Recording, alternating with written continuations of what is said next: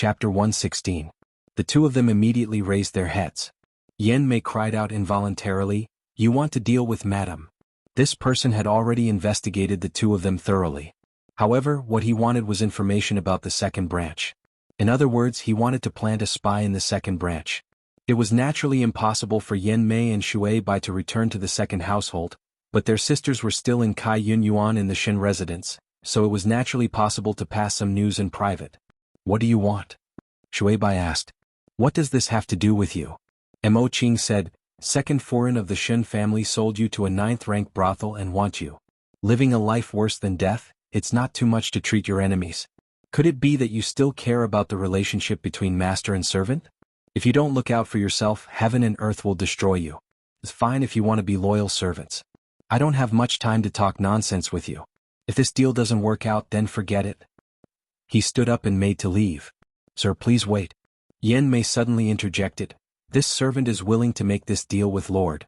As long as Lord can bring us out of here, this servant is willing to do anything." Yan Mei. Shui Bai was still in a dilemma. "Shui Bai, think about how you treat Madam and how Madam treats you. This man is right. Every man for himself. Are you going to stay here for the rest of your life? Just like those women outside who still have to receive customers even when they're sick?" Yan Mei spoke quickly and anxiously, seemingly with a trace of ruthlessness. Thinking of those sickly women outside, Shui Bai couldn't help but shiver and quickly said, "This servant is also willing to follow this lord. Then this transaction is considered to be completed." Mo Qing smiled in satisfaction, but his heart was somewhat surprised as the situation was not different from what Shin Miao had expected. Before leaving, Shin Miao said that the second household's Ren Wanyun was powerful and her methods were brilliant. She was good at winning over people's hearts, and the servants in Kai Yun Yuan were all very loyal. Even if they were thrown into such a place, it would be difficult for Yan Mei and Shui Bai to immediately surrender. But there was no need to worry too much. They only needed to use the tragic state of the Sanfu Ban females to remind them that these two maids already had some complaints about Ren Wanyun's way of doing things, and adding on their own fear of this place, they would still agree to Mo Qing's conditions. "When can we leave this place?" Yan Mei asked anxiously. "Today is fine. I will arrange for you to meet with your sisters. You need them to inform me of the news of the second branch the next day. Don't try to play any tricks. Even if you try to tell the second branch about this, they won't believe you."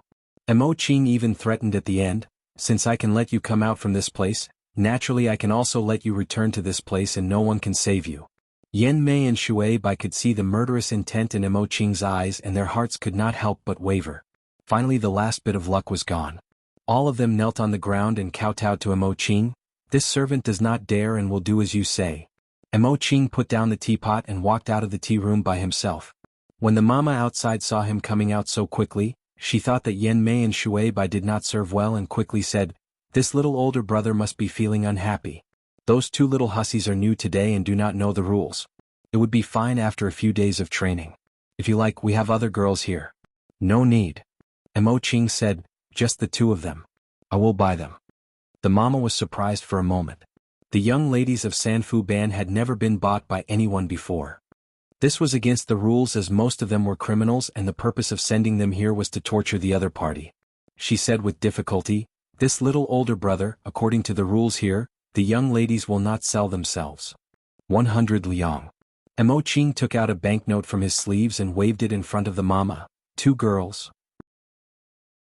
Chapter 117. The mother's eyes lit up and suddenly snatched the banknotes from Mo Qing's hands. Fearing that he would regret, she smiled like a blossoming flower. "Since little older brother likes it, it is the fortune of these two girls. This servant will go and bring their slave contracts over. But little older brother must remember not to let others recognize these two girls, otherwise if Sanfu Ban would be in trouble, little older brother would also invite trouble." 100 taels of silver. Even in those better brothels, the young ladies who were sought after would not be able to sell for such a price. Even if Yan Mei and Shui Bai did not eat or drink until they died of old age, one feared that they would not be able to earn back even half of the money. The mothers here were all doing business, so how could there be a reason to not want the money? But she was also worried that if it was known by others, especially the master who sold the two girls, she would be in trouble. Now she could only pretend that the two girls were dead. When the mother happily went to bring Yan Mei and Shui Bai out, Mo Qing was somewhat regretful. 100 taels of silver was not a small sum of money, and it was exchanged from Jing Zhe pawning an entire box of jewelry from Xin Miao. Now it was to redeem the two maids, and it was just to plant an informant. Xin Miao's style was a little too big. Mo Qing thought about it but gently shook his head as his heart did not dare to agree. At the opposite Kuai Hua Lu, the black-clad person appeared in front of the window and said, "Master, it has been investigated clearly. That person is an outer courtyard guard of the Xin residence, and the two girls that were bought were once the personal maids of the daughter of the Xin residence's second household. It seems that someone wanted to plant an informant in the second household, and the person behind it is unknown." To be able to clearly hear the conversation between Mo Qing, Yan Mei and Shui Bai, it was obvious that this person's skills were extremely high, else even Mo Qing would not be aware that he was being eavesdropped. Gao Yang narrowed his eyes. It seems that the Xin residence is not too peaceful. The person behind it did not even let off the maids. It is too pervasive. "Master, do you want to investigate that person?" The black-clad person asked the purple-clad youth. "No need. I know who he is." Xie Jingxing raised his eyebrows. "You know?" Gao Yang looked at him. "Who is he?" "Who is he?" Xie Jingxing smiled and his eyes were somewhat deep. Xin Miao found a highly skilled guard. Even though it could not be compared to his subordinates, it was enough to deal with those people in the Xin residence. As for now, he did not even let off the little lass from Sanfu Ban. It seemed that he intended to make a move. However, none of this had anything to do with him. "Shan Lang," Xie Jingxing said, "send a message to Yu Shu to quickly return to the capital." "You." Gao Yang's expression turned solemn. "It's not that they didn't find anything. Why did you call them back?" "He who strikes first has the advantage," the young man said calmly. As time passed, the general's mansion seemed to have regained its former tranquility. Xin Miao had been grounded for a long time, and these days she did not go to Guangwentang. Gu Yu and Jing Zhe were afraid that she would fall behind in her studies, but she did not care about it. What was the use of learning those useless poems in Guangwentang?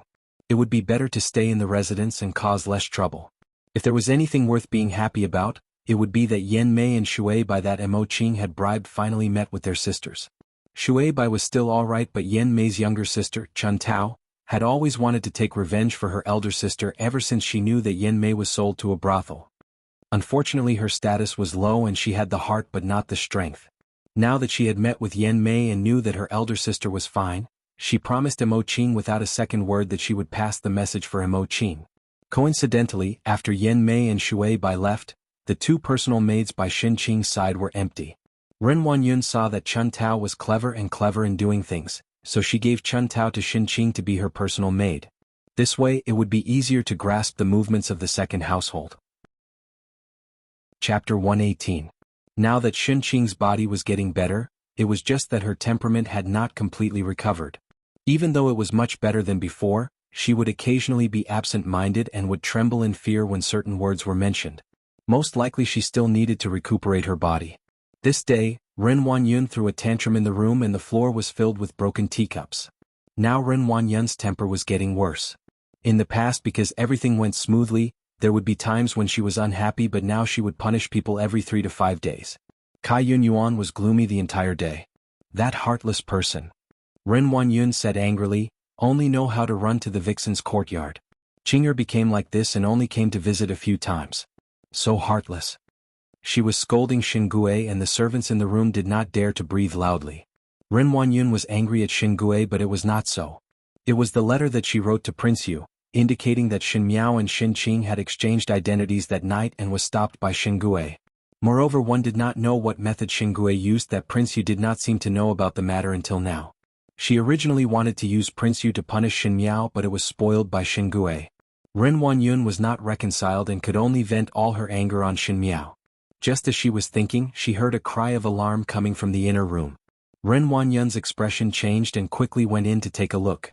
She saw Chun Tao holding a small bowl of porridge to feed Xin Qing, but she did not know how the porridge was spilled and Xin Qing was half lying on her stomach vomiting. "What happened?" Ren Wanyun snapped and glared at Chun Tao. "Let you take care of young lady and you are so lazy. This servant deserves to die." Chun Tao quickly knelt down and said, "It is just that young lady these few days often vomited, and just now when she was eating the porridge she vomited again. This servant will be bold to say that foreign should not call a physician for young lady. Could it be that she ate something bad?" These days the physician that took care of Xin Qing did not come often. Because Qing's external injuries were almost healed and she needed to recuperate, Ren Huanyun accompanied her all day long, allowing Qing to gradually regain some consciousness. Now hearing Chen Tao say that, her heart was anxious. Just as she was about to call Kaiju to bring an invitation to invite a physician over, she was suddenly surprised as if she realized something. Looking at Chen Tao, she slowly asked, "You said that Qing often vomited these few days?" "Yes." Chen Tao was a bit confused, "but the food is all specially prepared from the kitchen. Sometimes Miss feels dizzy." Ren Huanyun clutched her chest and a wave of shock rose in her heart. Chen Tao was still young and did not know about this matter, but she was someone who had experienced it. Looking at Qing's appearance, could it be that she was pregnant? Her vision turned black and she almost fainted. Xianglan, who was beside her, quickly supported her. "Madam, take my invitation and invite Physician Qin over." Ren Huanyun paused for a moment before she patted her chest and said while looking at Qing with a horrified gaze. At the side, Chen Tao lowered her head, but no one could see the smile in her eyes. As Qing's personal maid, it was naturally not the first time she had discovered that Qing was suffering from nausea. Most likely it had been some time, but the first person she told was not Ren Huanyun, but Mo Qing, who passed the news to her. Mo Qing also told her that if Ren Huanyun did not discover it, then temporarily hide the matter and talk about it after a period of time. It was also that Chen Tao's luck was not bad. After such a long time, Ren Huanyun did not discover any problems with Qing. Until today. Physician Qin, who was outside, quickly rushed over under Xianglan's urging. Previously Qing's external injuries were also treated by him. This was the physician that Ren Huanyun's maiden family gave to Ren Huanyun when she married. Sometimes when Ren Huanyun wanted to deal with any concubines or do some inconvenient things, Physician Qin would help. Physician Qin was Ren Huanyun's confidant, so naturally there was no need to avoid anything. Chapter 119. Ren Huanyun anxiously looked at Dr. Chen as he took Qing's pulse. Qing was still somewhat afraid and shrunk into Ren Huanyun's embrace. Dr. Chen put down his hand and Qing was somewhat dignified. He looked at Qing before shaking his head at Ren Huanyun. "All of you leave," Ren Huanyun said to the servants in the room. Xianglan, Kaiju and Chen Tao hurriedly retreated. After the servants left, Physician Qin then sighed and said to Ren Huanyun, "Eldest young lady's pulse is as smooth as beads, it is a joyous pulse." Even though she had already guessed it, Ren Huanyun still felt dizzy when she heard the doctor say it. She looked at Physician Qin and her voice unconsciously trembled, but she still said firmly, "Physician is able to let Qing abort this child. Qing is still young, she cannot be discovered by others. If it was only her body that was tainted, as long as she hid it well, she might have a way out in the future. But if she had a child, she would be considered an adulterous child, and the child in Qing's belly would be drowned. Eldest Miss's body is delicate and she is still young." Dr. Chen said, "If the fetus is miscarried, I'm afraid it will hurt the foundation of her body. If she is not careful, I'm afraid it will be difficult for her to have another child in the future." One blow after another landed on Ren Huanyun's head. If Qing lost the ability to be a child's mother, even if she were to find another family in the future, Ren Huanyun knew better than anyone else what kind of ending a woman who could not bear children would end up with. A woman without a child in the inner courtyard was like a soldier without a weapon on the battlefield. In the end, she would suffer a crushing defeat. Moreover, eldest Miss has not fully recovered. If she aborts the fetus, it will be very dangerous, Dr. Chen said. "No, you can't lose it." Ren Huanyun was dumbstruck like a wooden chicken, and after a moment, she looked at Qing, who was in her embrace, and could not help but feel sorrowful. "My Qing with a bitter fate. If the child was miscarried, it might cause Qing to lose her life. Even if she managed to keep her life, she might not be able to give birth to another child in the future. No matter what, I can't abort the fetus. But if I don't abort the fetus, then, what will happen to Qing in the future?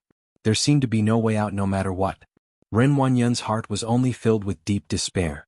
Outside the door, Chen Tao looked inside and said softly, "Sister Xianglan, eldest miss?" "Is eldest miss?" "Sure," Xianglan warned. "Speak less. If Furen knows about it, you will not have a good time." "AI," Kaiju said worriedly, "what should we do now?" She and Xianglan had naturally guessed what was going on. If Qing was pregnant, what would Kai Yunyuan do in the future?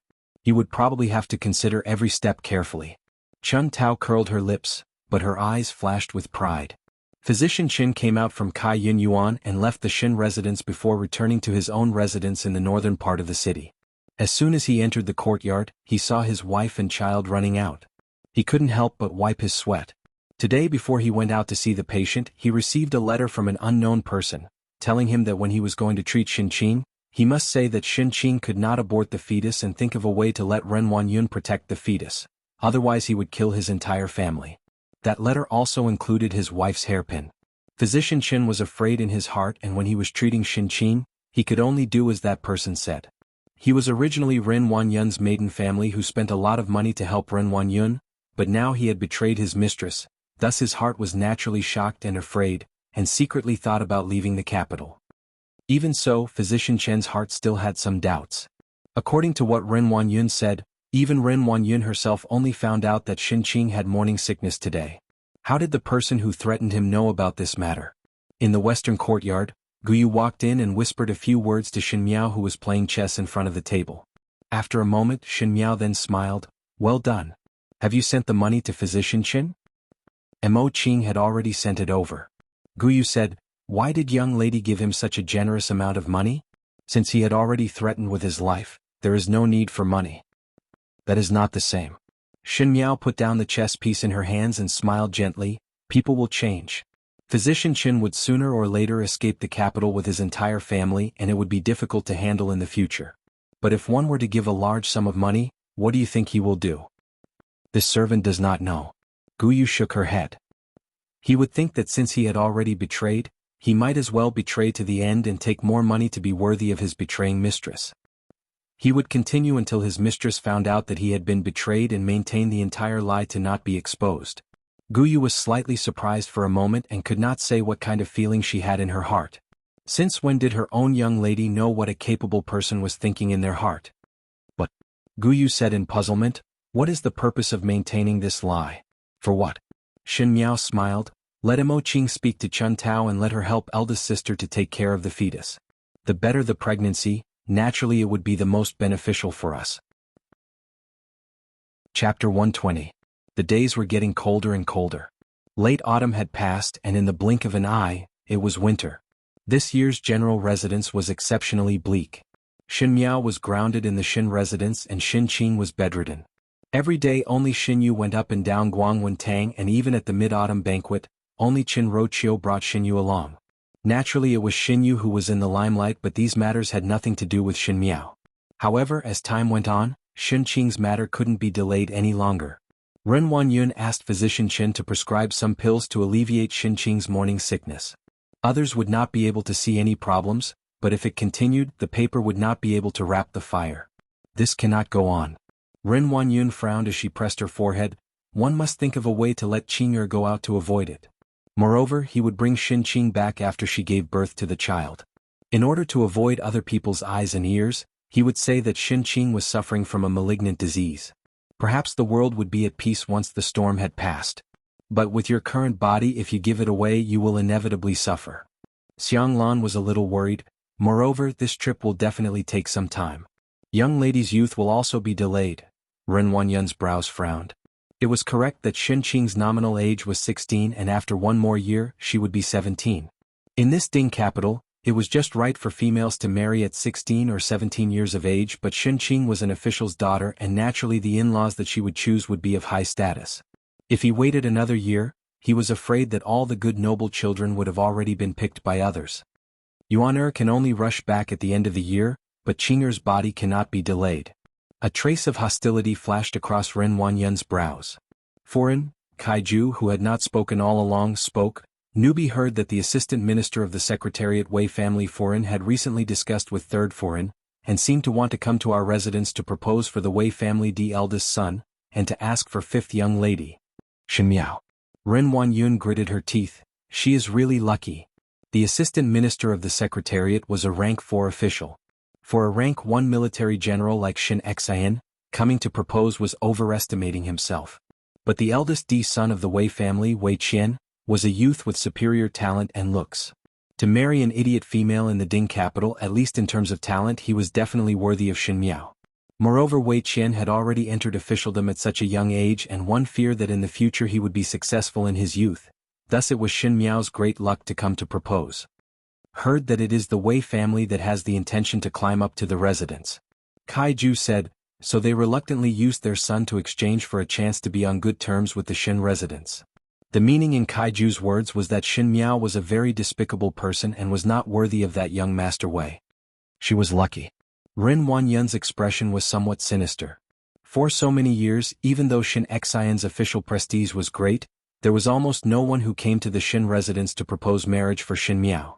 It was not because of anything else but because Shin Miao was too weak and stupid. With Shin Xian's official rank, the husband that Shin Miao was looking for would definitely be from a noble family, but among the noble families, they were unable to accept such a matriarch who was almost the laughingstock of Ming Qi. So even with Shin Xian's official rank, no one was interested in Shin Miao. Now that the Wei family suddenly came to propose marriage, even though Kaiju said that she wanted to climb up, but upon careful thinking, most likely it was because of Shin Miao's performance at the academy examinations that made everyone feel refreshed and the original stupid look had changed, thus the Wei family could not help but take action. Even if it was in the past, Ren Wanyun would not tolerate such a good marriage to land on Shin Miao. Moreover, now that Shin Qing was like this, she could not see Shin Miao, the initiator of all this, living well. Furen need not worry. Xiang Lan said, old Furen will definitely not agree to this marriage. Chapter 121. In the general residence, old Shin Furen bore the brunt of the hatred towards the first household. Unable to deal with Shin Xian, old Shin Furen was able to secretly grasp Shin Miao's marriage in the palm of her hands. In the past, with Ren Wanyun's help, Shin Miao's name as an idiot was spread all over Ming Qi, but now that Shin Miao had gotten rid of the stupid title, with old Shin Furen's scheming, she would definitely think of ways to dispel their thoughts. With such a cheap life, how could she enjoy such luck? One fear that before she could marry over, she would die in the room. Ren Wanyun's words were also vicious. She looked at the tightly shut door of the inner room and saw that Shin Qing rested in the room every day, unwilling to see anyone. A trace of resentment and indignation flashed past her heart, but Master actually wishes to marry Qing or to that kind of person. Shin Gui did not know that Shin Qing was pregnant and Ren Wanyun did not intend to tell him. Shin Gui was such a cold-hearted person. Now that Shin Qing had only lost her chastity, he could still tolerate it. However, if he knew that Shin Qing was pregnant, he would definitely disregard Shin Qing's body and forcefully abort the child. But even so, Shin Gui was afraid that the matter would be exposed and actually urged Ren Wanyun to find a marriage for Shin Qing. As long as Shin Qing was married off early, it would be good if the other party was from a noble family. Thus, after picking and choosing, he finally picked the youngest son of the Imperial Academy supervisor, Huang Dexing. Speaking of which, the Huang family status was actually a level higher than the Wei families. Naturally, they also had countless glory and splendor. However, compared to the Wei family, the Huang family's master and madam were not easy to deal with. Moreover, Huang Dexing was a homosexual who liked men. Because of this, the Huang family didn't care much about picking a wife. As long as the wife was gentle and could turn a blind eye to Huang Dexing's debauchery, they didn't care about anything else. Shin Gui thought that since Shin Qing's body had already been tainted, it would be better for her to marry into the Huang family. Since Huang Dexing had no interest in women and would not touch Shin Qing, naturally this secret would not be discovered by others. Shin Qing only wanted to sit on the empty title of the daughter-in-law of the Huang family and enjoy glory, splendor, wealth and rank. On the other hand, he could also use his relationship with the Huang family to further his career. Shin Gui naturally had a good idea, but Ren Wanyun did not agree. Even if Shin Qing's body was tainted in Ren Wanyun's heart, she must find another good marriage for Shin Qing. Marrying Huang Dexing was equivalent to being a widow for the rest of her life. She would definitely not exchange her daughter for this marriage. Because of this matter, Shin Gui and Ren Wanyun had been arguing for a long time, and the already cold relationship between the husband and wife became even worse. Shin Gui almost did not come to Kai Yin Yuan and would rest in the concubine's room every day. It would be good if fifth young lady and eldest young lady married someone else. Kaiju said indignantly. When Ren Wanyun heard that, her brows jumped and she suddenly looked at Kaiju. What did you say? Kaiju jumped in fright and stammered. This servant said if fifth young lady and second young lady marry another person, it would be good. You're right. Ren Wanyun stood up all of a sudden and there was a look of ecstasy on her face. She said, correct, as long as Qing'er and that little slut's marriage is changed. She muttered, it should be my Qing'er. This time, let that little slut suffer the consequences of her own actions. As she spoke, she suddenly thought of something. Bring my cloak over and go to Rongjing Tang. Why is Furen going to Rongjing Tang? Kai Ju and Xiang Lan were somewhat confused by Ren Wanyun's sudden action. But they saw Ren Wanyun smiling sinisterly. Naturally it is for old foreign to leave behind that good marriage with the Wei family. In the winter, the sunlight shone on the flowers and plants on the windowsill and it seemed to reflect a layer of pale green. However, that sunlight was very thin, as if one was not careful, it would be broken. Shen Miao was wearing an embroidered double butterfly skirt and a narrow purple and lotus green embroidered robe. The deep purple made her fair skin look almost transparent and her brows seemed to be drawn with ink. Even if she stood in front of the window without moving, there was a faint air of nobility lingering around her. Chapter 122. Bai Lu and Shuangjiang were somewhat dazed as they looked at her. Even for them who had been serving Shen Miao since young and had seen Shen Miao's face for so many years, they did not know why, but every time they see Shen Miao, they would have a feeling of not recognizing her. That kind of faint elegance appeared on this originally childish young female, thus the lovable became dignified and the immature became austere. Young lady seems to like to wear lotus green clothes. Bai Lu said, even though it looks good to wear, but at this age do not young ladies like pink or blue bright colors? Lotus green color was dignified, but for the young ladies in the boudoir, other than the princesses and Junju in the palace, they would rarely wear this color. Firstly, it was easy to look old, and secondly, it was difficult to suppress this color, and if one was not careful, one would look like a child who secretly wore an adult's clothes. But Shen Miao obviously had a tender little face, but this set of clothes had the bearing of an imperial concubine in the palace. The maids were puzzled. Even though Bai Lu and Shuangjiang lowered their voices, it was still heard by Shen Miao. She smiled gently. Why did she like to wear lotus green? Most likely it was because this color could constantly remind her to be calm, deep, and never be soft-hearted. In her previous life in the palace, she would wear the Empress's court dress every day, and the golden color was able to deter those imperial concubines who had ulterior motives. Putting on the airs of an empress, it made others fear to shoot at the rat for fear of breaking the vases, but that color was actually not suitable for her. She married Fu Xiu-yi at a young age and experienced many things that others at her age could not experience. It was because of this that her naive and almost stupid temperament was finally honed into a pool of stagnant water. Afterwards she fought for favor with Mei Foren in the inner palace, and in order to protect Fu Sheng and Wan Yu, she wanted to keep that bright yellow empress's court dress, but at the end nothing was left.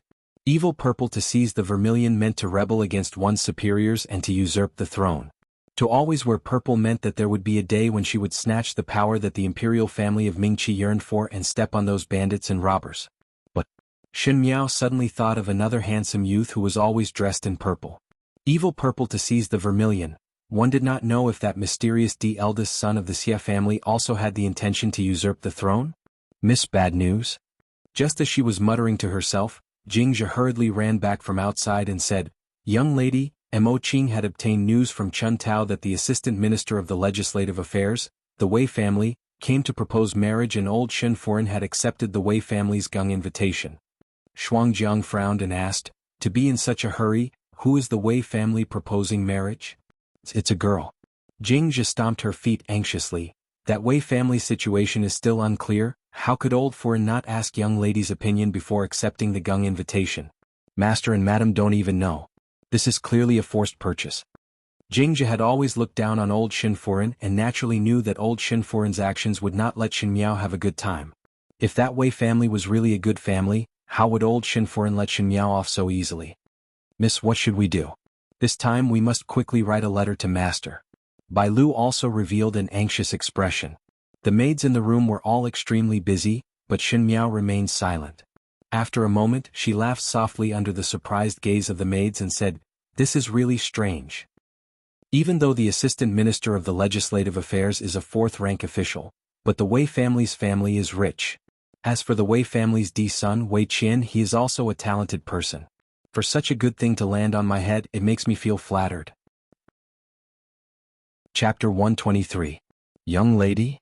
Bai Lu was startled. Young lady said that the Wei family is not bad? Not only not bad. Shen Miao said lightly, "One fear that when father returns and knows of this marriage, there would be no reason to reject. Wei Qian to an official's young lady is indeed worthy to entrust a lifetime to." How did young lady know? Jingzhe was puzzled. Shen Miao was in the residence all day, and even if she was outside, she would be in Guangwen Tang. As for the family circumstances of a certain official's family or the temperament of the son, there was no reason to know. But to say it like this, it seemed to be very familiar, which made Jingzhi scratching her head. To Xin Miao, who was in the boudoir, she naturally did not know which young master was a good match. But as Empress Shen, she knew clearly which official's son was talented and virtuous. Wei Qian was indeed a good talent, and his temperament was considered proper. Thus when the Wei family came to propose marriage, Xin Miao would not believe that old Xin Foreign would agree to this marriage. Just at this moment, one saw Guyu jogging in from outside with a bewildered expression. Young lady Shear of Rongjing Tang came to pass old Foreign's words, asking you to quickly make a trip to Rongjing Tang. The action is really fast. Xin Miao's eyes congealed and she smiled. Then let us go take a look. In Rongjing Tang. Xin Yuanbo snuggled up to old Xin Foreign's side. These days Ren Wanyun was busy taking care of Xin Qing and simply left Xin Yuanbo at Rongjing Tang.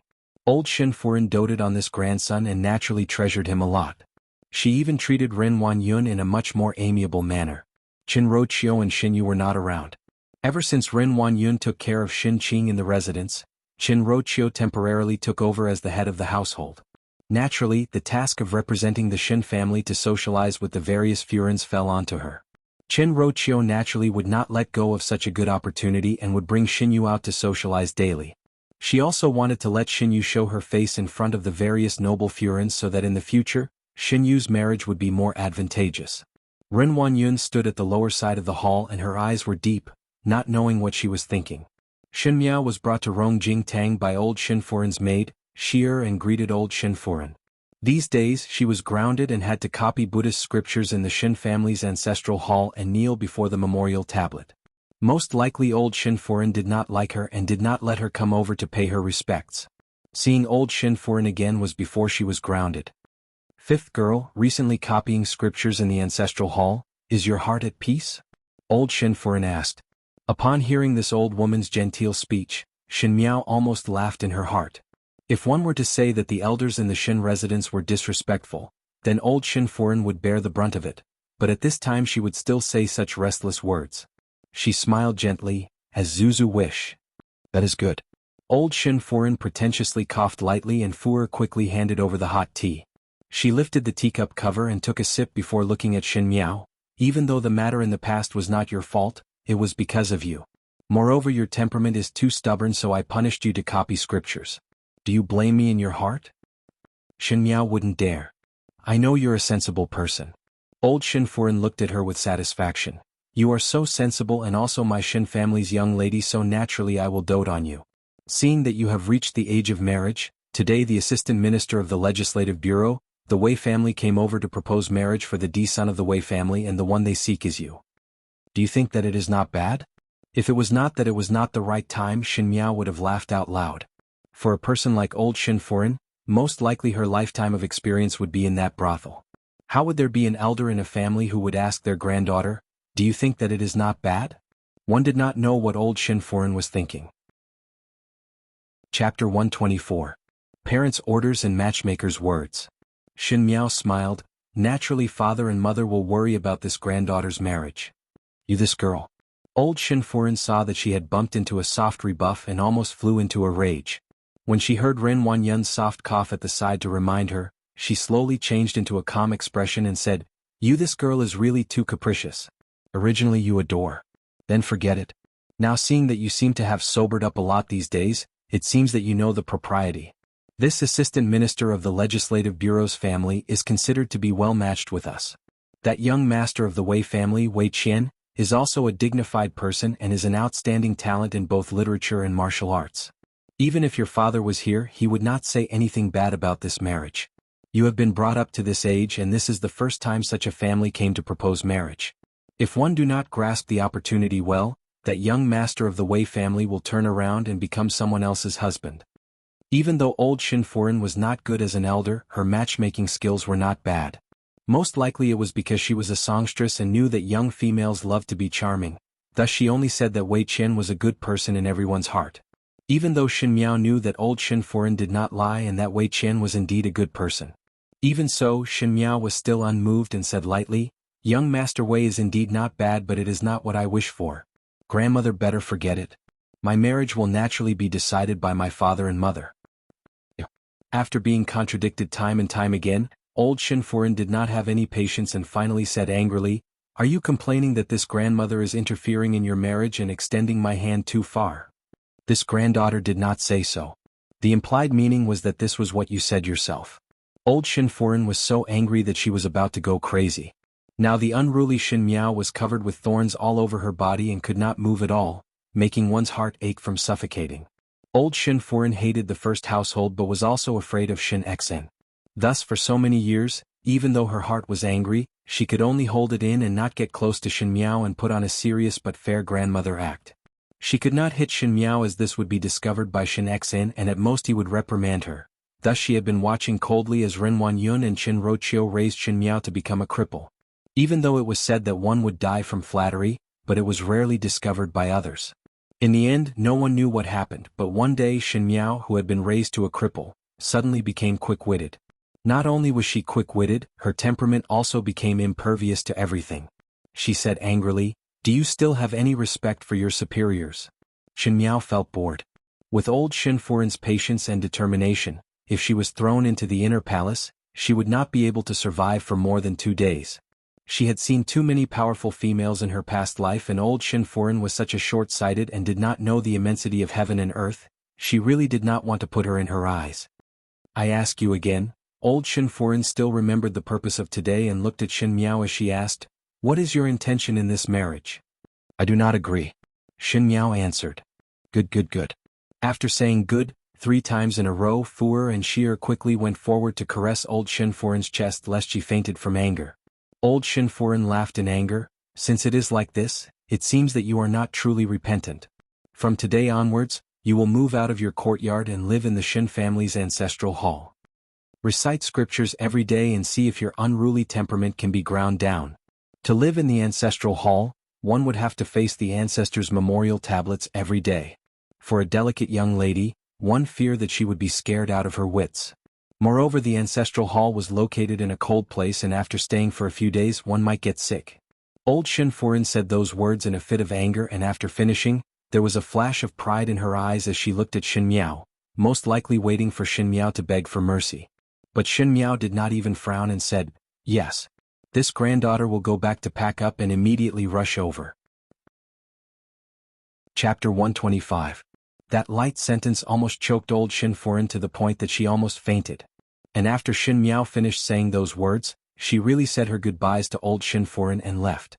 This evil girl. He has no respect for the law.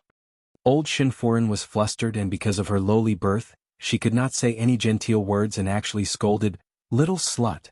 As expected of that old bitch's blood. The old slut that she mentioned was naturally Shin Xian's biological mother, Shin Miao's biological grandmother. Ren Wanyun raised her head and looked out of the door.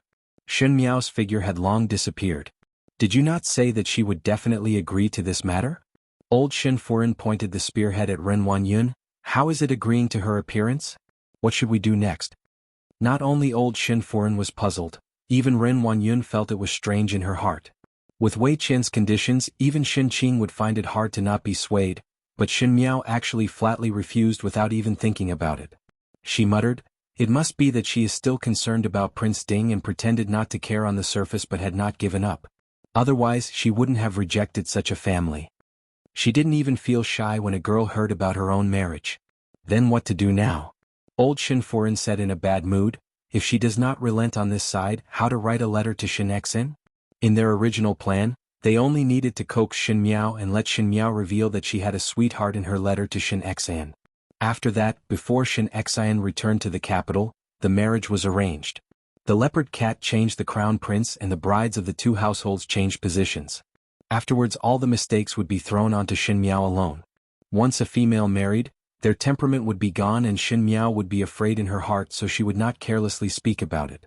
Shin Xan would not know that Shin Miao and Shin Qing had exchanged marriage and thought that Shin Miao admired the young master of the Huang family. Huang Dexing liked men. Other than those close to the Huang family, no one else knew about this. From the outside, Huang Dexing seemed like a good man. But now Shin Miao had shown her dissatisfaction with the Wei family's marriage, not to mention writing a letter to Shin Xan. If Shin Miao herself did not agree, then many of the plans would not be able to be played and there would be a lot of trouble. Since the soft approach won't work, I'll use the hard approach. Ren Wanyun said fiercely, Didn't mother lock her up in the ancestral hall? Then we can say whatever we want about the matters outside. In short, we must settle this marriage as soon as possible and get married as soon as possible so that Qing can be replaced. Otherwise, even if the wedding night could be coaxed, Shun Qing's stomach would not be able to be coaxed. Since Shun Qing couldn't see anything, he had to finish it quickly. Old Shen Furen looked at Ren Wanyun and did not speak. Although she also wanted the first household to be unlucky, if she really used force and was discovered by Shen Xian, she would not be able to bear the consequences. With one look, Ren Wanyun knew what old Shen Furen was thinking about. She gritted her teeth and said, "Mother, do not worry, I will make arrangements after this. Anyway, they won't be able to trace it back to mother." Since the words were said to this point, old Shen Furen no longer put up a front and said, "Then do as you say." In the 100-flower tower, the music was lingering and there was a tall pavilion. A handsome youth was casually dressed in purple, as if there was a faint light from the 9 heavens. His eyelashes were extremely long and his pair of peach blossom eyes were extremely beautiful, but when he looked at people, there was a faintly discernible coldness and cruelty. "Ko." A light cough broke the silence in the pavilion. The well-dressed gentleman placed his folding fan in front of his chest and made a gesture of asking for mercy. "Apologies for being late. You also know how to be late. Really fresh." The purple-clad youth glanced at him. Su Mingfeng touched his nose. This good friend hated not being punctual, and it was fortunate that he had a deep friendship with him. If it was other people, one feared that Xie Jingxing would have brushed his sleeves and would not wait for an incense stick of time. It is really that Wei Qian is not his usual self today. Su Mingfeng smiled bitterly. "You also know the young master of the assistant minister of the Secretariat's family. He is also quite pitiful. He already had a young lady in his heart, but the family brought up another young lady's marriage because of him. The other party even accepted his birthday invitation, so one feared that this marriage would be settled soon. Wei Qian's heart was not in a good mood, so he pulled me to drink, but..." Su Mingfeng pointed to himself. "I am currently seriously ill, and cannot drink, so I could only persuade for an hour." "Boring," Xie Jingxing said with a cold face. It was obvious that Su Mingfeng spent so much time to do such a boring thing and was late for a long time, which made him very unhappy. Su Mingfeng felt helpless in his heart. Xie Jingxing looked cynical and always had a smile on his face, but in fact his heart was very vengeful and was especially picky. One did not know what was not going well these few days, as his expression was also so indifferent. As long as Xie Jingxing looked at people calmly, Su Mingfeng would feel goosebumps all over his body. Actually, Wei Qian was really unlucky. The wife that the family picked for him was not good, but she was an idiot. Previously everyone in Mingqi knew that she chased after Empress Ding, so Wei Qian naturally had no choice but to marry her. He quickly tried to find a topic of conversation, hoping to arouse Xie Jingxing's interest. "You should know who she is, right? Shen Xian's daughter, Shen Miao, to be able to marry Wei Qian, it should be considered as a great fortune." "You say?" Xie Jingxing suddenly opened his mouth and slowly asked, "Shen Miao?" Chapter 126. Shen Miao? Correct. Su Mingfeng was somewhat surprised by Xie Jingxing's attitude and suddenly thought of something before smiling mischievously. "Isn't that the young lady that you saved at the academy examinations? Speaking of which, she has some courage and is not too ugly. Wei Qian, this brat is obviously one who does not know how fortunate he is." He saw Xie Jingxing in deep thoughts and could not help but be surprised. "Hey, could it be that you really fancy that young lady?" Xie Jingxing sneered and swept a cold glance at Su Mingfeng. "You are very idle?" "Of course I am idle." Su Mingfeng frowned. "I am currently seriously ill, and cannot attend court, so I spend all day in the residence playing with cats and dogs. You do not appear often recently and are very close to that physician Gao Yang. Are you hiding something from me?" If one were to say that their friendship was not shallow when they were young, but as they grew up, Xie Jingxing became more mysterious. Even though he was reminded about the matter of the Su family, sometimes Su Mingfeng felt that he knew nothing about Xie Jingxing. Xie Jingxing threw a fruit to him. "Eat yours." It was obvious that he did not intend to continue this topic. Su Mingfeng's eyes flashed and his lips revealed a bitter smile, but he did not say anything. Not long after the Shen family received the Wei family's Gang invitation, Ren Wanyun also let Xiang Lan invite Xingui to Kai Yin Yuan. Ever since Xin Qing's matter, there was a rift between Xingui and Ren Wanyun, and both of them did not speak much. These days their relationship was as cold as ice. This time it was Ren Wanyun who took the initiative to admit defeat. Xianglan and Kai Ju greeted Xingui, who came in, and Ren Wanyun sat in front of the table with some melancholy in her eyes. "What is the matter with you again?" Xingui's tone was still very stiff. In the beginning, because of Xin Qing, Ren Wanyun scolded him for being heartless, which made Xingui extremely unhappy. Even though he appreciated that Ren Wanyun was able to manage the internal and external matters well, but he was not a broad-minded person, not to mention that he was scolded by his own wife like a shrew. "Master is here." Ren Wanyun lazily glanced at him, and her face was very haggard. She had always been astute and high-spirited and never had such an appearance. Xingui's heart softened when he saw this scene. Knowing that Ren Wanyun doted on Xin Qing, these days she had put in a lot of effort because of Xin Qing. After all, she was his wife and face must be given. He then berated Xianglan and Kai Ju.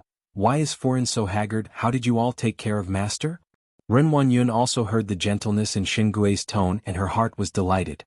She held her forehead and admitted defeat. "It is not related to them. It is me who is worried about Qing'er. These days I haven't been able to eat well and I can't sleep well at night. My heart is very sad. Since Qing'er's matter has already happened, it is useless to think more about it. It is better for you to recuperate your body, as the residence still needs you to manage the household." Xingui looked at Ren Wanyun. Previously it was Ren Wanyun who managed the household, so naturally there were many conveniences for him. He used the Zhonggong's money to give gifts, and Ren Wanyun was also able to handle the accounts so that no mistakes could be found. Now that Ren Wanyun had to take care of Xin Qing, Qin Roqiu was temporarily taking over the management of the family. Naturally, it was not as convenient as before to handle matters. And those advantages were all taken by the third household, thus Xingui was not happy in his heart. Ren Wanyun clenched her teeth. Xingui was only thinking about his official career and did not care about Xin Qing at all. She said, "I also think so, but Qing'er's body cannot be separated from others and I am worried. So it is better to marry her to the Huang family." When Xingui mentioned the matter, his gentle tone became stiff again. "A woman's view is that hair is long but knowledge is short. Qing'er's current situation, it is better to find a good family to marry. The Huang family has a big business and Qing'er would be the legal wife, but you do not agree." Chapter 127. Ren Wanyun sneered in her heart. As a father, Xingui was really ruthless. Huang Dexing was such a person, and yet Xingui was able to say such words about a good family. Even though she already knew that the person beside her pillow was a cold person who prioritized benefits, but now thinking about it, Ren Wanyun still felt a chill. But at this moment was not the time for her to think about it. She wiped her eyes and said, "Master is right. It was me who thought wrongly, and it was me who stayed in the inner courtyard all day and could not see such big matters. The family that Master picked is naturally the best. I was initially not willing for Qing'er to marry over, but now feel that this is not necessarily a bad thing for Qing'er." Xingui was first surprised for a moment before looking at her incredulously. "You agree?" Ren Wanyun valued Xin Qing more than anything else, so how could she easily agree to this marriage? One had to know that Huang Dexing was interested in males. "Yes." A sorrowful expression appeared on Ren Wanyun's face. With Qing'er's current appearance, which good family would want her in the future? "I thought about it and only felt that the Huang family was not bad. At least after marrying over, Qing'er would not lack clothes and food. If she really does not live well, that is also her fate." Finishing, she pulled her sleeves and cried softly. Seeing Ren Wanyun like this, Xingui's heart was at ease and somewhat believed in Ren Wanyun's words. Now Xin Qing was no longer a virgin, and the Huang family only needed a daughter to sit on the position of young Huang foreign to deceive the eyes of the world. If Xin Qing married to Huang Dexing, she would not have to worry about food and clothing for the rest of her life, and it was considered the best ending. Even though as a woman she might not be able to achieve a perfect relationship in her entire life, but after that kind of thing happened, who would want her? Thinking of this, Xingui sighed and walked to Ren Wanyun's side before patting her back and comforting her. "It is good that you have thought it through. Qing'er is after all my daughter and I will not harm her. Huang Darren and I have some friendship, so I will let him take care of Qing'er. If Qing'er marries over, she would definitely not suffer grievances." Ren Wanyun's heart was filled with disdain for Xingui's pompous speech, but on the surface there was a look of reliance. Then trouble Master to mention to Huang Darren, and let the Huang family send people over to exchange for the Gung invitation. "So fast?" Xingui was somewhat surprised. "Now that Qing'er is in such a state, how can we delay?" Ren Wanyun sighed. "The longer it drags on, one fear that others will find some clues. After all, Qing'er had not gone out for a long time. Marrying into the Huang family would at least be able to cover up a little. Moreover, Ren Huanyun caressed her chest. A long night is fraught with dreams. Ever since Qing'er's accident, I am always afraid. Seeing her palpitating appearance, Xingui pondered for a moment before saying, "What you said is reasonable. Qing'er's matter cannot be dragged on. As such, I will write a letter to Lord Huang to mention this matter. If the gung card is exchanged, it is not impossible to discuss the date. Everything depends on Master," Ren Huanyun said meekly. Xingui said a few more words before leaving in satisfaction. Today Ren Huanyun was submissive, admitted her mistake and did what he said, which made his heart feel much better. The haze of the past few days was swept away and his steps seemed to be filled with success. After Xingui left Kai Yunyuan, Xianglan closed the door outside before speaking in a panic. "Furin, is it really good to hide this matter from Master?" Ren Huanyun let Xingui think that Xinqing was really willing to marry Huang Dexing but did not tell her that Xinqing and Xinmiao had the intention to change the marriage. As such, Xinqing would be married to the genuine virtuous Wei Qian and Xinmiao would be married to the licentious Huang Dexing. Naturally this matter could not be known by Xingui. No matter what the ending was for a person like Xingui, as long as it could implicate his career, he would not take the risk. But Ren Huanyun could not let her daughter step into the fire pit. Chapter 128. Naturally hide it from him. He is so heartless to want to use my Qing'er to exchange for his future and did not even ask if I am willing or not. Ren Huanyun sneered. Her husband's indifference and her daughter's accident had made her look old in this period of time. It was as if a few more wrinkles had appeared overnight and on the originally kind face, there was only a sinister look left. This matter must be foolproof. Even if he were to discover it in the future, it would be too late. But would this not be disadvantageous to second young lady? Kaiju asked, even if the marriage is successful, how would the Huang and Wei family be willing to know the truth? Do not worry. Ren Huanyun held the paperweight in her hands. The Huang family only want a name. It is the same no matter which one it is. As for the Wei family, if they dare to make a sound, I will accuse the Wei family of raping an innocent commoner. There will always be a way to make them unable to speak. Moreover, her face instantly became sinister. What is wrong with my Qing'er? Could it be that she cannot be compared to Xinmiao, that little slut? It is the Wei family's fortune to exchange for my Qing'er. Upon mentioning Xinmiao, Ren Huanyun's entire body trembled with hatred. Xianglan and Kaiju immediately lowered their heads and dared not speak anymore. After a while, Ren Huanyun's voice sounded, but at the moment the most important thing is to quickly complete the two marriages. It must be done before eldest brother and eldest Sa return to the capital. Eldest master will only return to the capital at the end of the year. There are still a few more months. Xianglan took a step forward and reminded, it is that fifth young lady's character that is too rude. If she were to know that there is a private engagement, one fear that she would create a big fuss and perhaps escape from the Shin residence in the night. What can be done at that time? Escape? Ren Huanyun said fiercely, also need to see if she has this ability. Is she not locked up in the ancestral hall and grounded? From today onwards, lock up that ancestral hall for me. She actually wanted to lock up Xinmiao alive. Xianglan and Kaiju were shocked and both lowered their heads. Even though in the past the Shin residents suppressed Xinmiao, it was all done on the surface and one would not be able to see it at all. This was the first time that he had used such a thunderous method on Xinmiao. He had almost shed all pretense of cordiality without any scruples. That little slut has a lot of tricks up her sleeves. We can only lock her up. When the time comes, we'll send a cup of wine to the sedan chair.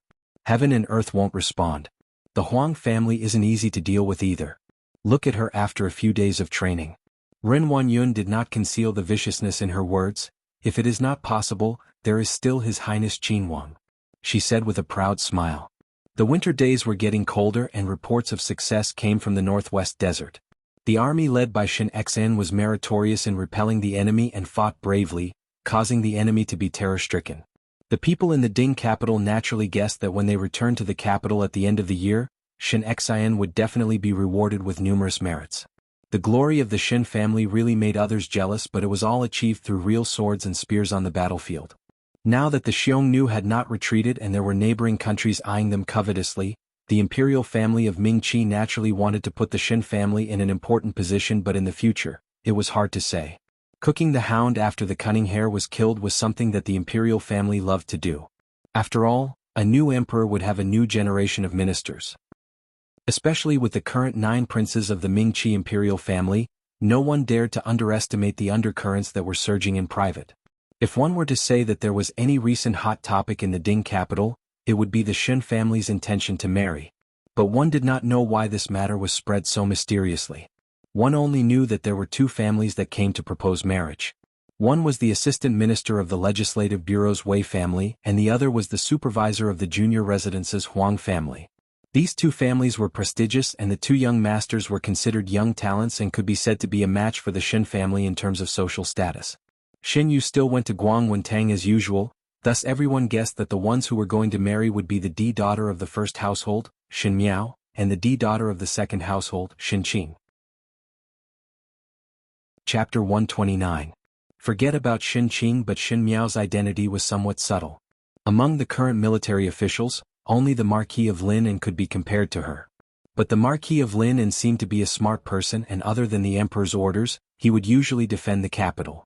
Shin Xian would be stationed at the border all year round. With a father like Shin Xian who held great power, no matter who Shin Miao married, it would mean that the husband's family would be able to get help. The eyes of the imperial family of Ming-Chi were all watching, and it was fortunate that the 2 people who came to propose were civil officials and would not be able to get involved with military officials. Moreover, the Wei family and the Huang family's names were pleasant to hear, but they were on the path of moderation and temporarily did not get involved in the muddy waters of the fight for the heir apparent. So this marriage, as compared to others, especially the rumor of Shin Miao being in love with Prince Ding, was much smoother. In Guangwentang, Yi Peilan asked Shin Yu, "That older and younger sister of yours, are they really going to marry?" They actually did not even come to Guangwentang. Ever since Wulong Temple, Shin Miao and Shin Qing had not left the residence, much less come to Guangwentang. Shin Miao was grounded and Shin Qing needed to recuperate. Shin Yu smiled, "I also do not know. Mother is mysterious about it. Most likely so. But speaking of which, your older and younger sister are rather lucky." Jiang Shaoxian thought about it, especially Shin Miao. This gentleman Wei and gentleman Huang, both of them are not bad. Why did it not fall on your head? Shin Yu pretended to be angry. "I still want to stay in the residence for a few more years. I have not thought about marriage." But there was a knot in her heart. Indeed, at their age they would definitely start to care about their own marriage. But in the Shin residence, Shin Miao was younger than her by 2 years, and now that they were engaged she was left behind. Forget about Shin Qing, as she was a person whose body was spoiled, but when she knew that Shin Miao might be able to find a good home, Shin Yu's heart was filled with unspeakable jealousy. Most likely she could not bear to see Shin Miao doing well, especially Shin Miao who was not as good as her in every aspect. Now that there was a family like the Wei family who took the initiative to propose marriage, it meant that Shin Miao herself was not bad. If it was not for Qin Roqiu persuading her, one feared that Shin Yu would continue to drill into this bull's horn and refuse to come out. "You." Bai Wei tapped her forehead. "You are in the prime of your life. Of course you have to plan for yourself. So," she pointed her chin to the other side, "what do you think of him?" She was talking about Kai Lin. Shin Yu followed Bai Wei's line of sight, and Kai Lin felt Shin Yu's gaze. He turned his head and froze for a moment, then awkwardly avoided it. Shin Yu's eyes suddenly turned red as she bit her lower lips tightly. The youth who was previously infatuated with her was now avoiding her like a snake or scorpion. For such an arrogant person like Shin Yu, she naturally felt a great humiliation. Kai Lin avoided Shin Yu's accusing gaze, and his heart was somewhat worried. Ever since he was taught a lesson by Shin Miao in the academy examinations, he would feel an unknown fear whenever he saw Shin Miao. It was as if it was a natural fear of danger that made him want to avoid Shin Miao. Moreover, that day Xie Jingxing seemed to have helped Shin Miao out of trouble. Kai Lin was considered an overlord in the Ding capital, but he could not overpower Xie Jingxing, so naturally he would not take the initiative to go against Xie Jingxing. No matter if Xie Jingxing's help that day was intentional or not, Kai Lin would not take the initiative to provoke Shin Miao. And on that day Shin Yu did not even look at him once from beginning to end, which made this youth's blazing heart to completely cool down. Seeing Shin Yu's awkwardness, Yi Peilan pursed her lips and diverted the topic. "But in another half a month, it will be your family's old foreign's birthday. One think that I should go and pick some gifts." Old Shin Foreign's birthday every year would be incomparably glorious. This kind of extravagance could even be compared to the imperial family. Old Shin Foreign's eyesight was shallow and felt that the grander the birthday, the more radiance there would be. Every year many officials would be invited over, so Shin Gui and Shen Wan were naturally happy to see it happen. This way they would have a better relationship with their colleagues. Chapter 130. For this kind of birthday celebration, naturally a gift must be received. One think that Pei Lan and the rest would be present at the birthday celebration next month. After all, at this time of the year, all the better officials in Mingqi would be invited by the Shin family. Yes. Bai Wei seemed to remember. I almost forgot about this matter. Luckily Pei Lan reminded me. What gift did you prepare for old Shin Foreign? As a talented female in the capital, Shin Yu would naturally give old Shin Foreign face at the birthday banquet every year. If one were to say that what Shin Qing took out was expensive, then what Shin Yu took out was unique and exquisite. Only Shin Miao would always give something that made one laugh till their teeth fell off. It is only embroidered a portrait. Shin Yu said modestly. Now that you mention it, I start to be curious. Jiang Shaoxian said nastily, then what would that fifth younger sister of yours give? Could it be that she was busy embroidering the wedding dress and completely forgot about old Foreign's birthday gift? When Feng and Ning, who was lying on the table, heard it, she coldly snorted and got up to leave the table. Pei Lan and the rest's words also fell into the ears of Pei Lang, who was tidying up the things on the stage. These days he naturally heard the news of Shin Miao's engagement but had a strange feeling. That young female's eyes were like a beast's. To let her hide in the inner courtyard so early, would she know? At the same time, the object of everyone's discussion, Shin Miao, was arranging the chess pieces in front of her in the ancestral hall. The wind in the ancestral hall was cold and the floor was made of greenish-gray stone slabs. When one kneeled down, one would be able to feel the chill in the seams of one's kneecap. Jingzhi and Guyu had brought some soft cushions, but those cushions did not have any effect. It was Shin Miao who instructed them to boil some herbs and place them in the corners of the room. With a little smoke, it would be able to drive away the cold and prevent the body from getting sick. Jingzhi and Guyu initially did not believe it, but after seeing that the herbal soup was really effective, they even asked Shin Miao where did she get this secret recipe from. Shin Miao only said that she heard it from others, but she herself knew that it was something that she learnt during her years as a hostage in the Qing country. The weather was too cold and there was not enough money, so one could only find the cheapest method to warm up and get rid of the moisture in one's body. Now the things in the ancestral hall were really nothing. Young lady still care about playing chess. Jingzhi stomped her feet.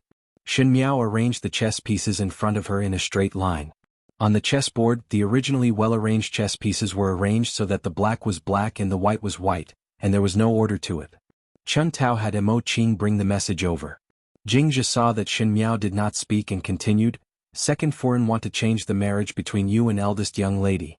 That young master of the Huang family is a cut sleeve, so what can be done? How can young lady still have the mood to play chess? One thought of it was a good marriage, but of rejected old and was in Shin's proposal in of Yao. But even if it was like this, Chun Tao still found out that the Shin family had already agreed to this marriage behind Shin Miao's back. It was just that the people in the western courtyard did not know about it, which meant that other than Shin Miao, everyone knew that Shin Miao was going to marry. If she married, it would be, Chen would be. Shin. Married. Shin of. Shin of the Shin of. When the few maids heard this, they almost went crazy. Mo Qing also said that if Shin Miao was willing, he could bring Shin Miao to escape. Mo Qing was previously a person of the pugilistic world and naturally did not know that it was easy to escape. Once one escaped, it meant that the matters behind could be fabricated and no one would know the truth. Moreover, Shin Miao did not have any intention to escape from the start, thus she flatly rejected the words. If it is not possible, at least let Mo Qing help young lady to bring the message to master. This matter is also hidden from master. They want to take advantage of master not return to the capital to let young lady get married. Like this, the rice is cooked and nothing can be changed. Guyu also advised. She knew that Shin Miao had her own ideas, but since she did not say anything, the few of them maids could only worry for Shin Miao. Chapter 131. What message? Shin Miao lightly said, currently the western courtyard is guarded by Ren Wanyun's people and even a fly would not be able to fly out. If I were to escape, what would happen to the rest of the people in the courtyard? Even though I am not a benevolent person, there are some people that father and mother specially left for me. Do you believe that once I leave, Ren Wanyun would immediately kill everyone in the courtyard to silence them? Jingzhi and Guyu were startled. Moreover, do you think that it is that simple to pass a message? There are people guarding here all day and their intention is to lock me up. Do you think that they would leave a loophole for me to take advantage of? Then you all are looking down on this second Shin of mine. Ren Wanyun's mind was not something to be feared in Xin Miao's eyes, but in this world, a mother was strong. For Xin Qing's happiness, Ren Wanyun would naturally do her utmost to complete this matter. On this matter, Ren Wanyun's bet was not small. After all, the matter of exchanging the marriage was not discussed with Xin Gui, and it was her own idea. If it was successful, naturally everyone would be happy, but if it failed, one feared that Ren Wanyun would no longer have a place to stand in the second household. But young lady, are we just going to let it go like this?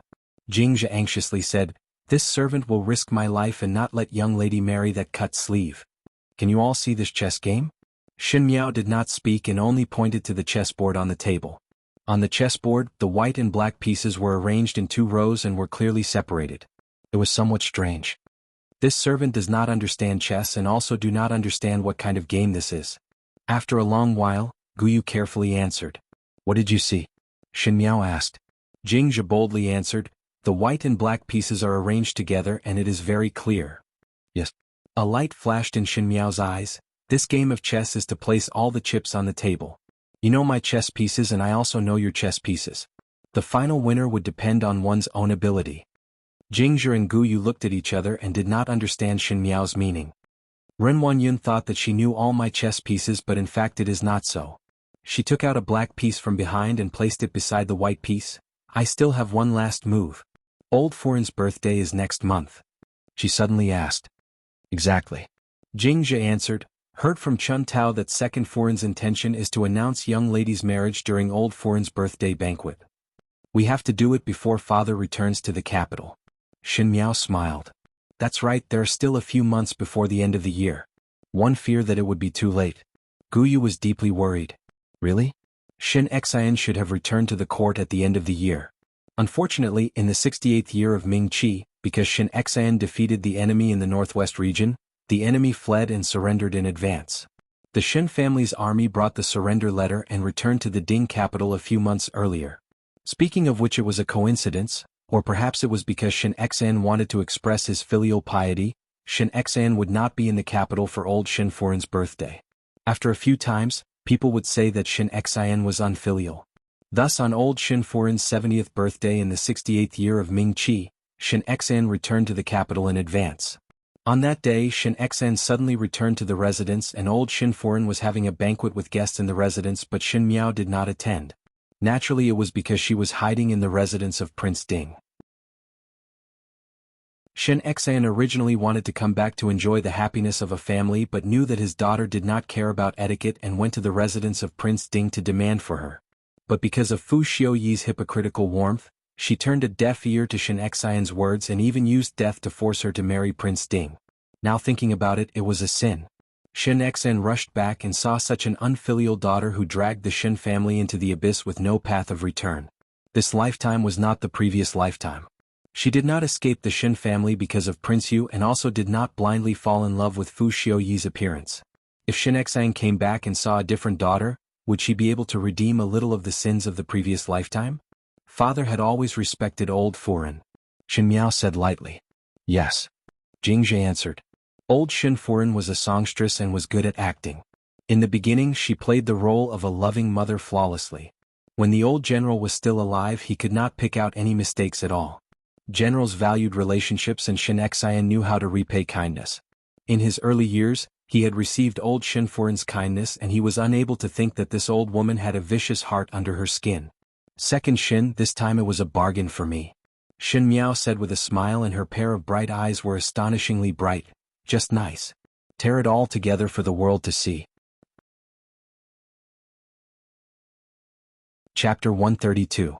On the 3rd day of the 11th month, it was a bright sunny day. It was rare to have such a good day in winter and coincided with old Xin Furin's 70th birthday banquet. The general's mansion had been cleaned up inside and out, and the government had also taken out money to buy new things. The birthday banquet was naturally held in the East Courtyard. The environment of the East Courtyard was quiet and serene. The flowers were trimmed in a picturesque manner, and the maids were dressed in clean and tidy dresses. Their speech and mannerisms were unconventional, and they were all delicate and well-behaved. As soon as Ling Ren walked in, he felt that this was indeed the style of a wealthy family. Old Shin Furin was sitting high up in the main hall of Rongjing Tang, and there were already a number of Furins and young ladies coming to and fro to give their greetings. The Shin family was after all a first-class military aristocratic family in Mingqi, thus the high-ranking officials and noble people would come over to bribe them. Ren Wanyun was also busy greeting the guests. Even though Qin Roqiu was temporarily managing the family, but in the past Old Shin Furin's birthday banquets were all handed over to Ren Wanyun to manage. As for dealing with these noble Furins, Ren Wanyun could do it better than Qin Roqiu. Qin Roqiu at the end had the airs of a scholarly family, but Ren Wanyun was different. She responded appropriately, and in a moment Rongjing Tang was filled with laughter. Shen Yuanbo snuggled up to Old Shin Furin as he ate the honey lactose, and the Furins below complimented him from time to time that he was so smart at such a young age and would definitely have great achievements in the future. Old Shin Furin beamed with joy when she heard it, and even Ren Wanyun's heart that was clouded by Shin Qing was swept away because of these compliments. It was Qin Roqiu who felt uncomfortable when she saw that everyone was praising Shin Yuanbo and Shin Yuan, who was on duty outside. The thing that the third household feared the most was talking about sons. Everyone knew that Qin Roqiu had been married to Shin Wan for many years, and other than Shin Yu, she did not have any sons. But Shin Wan did not have any interest in other females. Old Shin Furin wanted to give Shin Wan a few more concubines to spread out, but was rejected by Shin Wan. Old Shin Furin thus vented her anger on Qin Roqiu, and compared to Qin Roqiu, Ren Wanyun was obviously more favored by Old Shin Furin. But why didn't I see Shin family's eldest young lady and fifth young lady today? Yi Furin said with a smile. Ren Wanyun was in charge of receiving these Furins, and Shin Yu naturally went to get close to those noble young ladies. He took them to tea and refreshments in the garden. But today he still did not see Shin Miao and Shin Qing.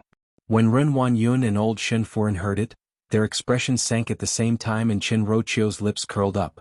Shin Qing's body had not recovered, and now she was able to see others rationally, but she kept saying that she must dismember Shin Miao's body into 10,000 pieces.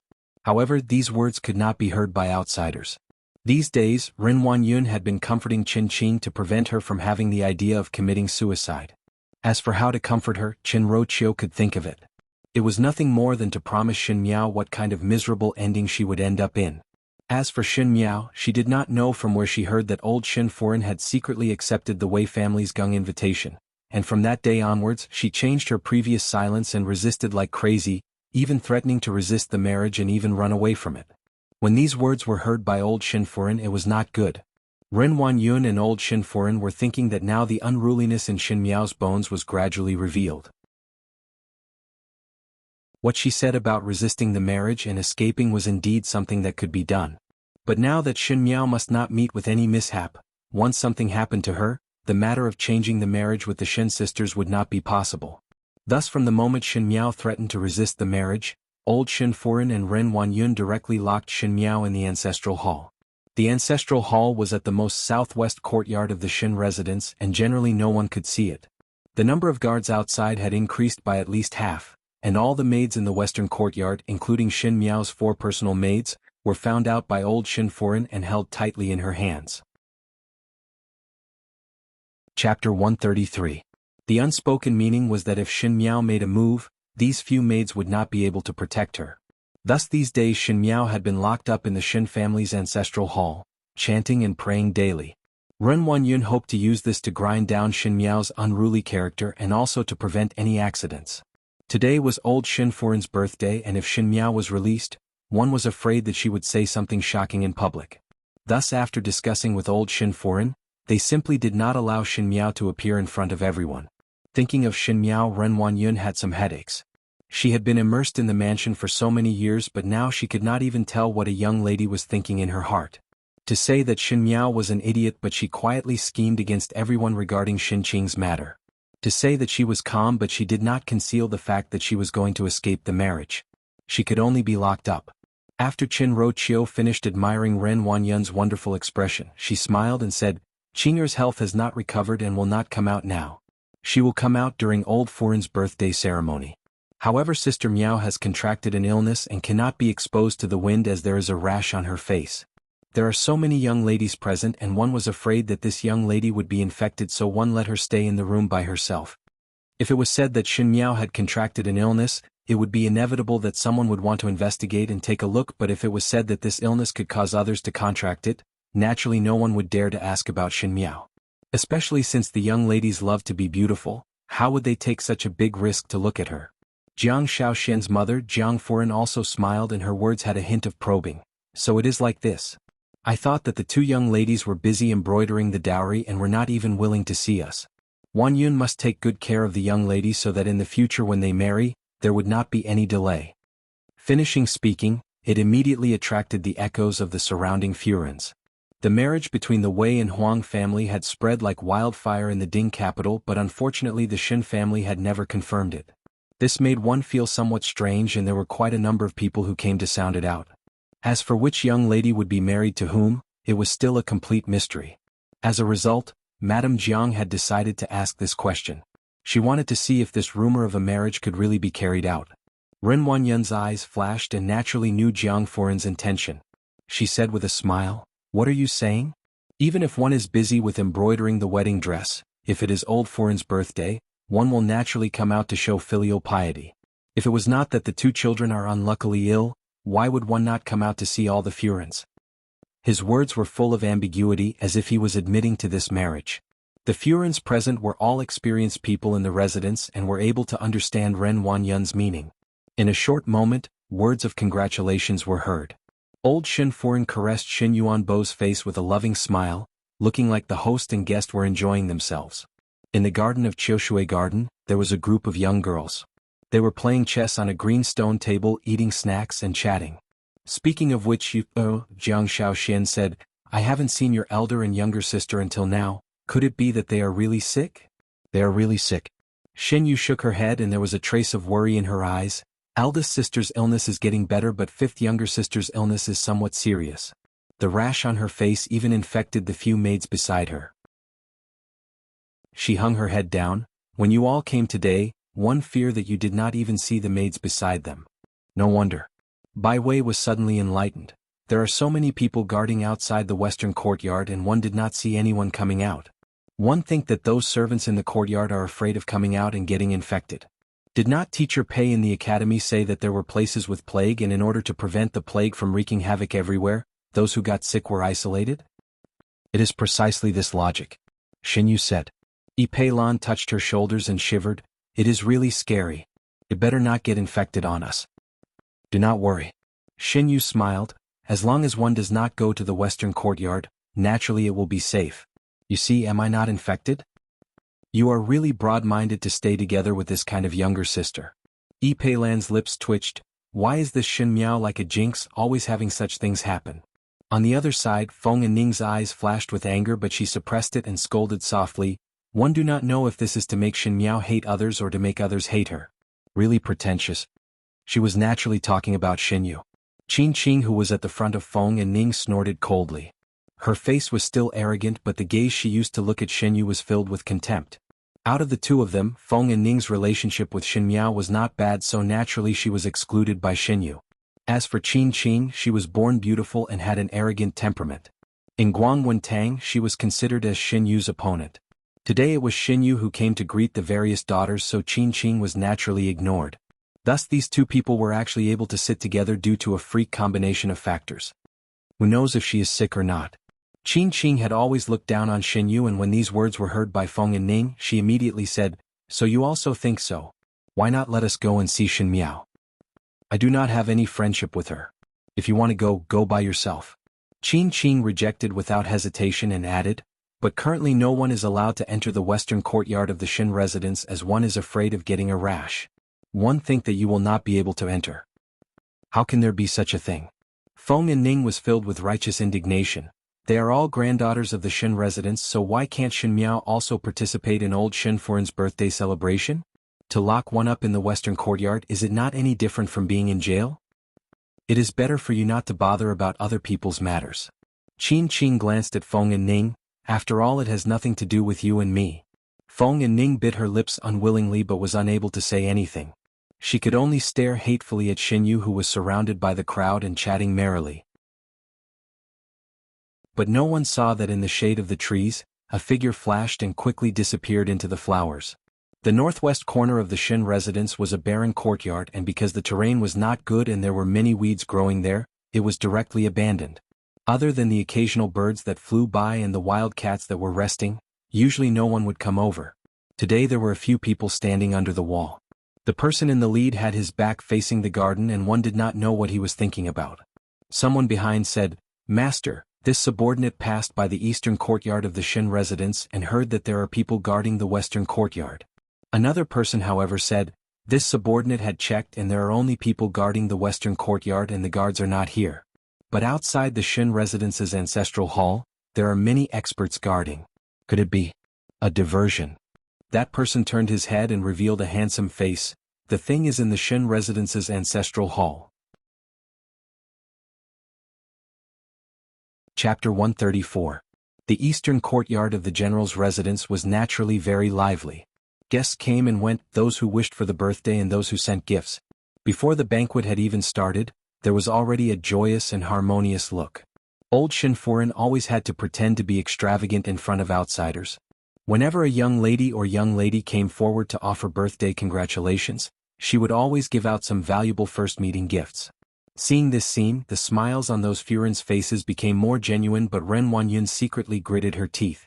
Ren Wanyun was in charge of the public money and usually she had to manage the affairs of the third household.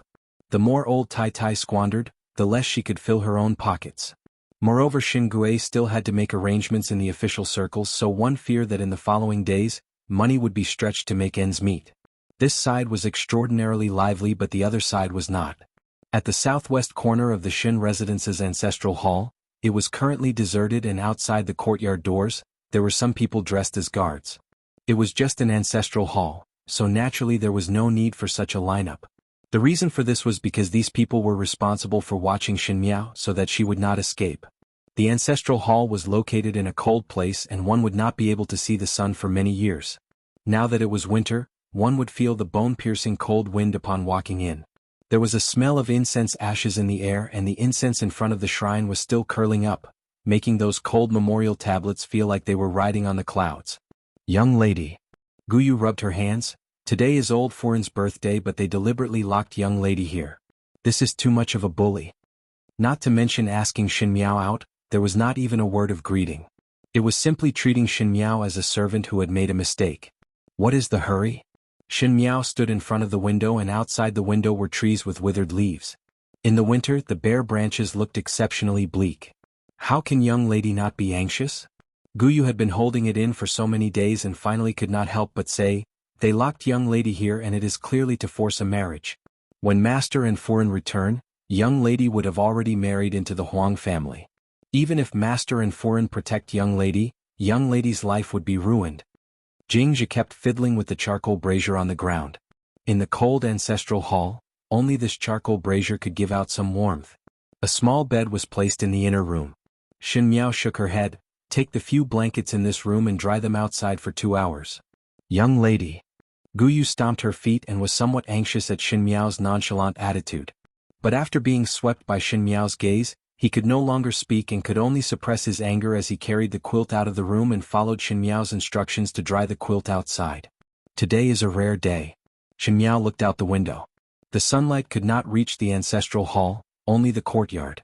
She couldn't leave the courtyard of the ancestral hall, but she didn't want to leave either. Young lady said so. Jingzhi finally stopped fiddling with the charcoal in the basin. Will master and Furin really rush back today? Shin Miao told Jingzhi that there was naturally no need to worry about anything because on the day of old Shin Furin's birthday, Shin Xian and wife would return to the Ding capital. Even though these words were too ridiculous, there was no messenger to inform that Shin Xian would return to the capital today and there was still some time before the end of the year. Shin Miao was locked up in the ancestral hall every day, so how would she get such news? But when Jingzhi faced Shin Miao, she was unable to ask the questions in her heart. In her own young lady, she found a bearing that she did not have in the past. One point was that the words that she said would always make others believe without any conditions. Shin Miao said, "In a while, think of ways to entangle those guards outside and make them stay further away from this courtyard. After all, they would not leave directly, but it is also good to stay further away." Chapter 135. This servant understands. Jingzhi said.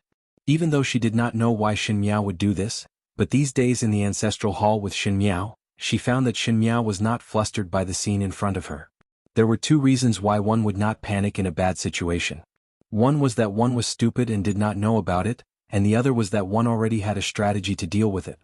As for Xin Miao, Jingzhe did not think that she was stupid. So even if her heart was as worried as Guyu, Jingzhe unconditionally believed that Xin Miao would be able to deal with the situation in front of her. Xin Miao noticed her gaze and sighed slightly in her heart. Among her 4 maids, Guyu was the most intelligent, Bai Lu the most calm, Shuangjiang the most loyal, and Jingzhe was the most daring. In the beginning, in order to help Fu Xiuyi win over the powerful minister, Jingzhe used her beauty to become the concubine of that powerful minister. The powerful minister was lustful for beauty, and Jingzhe also had her methods. Even though she was beaten to death by the legitimate wife, but before she died, she gave out the weakness of that powerful minister, allowing Fu Xiuyi to win over the other party. As a maid, she actually had such courage. Jingzhe was not an ordinary young lady. So in this matter, Guyu, Bai Lu and Shuangjiang were not suitable, and only Jingzhe was slightly better. But after Jingzhe knew what she wanted to do, Xin Miao did not know if she would continue to help. After all, what she was about to do was simply too shocking. Actually, Jingzhe endured it but still said softly, "If young lady wants, it is not impossible to let Mo Qing think of ways to bring young lady out." Mo Qing's skills were above the guards of the general residence. Even though 2 fists could not fight against 4 hands, it was not impossible to grab a gap and bring someone out. And then? Xin Miao asked back, "The heavens and earth are so big. Would the world be at peace after escaping? The 4 of your slave contracts are in old foreign's hands. If I leave, what will happen to you?" Jingzhe knelt down on the ground and said, "This servant knows that young lady is willing to stay here because of these servants' lives, but if young lady were to suffer misfortune because of these servants, this servant would not be able to absolve the blame even if I were to die 10,000 times. In the beginning, master and madam chose us to stay by young lady's side so that we could take care of young lady. How could we let master take care of us instead?" A trace of emotion flashed in Xin Miao's eyes. Xin Xan was indeed very good at picking people. These 4 maids, even in her most difficult times in her previous life, there was never a trace of betrayal. However, people were not goods. Things in this world were just that simple. Kindness must be repaid and enmity must be repaid. In order to win over people's hearts, one couldn't just give up on the maids by one's side. "Do not worry," Xin Miao said, "nothing will happen to you and me. Today is Lao Foreign's birthday. I heard that second sister made a guanyin painting for grandmother. Since they have forgotten that I am here, I can't let it go." She smiled, "I also have a big gift for old madam, but I don't know if she has the fortune to enjoy it." Dozens of li away from the Ding capital, there were horses drinking water by the frozen stream. The withered grassland looked somewhat yellow and withered, and the soldiers were taking a rest here. Sitting furthest away from the group of soldiers was a middle-aged man.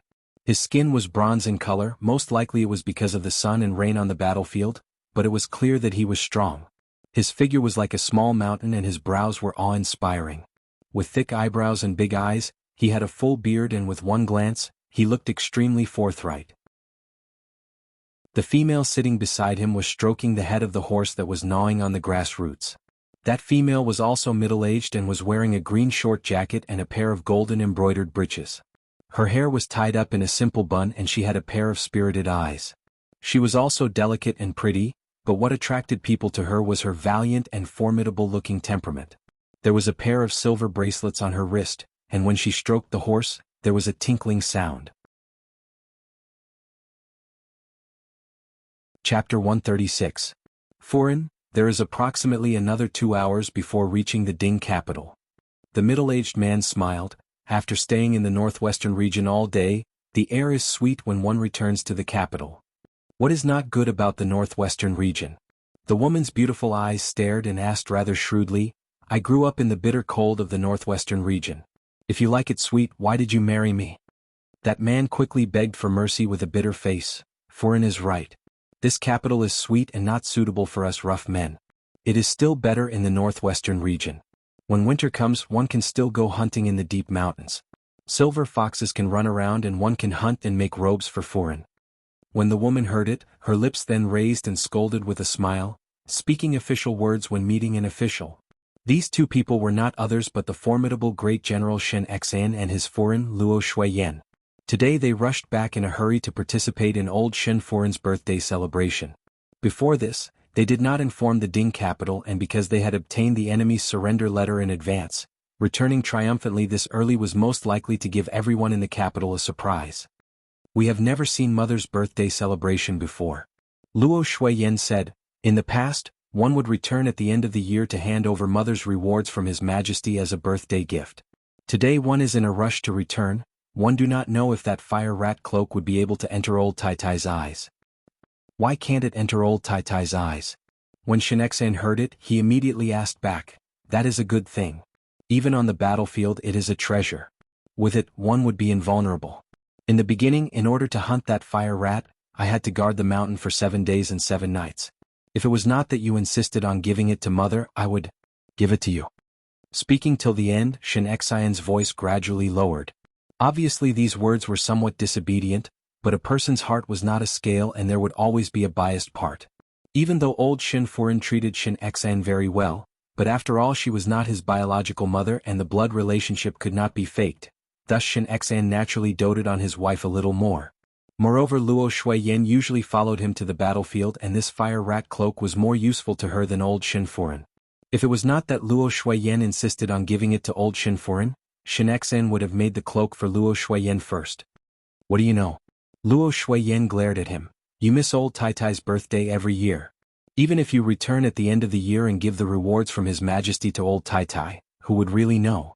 The last time when we returned to the capital, I heard that you deliberately did not kiss old Tai Tai's birthday.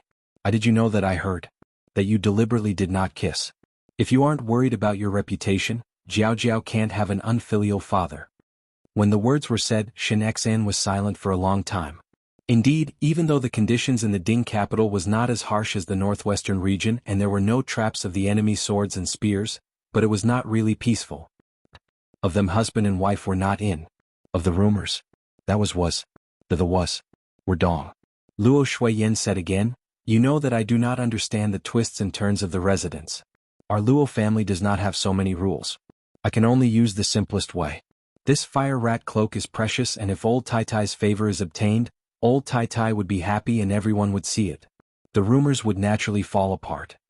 After a long while, Shin Xian then said, it is still Furin who is thoughtful. I'm not doing it for you. It is for Jiao Jiao. Luo Shuiyan snorted and her expression suddenly became melancholy. You and I, husband and wife, are not in the Ding capital all year round. Even though the northwest region is too dangerous and Jiao Jiao is still young and cannot be brought over. But for so many years we have not personally taught and accompanied her. It is us who have let her down.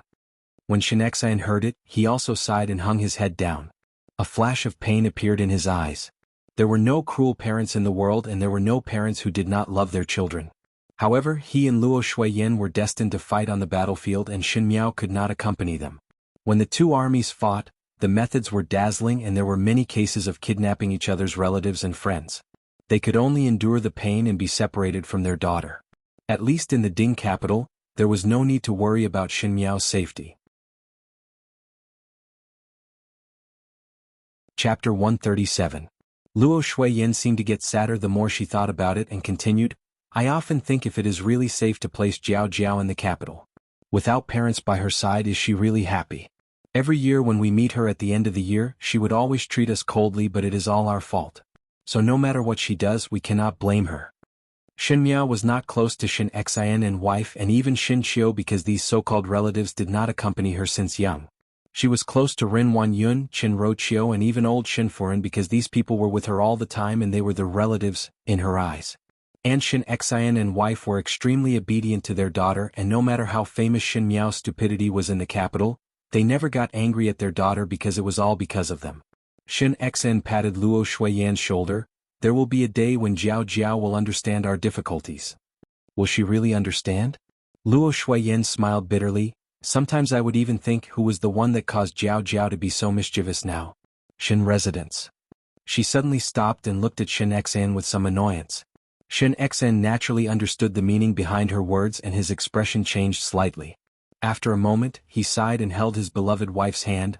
Furin is thinking too much. Mother and younger sister-in-law will teach Jiao Jiao well and if it is not right, Jiao Jiao would not be so close to them. Shin Miao's attitude towards the two aunts was so good that it made one jealous. As a result, some thoughts were out of place. It is me who is thinking too much. Luo Shuiyan said. She was the precious daughter of the Northwest Luo family and was also a military family. Even though she was a third-rank military official, everyone in the family were iron-blooded men. Luo Shuiyan was the youngest sister and had 3 older brothers above her, so since she was born, there were only her parents and older brothers in the family and there were not many dirty things. She had seen little of the dark side of the large families and did not know the dangers involved. If one knew about it, one would rather let Shin Miao take the risk and stay by her side than to leave Shin Miao alone in that terrible Shin residence. Just as she was speaking, she heard someone calling from behind, "Father, mother?" Shin Xian's face sank and said angrily, "When there are people outside, call me, General Shen." The person who came quickly said, "Ignore your father." Luo Shuiyan rolled her eyes at Shin Xian, pretending. The newcomer was a young man in his 20s. He had a dignified appearance with wheat-colored skin and 2 dimples when he smiled, which added to his childishness. This youth looked similar to Luo Shuiyan and was Shin Xian's son, Shin Xiu. Shin Xiu was 22 this year and was brought to the battlefield by Shin Xian when he was 10 years old. It was said that a strict teacher produces an outstanding disciple. Shin Xiu was also brave and fierce. After so many years, he had earned a few meritorious deeds. Now he was a rank 4 minor general. "Dad, Mom, I've already given you your birthday gift. What should I give?" Shin Xiu scratched his head, feeling a little lost. "This little brat. What gift are you giving? Why are you asking us? As a man, if you can't even make a decision on such a small matter, then why are you going to the battlefield?" Shin Xian seized the opportunity to scold his son. "I haven't been to Grandma's birthday party for a long time." Shin Xiu said awkwardly, "I also don't know what to send. I can't possibly report how many enemies I killed. Birthday parties are inauspicious." Luo Shuiyan was amused by Shin Xiu's words. "It is nothing. Previously did His Majesty not reward you with a bolt of heaven silk brocade? You can give that to Old Foreign." "I heard that there is a shortage of this heaven silk brocade in the Ding capital and even the ladyships in the palace do not have it. If Old Foreign is able to get 1 bolt, naturally she would be happy."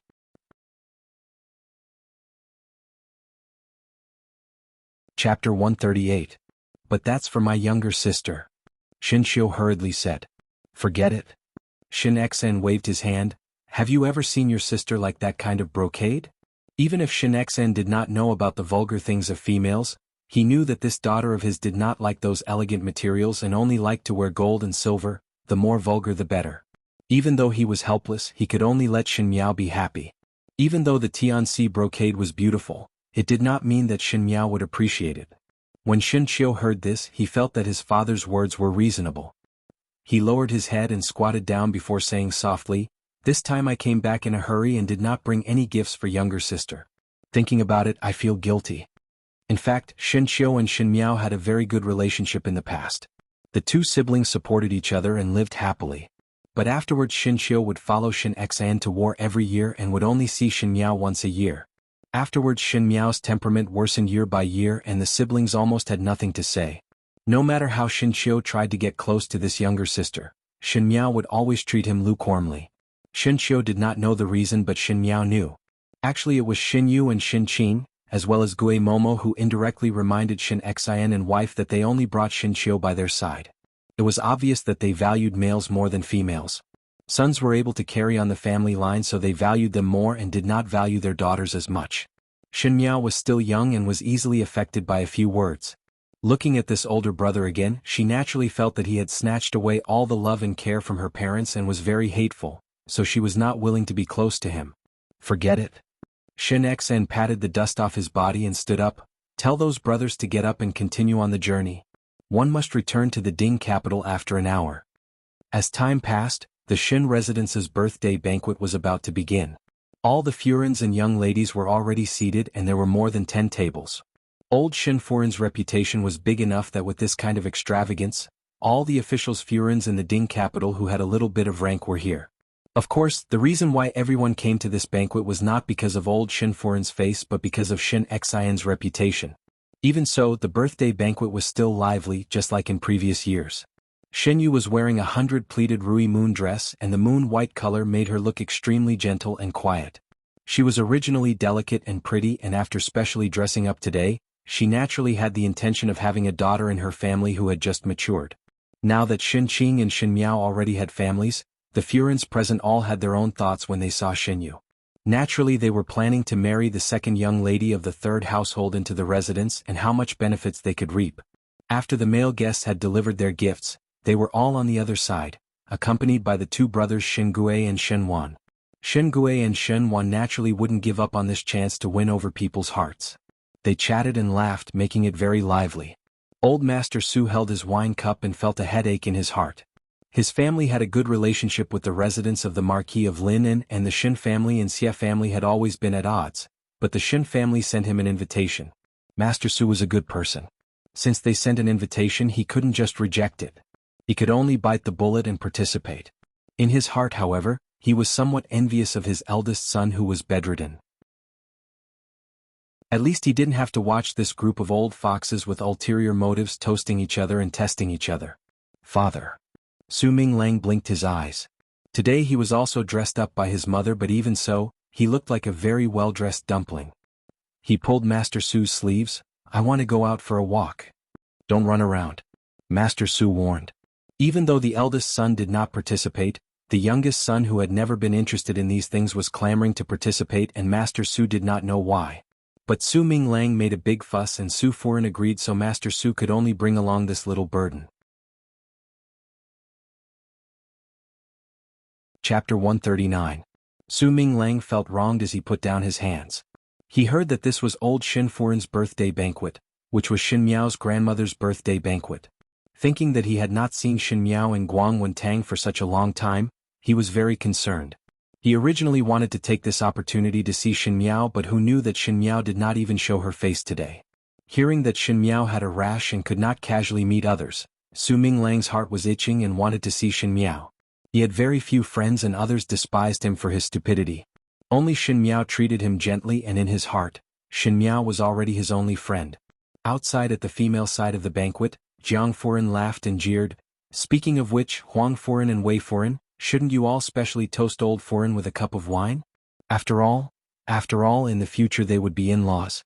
These words were not said out, but all the Furins at the banquet were well aware of it. Huang Furin was a noble Furin with exquisite makeup and only smiled when she heard it. One could not tell what she was feeling. Most likely she was well aware that this marriage was just taking what one needed and was not considered a good marriage. If the Shin family really doted on their daughter, they would be so righteous and would not agree to this marriage. The so-called bright and noble was just an act on the surface. Thus there was some ridicule in their eyes. It was Wei Furin who was somewhat uncomfortable. The Shin family was indeed a good family, and climbing up to the Shin family was considered climbing up a high branch, but the previous Shin Miao was too stupid and could not be the matriarch of the household. Afterwards, after the academy examinations, she went around and heard that Shin Miao seemed to be enlightened and her temperament was much more calm. Then she went to propose for her son. But who knew that she did not see Shin Miao today and heard that Shin Miao had a rash? Wei Furin was somewhat worried that if Shin Miao contracted a nasty disease, it would ruin her son's life. Thinking of these, her face revealed an unwilling expression. When these expressions fell into Qin Rochio's eyes, Qin Rochio sneered a few times in her heart. She was not a fool and could see that Ren Wanyun had the idea of exchanging sisters' marriages. Old Shin Furin and Ren Wanyun could hide it from others, but they could not hide it from her, Qin Rochio. However, this was a good thing for her. Ren Wanyun was in a mess from her worries and did not know how Shin Xan would fly into a rage when he returned. At that time, the first and second branches will be fighting and each of them will be injured. Will be able to stand out from the crowd. Ren Wanyun smiled as she stood up. Since that is the case, then I should first toast both Furins with a cup. Everyone's laughter became louder and Feng and Ning frowned as she looked somewhat unhappy. At the other end of the ancestral hall, after sending away all the maids, Shin Miao knelt in front of the memorial tablet in the ancestral hall and looked at the hourglass in her hands. The sand had almost leaked out and the time that she had arranged with her was almost up. She inserted the 3 sticks of incense into the niche and bowed gently. However, at this moment he heard a slight noise. In her previous lifetime, in the Qing country for a few years, she had developed the habit of being extremely vigilant no matter what. Shin Miao suddenly stood up and said, "Who? Little girl, your senses are quite sharp." A familiar voice sounded.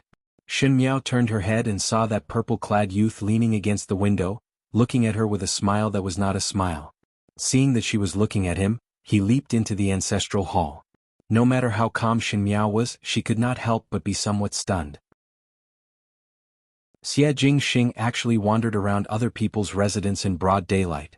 Naturally he was not invited over as the Shen family and Xie family's relationship was like walking on thin ice, unless Shen Gui and Shen Wan were crazy. Now there were guards in the courtyard outside the ancestral hall, so how did he enter?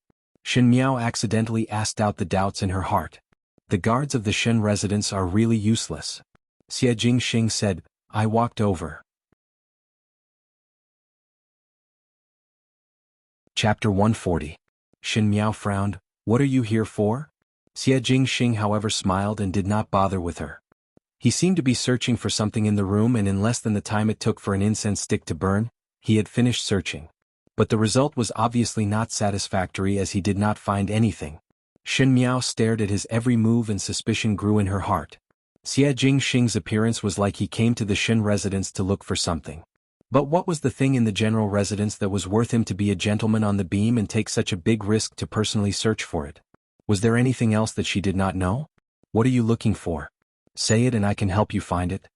Shen Miao opened her mouth. Xie Jing's actions paused for a moment and turned his head to look at her inquisitively before speaking with interest. Shen family's girl, I know that in the Shen family, you are the smartest, but it is better not to have any ideas on me. Then you came to my house to steal things in broad daylight. Is it considered as having ideas on the Shen family? Shen Miao was unmoved. But her heart was somewhat annoyed with Xie Jingxing's watertight defense. She gave in because she wanted to know what it was. In the end this person was so vigilant and did not give her any chance. Steal? Xie Jingxing seemed to have heard something funny and his beautiful peach blossom eyes revealed a dangerous glint. That is originally this marquise thing and can only be considered as taking. Shen Miao's heart moved and seemed to have caught something, but that thought disappeared too quickly that she was unable to capture it. But Xie Jingxing glanced at the ancestral hall. There are so many people guarding here and I thought that it was to protect something. So it is to watch over you. He looked at Shen Miao and crossed his arms. What mistake did you commit that there are so many people locking you up? The ancestral hall is not a place where eldest young lady should stay. What does it have to do with you? Shen Miao looked at the hourglass and the last bit of sand had flowed from the top to the bottom. The time was almost up. But Xie Jingxing had not left. Her patience had run out and she said, since little Marquis did not find your thing, then please leave. The ancestors of the Shen family are not willing to see a gentleman on the beam. The sarcasm in her words was that no one dared to speak to Xie Jingxing like that ever since he was born, moreover it was a little girl. But he didn't get angry and only ridiculed. Indeed, the Chen family's ancestor isn't willing to see this marquis, but is willing to see his descendant being forced into marriage. It can be considered lively. You are not willing to marry Wei Qian? He asked. What do you want? So what if I am not willing? Shen Miao retorted. Wei Qian can be a good man, but you aren't a good wife. You picked him up. This is the first time I've seen someone who doesn't know what's good for them. He narrowed his eyes and the devilish smile on his lips was so handsome that it was dazzling. He said frivolously, could it be that you admire this marquis so you are unwilling to marry Wei Qian? Shen Miao was so angry that she almost laughed. She turned her head and stared at Xie Jingxing. If you think like this, there is nothing wrong with me. I only advise little marquis to not get involved in some matters, otherwise when you regret it, it would be too late. Her complexion was somewhat pale, probably because she had not been eating and sleeping well in the ancestral hall these days. She had become thinner, but it made the outline of the young girl even more distinct. Her chin had become pointy, and her eyes were incomparably clear. But Xie Jingxing could see a fire burning in them. Young lady. Jingzhe ran in and jumped in shock when she saw Xie Jingxing. She suddenly protected Shen Miao behind her and pointed at Xie Jingxing. How did you come in? Xie Jingxing shrugged his shoulders and did not answer. Just treat it as if he is not here. Shen Miao was too lazy to care about him and asked Jingzhe, how is your arrangement? Chapter 141. I let Ginkgo in the courtyard to buy food and wine, saying that it was sent over from the birthday banquet. At this moment they are eating happily and slacking off a little. But it is impossible to leave. Jingzhe was still somewhat afraid of Xie Jingxing and was looking at Xie Jingxing's expression as she spoke. Good. Shen Miao looked at Jingzhe. Jingzhe, can you make me trust you? When Jingzhe heard this, she did not even care about worrying about Xie Jingxing and immediately lowered her head. This servant is loyal to young lady and anything that young lady instruct. This servant will not refuse even 10,000 deaths. Then you listen. No matter if it is you or Guyu or Bailu or Shuangjiang, later no matter what happens do not come in. Do not look for me and also do not stop me. She stuffed the hourglass into Jingzhi's hands. When this lump of sand flows to here, she pointed to a small mark on the glass, you go out and call people. You must take advantage of the chaos to rush out and directly rush to the Eastern Courtyard's birthday banquet and shout for people in front of all the guests. I think that you have an idea and are bold, so no matter if I instruct you or not, you will know what is the best thing to do. This. Jingzhi was somewhat at a loss as she did not understand what Shen Miao meant by these words. But when she saw Shen Miao's expression, all the questions were swallowed down and she solemnly said to Shen Miao, "This servant will understand." "Good. Then you go out now." Shen Miao instructed with a dignified expression. "Remember, no matter what you see or what happens, you are not allowed to come in." Jingzhi clenched her teeth and looked at Xie Jingxing before looking at Shen Miao again before nodding her head and turning to leave the ancestral hall. After Jingzhi left, Xie Jingxing then looked at Shen Miao and lazily said, "So mysterious. What do you want to do?" "What do I want to do?" Shen Miao stared at him. Xie Jingxing's posture was leisurely, but that pair of beautiful peach blossom eyes were as sharp as a knife. When that pair of eyes looked at one, it was as if one's thoughts could not be hidden. "If little Marquis does not want to be implicated by me, then leave first," she said coldly. "There is no one in this world that can implicate me." His words were arrogant, but it was as if he could really do what he said. "Since you want to be buried with me, I have nothing to say." Shen Miao turned around. Xie Jingxing frowned, and before he could understand the meaning of Shen Miao's words, he saw Shen Miao suddenly walking to the front of the incense niche and pausing in front of the Shen family ancestors' memorial tablets. In the next moment even he was stunned at the same spot. Shen Miao suddenly picked up those neatly arranged tablets and threw them into the charcoal brazier on the ground without saying a word. Wood was easy to ignite.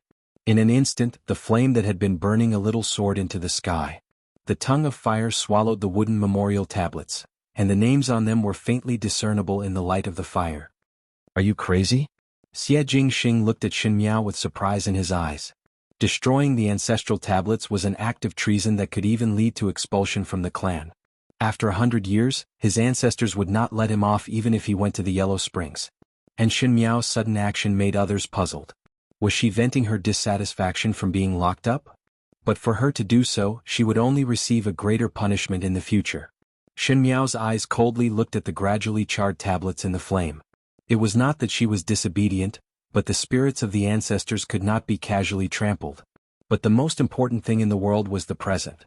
Her future, Shen Xian's future, and the future of the Shen residents were obviously more important.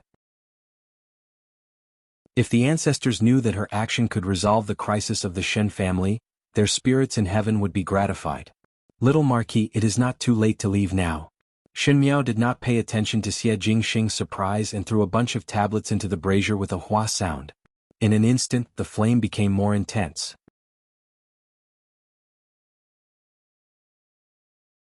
Chapter 142. But she did not seem to be satisfied. After thinking about it, she walked inside and took out the few quilts that Guyu had taken out to dry. The quilts were all cotton quilts and were just dried, so they were dry and soft. "Shen Miao," Xie Jingxing bellowed, "do you not want your life any more?" Shen Miao spread all the quilts on the floor. Most of the ancestral hall structure was made of wood and it was very easy to catch fire. She picked up a piece of spirit tablet that was half covered in flames and ignited a corner of the quilt. The flames soared to the sky and the ancestral hall gradually emitted thick smoke. Jingzhi gritted her teeth as she stood outside and her eyes were mostly red. It was until the sand in her hands flowed to the place that Shen Miao arranged, until the guards in the courtyard outside were alarmed by the flames and all ran over to put out the fire, that Jingzhi then took the opportunity when no one was paying attention and ran out. She ran all the way to the Eastern Courtyard's birthday banquet in one breath. The entire courtyard was filled with guests who were enjoying themselves, and it seemed that no one had discovered this little girl who was in a sorry state. Jingzhi's lips pulled out a vicious smile and suddenly shouted, "Not good, not good. The ancestral hall is on fire and fifth young lady is trapped in the fire." When the words were spoken, there was an uproar in the courtyard. Was Shen Miao not recuperating in her own courtyard? Why was she in the ancestral hall? Everything was fine, so why did the water suddenly catch fire? Ren Wanyun also jumped in shock. She suddenly stood up as she did not know how the ancestral hall caught fire. Just as she was about to order people to quickly put out the fire, she saw Jingzhi's panting appearance. She did not know why, but her heart suddenly moved. If Shen Miao died in this fire, then she could justifiably let Shen Qing marry in place of her. As for the Huang family's side, she only needed to pay a visit and apologize. And Shen Miao's death could only be attributed to an accident. Who asked her to not recuperate properly and run to the ancestral hall and even caused the ancestral hall to catch fire. Thus Ren Wanyun stood up and pretended to say, "Everyone eat and drink first. Most likely the fire is not too big, most likely it was a child playing with fire and accidentally set the water on fire. I will go and take a look first. The few of you," she reprimanded Xianglan, "quickly go and find the guards to extinguish the fire." The atmosphere of the entire birthday banquet suddenly fell into a strange atmosphere. Old Shen Furen was unhappy in her heart and hated Shen Miao for disappointing her mood even at this time. However, on the surface, she still had to put on a motherly appearance and anxiously instructed Ren Wanyun, "Quickly go and see what is Fifth Lady's situation." However, acting was different from being real. If one really loved Shen Miao, one would not be so calm when Shen Miao fell into such a situation. Chen Roqiu and Shen Yu did not even leave their seats, which showed Shen Miao's status in the Shen residence. The Furens and young ladies present were not fools and could see what kind of attitude the people of the Shen residence had towards Shen Miao, and their hearts had some sympathy for Shen Miao. But just at this moment, a loud and clear laughter was heard from outside. "General Shen Furen, young Master Shen has returned to the residence. Open the door to welcome the general." What? Not only the female guests, even the male guests at the other end were stunned. Shen Gui and Shen Wan looked at each other. Shen Xan returning to the residence? This must be a joke. There were still some days before the end of the year. And the ancestral hall that was surrounded by the flames was currently surrounded by a circle of Shen residence guards. They said to extinguish the fire, but they did not go in. Everyone cherished their own lives, and with the intensity of the fire, who would dare to go in and die? Shen family's girl, do you want to die? Xie Jingxing saw that the beams were starting to burn and frowned. "Little Marquis, it is better to leave quickly." Shen Miao did not move. "When there are more and more people, even if you want to leave, you will not be able to." "Less nonsense." Xie Jingxing grabbed her arm. "Go." "Let go." Shen Miao broke free from his hand and her gaze was so firm that it was almost stubborn. "Can't you see? I am using my own life to gamble for a future." Chapter 143. Can't you see? I'm using my own life to bet on a future. In the fire, Shen Miao's eyes were even brighter than the burning flames, but the determination in them was like a rock and could not be shaken. "What is the use of a future if one is dead?" Xie Jingxing said in a stern voice. "It is too risky." Shen Miao laughed and looked at him as she said sarcastically, "I am different from Little Marquis. Little Marquis's hands and eyes are all over the heavens and one would not need to spend much effort to obtain anything. I am different. If I do not fight with my life, the outcome would be worse than death. I'm not even afraid of death, so why would I be afraid of fire?" She paused. "You can leave." Xie Jingxing frowned as he looked at her, and a look of deep thought flashed in his pair of beautiful peach blossom eyes. He was not a good person and did not want to put on a show of helping. Just now it was an accident, and now that he had recovered to his senses, he was somewhat laughing at himself for not being able to keep his composure. Thinking about this, Xie Jingxing hugged his chest and leapt onto the beam that was not on fire and said with interest, "I forgot that you are an intelligent person of the Shen family and of course have the ability to escape unscathed. But this Marquis also want to see what kind of ability do you have?" His purple robe actually showed some flowing gold in the firelight, and what was even more dazzling than his robe was the smile at the corner of his lips. The youth's expression was arrogant, and his features were as beautiful as a painting. When he looked at him like this, he looked like the passionate young master in the opera. However, his eyes revealed a coldness and cruelty, causing his frivolous appearance to become a bit colder. At the banquet in the eastern courtyard, after hearing that Shen Xian and wife had returned to the residence, Ren Wanyun panicked. Her heart still held onto a trace of hope and thought that it must be some mischievous servant who said that. But before she could think of any good ideas, she saw the servants outside leading a group of travel-worn people in. The leader laughed loudly from afar. "Mother, this son has returned to the capital to congratulate you on your birthday. Mother, please forgive me for coming late." Everyone's eyes looked towards that group of people. The bearded man and shrewish beautiful woman at the front were Shen Xian and Luo Shuiyan, and the youth with a warm smile behind them was Shen Qiu. If it was in the past, there would be cheers and laughter at this moment. With Ren Wanyun's ability to socialize, she would be able to coax Shen Xian and wife to be happy. But today's matter happened suddenly, and it did not happen earlier or later, but it happened when Shin Xian returned to the residence. Shin Miao was still trapped in the ancestral hall, and Ren Wanyun did not know what to do for a moment and could only stand there foolishly. Old Shin Furen was even more so. She did not have any ideas and only knew how to put on airs in the inner courtyard. Even when dealing with Shin Miao, she would use some underhanded methods. In front of so many people, she couldn't even pretend to be flustered.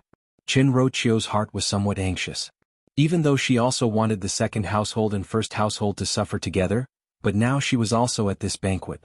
If Shin Xian did not return today and Shin Miao died in the fire, then it would be fine as there was no evidence and they could say whatever they want. But if Shin Xian returned, he would have eyes and anyone with discerning eyes would be able to see what was going on. What should she do? Shin Qing and Shin Yu were somewhat afraid of this eldest brother-in-law of theirs. Because Shin Xian was after all a military general, he would always have a murderous and sharp aura. These delicate young ladies, would always feel fearful for no reason, and when they saw their mother's fearful look, they were even more at a loss. Shin Gui and Shin Wan looked at each other and both of their eyes were very dignified. For so many years, they had concealed it well so there were no mistakes and had never seen this eldest brother of theirs getting angry. But if something really happened to Shin Miao today, what would Shin Xian do? Just thinking about it made them shudder. Chapter 144.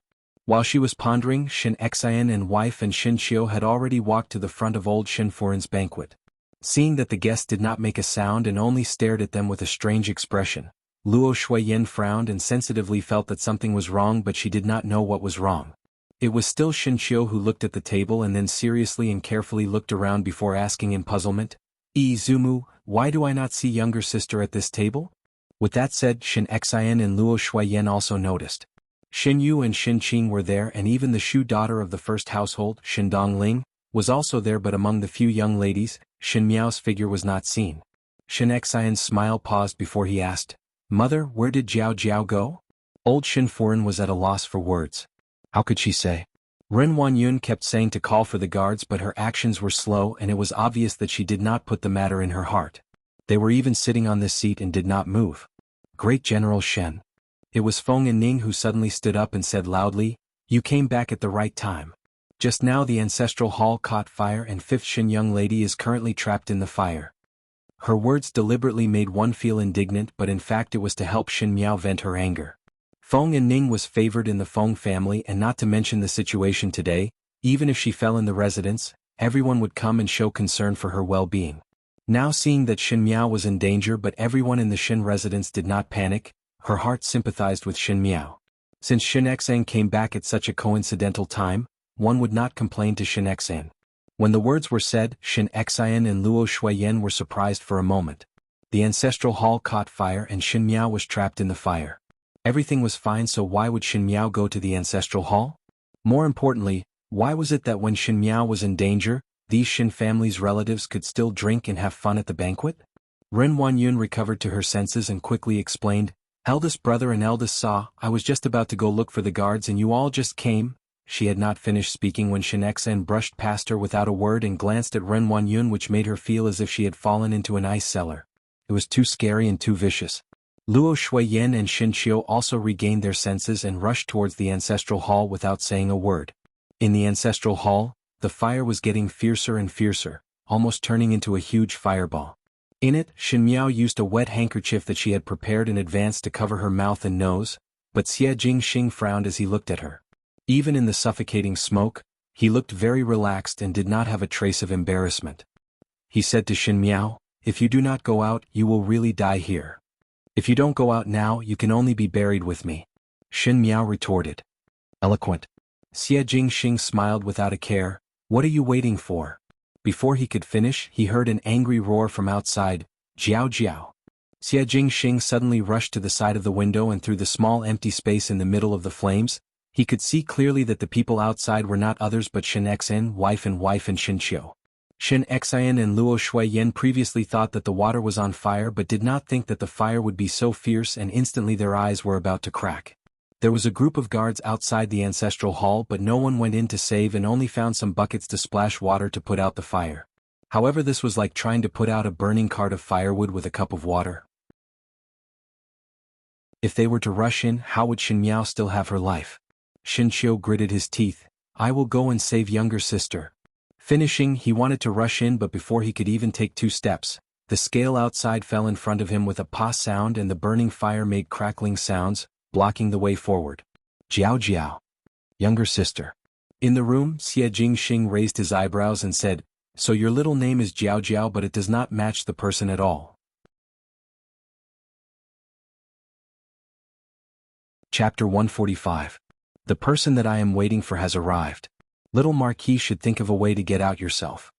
Shen Miao's eyes were filled with killing intent. Now that she had arranged this show herself, it was to let Shen Xan see clearly what kind of situation was this harmonious and friendly Shen residence, and what kind of evil intentions were hidden in those relatives who kept saying that they doted on her. Military generals were loyal and they were not fools. They were just not willing to use the most vicious thoughts to guess a person's heart, and she did not have much time to let Shen Xan slowly understand. Thus she could only use the most direct and violent means to let them see clearly. She picked up a piece of wood that was on fire from the ground and fiercely touched it on her arm. Xie Jingxing was startled for a moment. Shen Miao gritted her teeth and large drops of sweat flowed down her forehead. She threw away that piece of wood, and on her fair arm, there was a burn mark. Xie Jingxing could not hide the shock in his heart. It was not that he had never met females who were ruthless to him in his entire life. Those females among the death warriors would also treat him like this without hesitation. But Shen Miao was not a death warrior. She was just a delicate young lady in a noble family. Her life should be the same as those noble young ladies in the Ding capital, just like her name, delicate and soft, and not something that would burn his body without a frown. He saw Shen Miao put some flames on her body before straightening her body and running outside.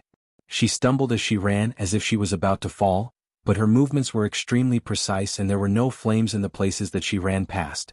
Xie Jingxing narrowed his eyes and saw clearly that the path was narrow and there was a small opening in the burning ancestral hall. It seemed that someone had long prepared it and poured something that would not catch fire on it, so that she could successfully escape from it. Everything was arranged by Shen Miao.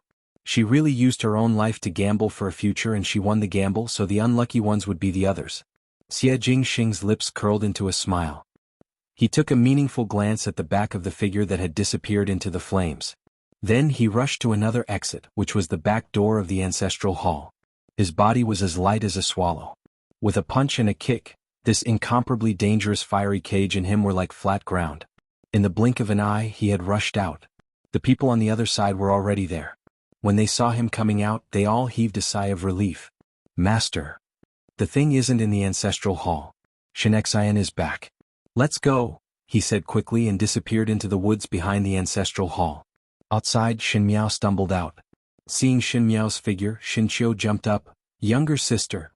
Shen Xian and Luo Shuiyan almost cried tears of joy. They had tried to brave the fire and rush in, but who knew that they could not get in. Now that they saw Shen Miao running out by herself, they were overjoyed. Jiao Jiao.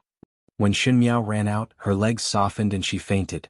Shen Qiu quickly caught her and saw that there was a shocking burn mark on Shen Miao's left arm. Shen Qiu's eyes suddenly turned red and Shen Miao shrank in his embrace as she muttered with her eyes closed, "Let me out, I will not marry." When Shen Xian and Luo Shuiyan, who had rushed over, heard this, they were immediately stunned on the spot.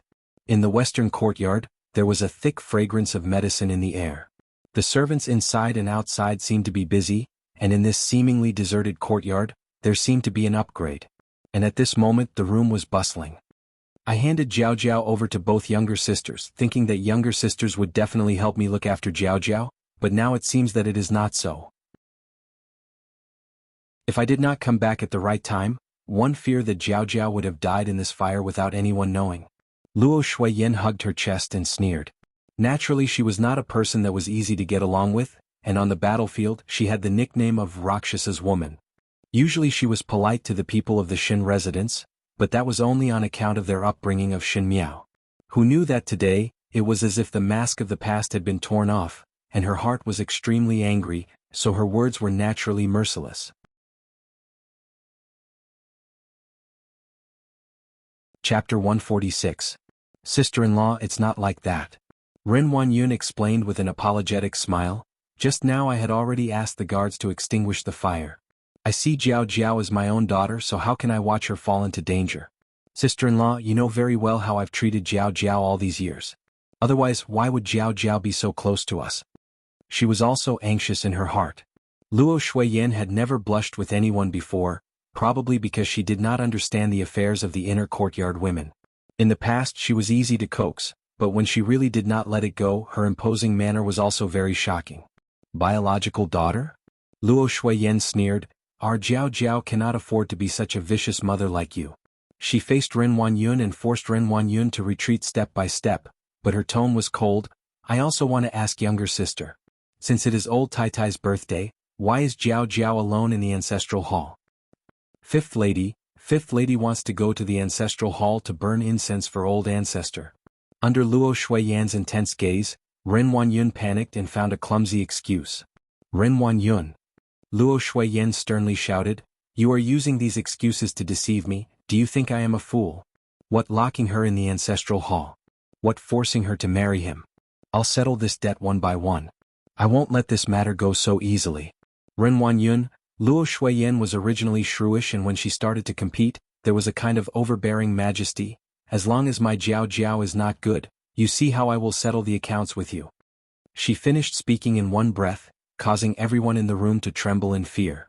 Luo Shuiyan was not in the Shin residence all year round, and the servants in the room did not treat her as a proper master. And there were even more people who were Ren Wanyun's eyes. Every time Luo Shuiyan came back, she was always smiling. She was open-minded and straightforward. She didn't haggle over small things. Everyone thought that she was easy to talk to. They had never seen her so stern. It made Ren Wanyun unable to spit out a single word, and her face turned purple. Shin Miao, who was sleeping in the inner room, turned over, but her pair of eyes were very clear. She racked her brains to act this out and did not even hesitate to leave scars on her body, just to eliminate any possibility of Ren Wanyun being forgiven. The Shin family were all experts in acting. If they put on a few plays and said some good words, one was afraid that it would make people soft-hearted. Unless the harm had already been done, no parent would tolerate others hurting their children, just like her Wanyu and Fu Ming. Now Luo Shuiyan did not trust Ren Wanyun and Chen Roqiu like in the past, and treated the second and third households people with the attitude of an enemy. At least her burns were not in vain. That was good. And in the outer courtyard, Shin Xian and Shin Qiu were currently facing Shin Gui and Shin Wan. Big brother, this is all a misunderstanding. Shin Gui was somewhat badly battered. He did not know that Ren Wanyun wanted to change the marriage of Shin Miao and Shin Qing's sisters, and the reason why Shin Miao was locked up in the ancestral hall was because Shin Miao had committed a mistake previously. Shin Gui had been brooding over the matter of Shin Miao contradicting him in Rongjing Tang that day, and naturally did not have any opinion on bringing Shin Miao into the ancestral hall, but who knew that something would happen at this critical juncture. Second Shu, this is not considered as a misunderstanding. Shin Qiu took a step forward and clenched his fists tightly, trying his best to control his impulse to go forward and overturn the two of them. During Zuma's birthday banquet, only my younger sister was locked up in the ancestral hall. I want to ask, what mistake did she commit, and why are there so many guards at the door? These guards did not go to save her and just watch from the outside. Second Shu, third Shu, can I understand that these guards did not go to save her, but to block the path of others, and think of ways to take my younger sister's life? Shin Qiu was after all young and impetuous, so naturally he would not think before speaking and said whatever he thought of. He did not disappoint Shin Miao's expectations, and the words he said were even more serious than what Shin Miao had thought. When the words were said, Shin Xian's face darkened and Shin Gui and Shin Wan jumped in shock. Shin Wan quickly persuaded, eldest nephew, how can you say it like that? Fifth mother is our niece, why would we harm her? He looked at Shin Xian, big brother, today's matter was an accident. Big brother has lived with us for so many years, if we wanted to harm fifth mother, how would we raise her up to this age? Does big brother not believe us?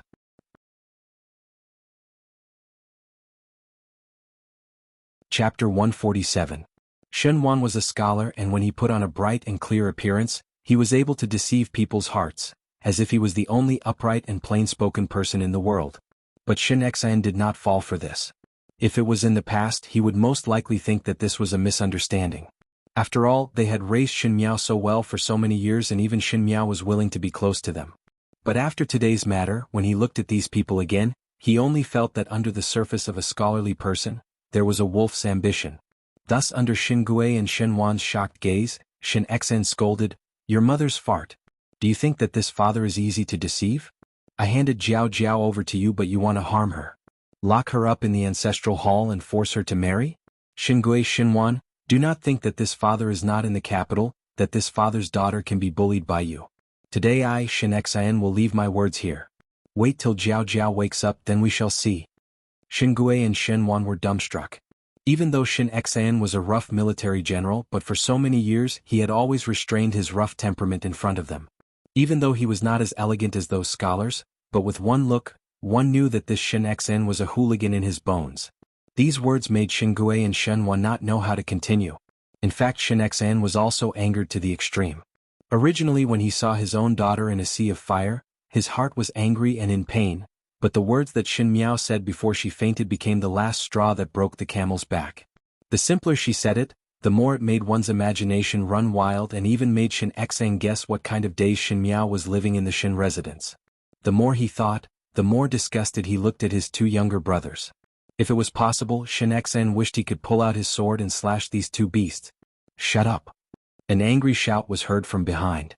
Everyone turned around and saw Fuer and Sheer supporting old Shin Furen as they walked over. Old Shin Furen almost had a heart attack from anger. She cared about Face the most in her life, but today on her birthday banquet, she made a fool of herself in front of all the reputable people in the Ding capital. The guests had personally seen Shin Xian and Luo Shuiyan's denouncing look and knew that one could not stay for long, so they hurriedly left. Only the banquet that was halfway through was left. Now that all the guests had left, she hurried over wanting to question them, but who knew that she would see the scene of Shin Xian questioning Xingui and Xinhuan and naturally did not hesitate to speak out. Shin Qiu turned his head back and saw old Shin Furen. He greeted her as Zumu, but his attitude was not warm.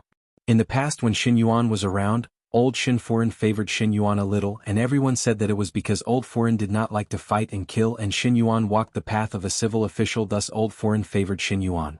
But most children would have an intuition that Shin Qiu instinctively did not like to be close to old Shin Furen, and later on when he came back less, he became even more distant. This time he had personally witnessed Shin Miao falling into a trap and the banquet was still able to continue. Shin Qiu's heart did not feel good and he could not wait to stand up for his younger sister. Old Shin Furen glanced at Shin Qiu before her eyes swept across Shin Xian and finally put on airs.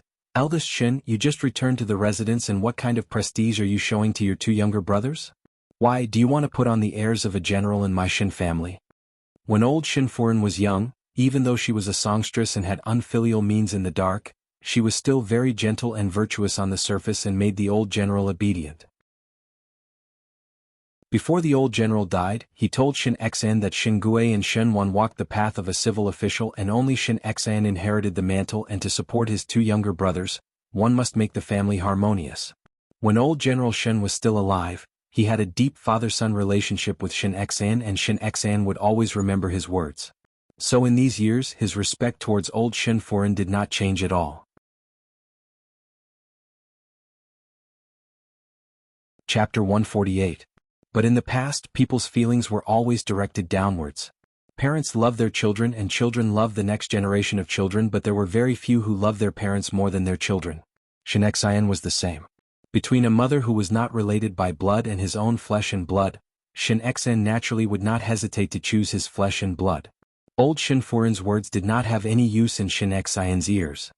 He cupped his fists towards old Shin Furen. Mother, it is not that I am putting on airs in the residence, but today's matter is really fishy. I am the formidable great general, and if I cannot even protect my own daughter's safety, how would I have the face to see the Shin family's ancestors? Would it not be a shame to my prestige outside? I will definitely get to the bottom of this matter. Today should be celebrating mother's birthday, but this son is unfilial and is unable to watch Jiao Jiao fall into a predicament as if nothing had happened, so one can only apologize to mother in the future. His words were full of hidden sarcasm. Shin Miao was in a predicament, but these Shin family people still had the mood to continue the banquet as if nothing had happened. Old Shin Furen stood blankly at the same spot. Shin Xian had always been well behaved towards her. When she was young, she had thought of using other means to kill Shin Xian, but the old general doted on Shin Xian like his lifeblood and did not give her any chance to do so. When Shin Xian grew up, there was no other way. But Shin Xian treated her with respect and she was happy to put on a show. This was the first time Shin Xian refuted her words in such a strong manner, and she was so shocked that she did not make a sound. Shin Xian then turned his head to look at Xingui and Xinhuan and said in a gloomy tone, I will naturally investigate clearly what is going on in this matter. Second younger brother and third younger brother, farewell. He turned and strode away, not even looking at the rest of them.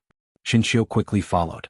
After walking out of the eastern courtyard, Shinexen then said to Shinshio, later give the fire rat fur cloak to your younger sister. I see that the danger in the residence is not comparable to the battlefield and your younger sister needs it more than old Tai Tai. Yes. Shinshio was overjoyed and immediately thought of something. Father, before younger sister fainted, we have to check on what marriage matters. The Northwest has never received any news about these things. Shinexan said in a deep voice, I see that there are quite a number of demons and ghosts in the general residence. This time your younger sister almost lost her life. Find those who do not want their lives and let this old man serve them with great torture. Residence of the Marquis of Lineage. When Xie Jingxing returned to the room, he saw a person sitting in front of the table. That person's white robes fluttered as he gently fanned himself and smiled at him. What are you here for? Xie Jingxing put down the sword in his hand and asked. I heard that you went to the Shin residence to look for something. What was the result? Gao Yang asked with a smile. Oh, I have long guessed that the thing is not in the Shin residence. Gao Yang shook his head and a trace of disappointment flashed across his face. If the thing is not in the Shin residence, what are you going to do next? 8 immortals crossing the sea, each showing their supernatural powers. Xie Jingxing sat opposite him and poured himself a cup of tea. What else can it be?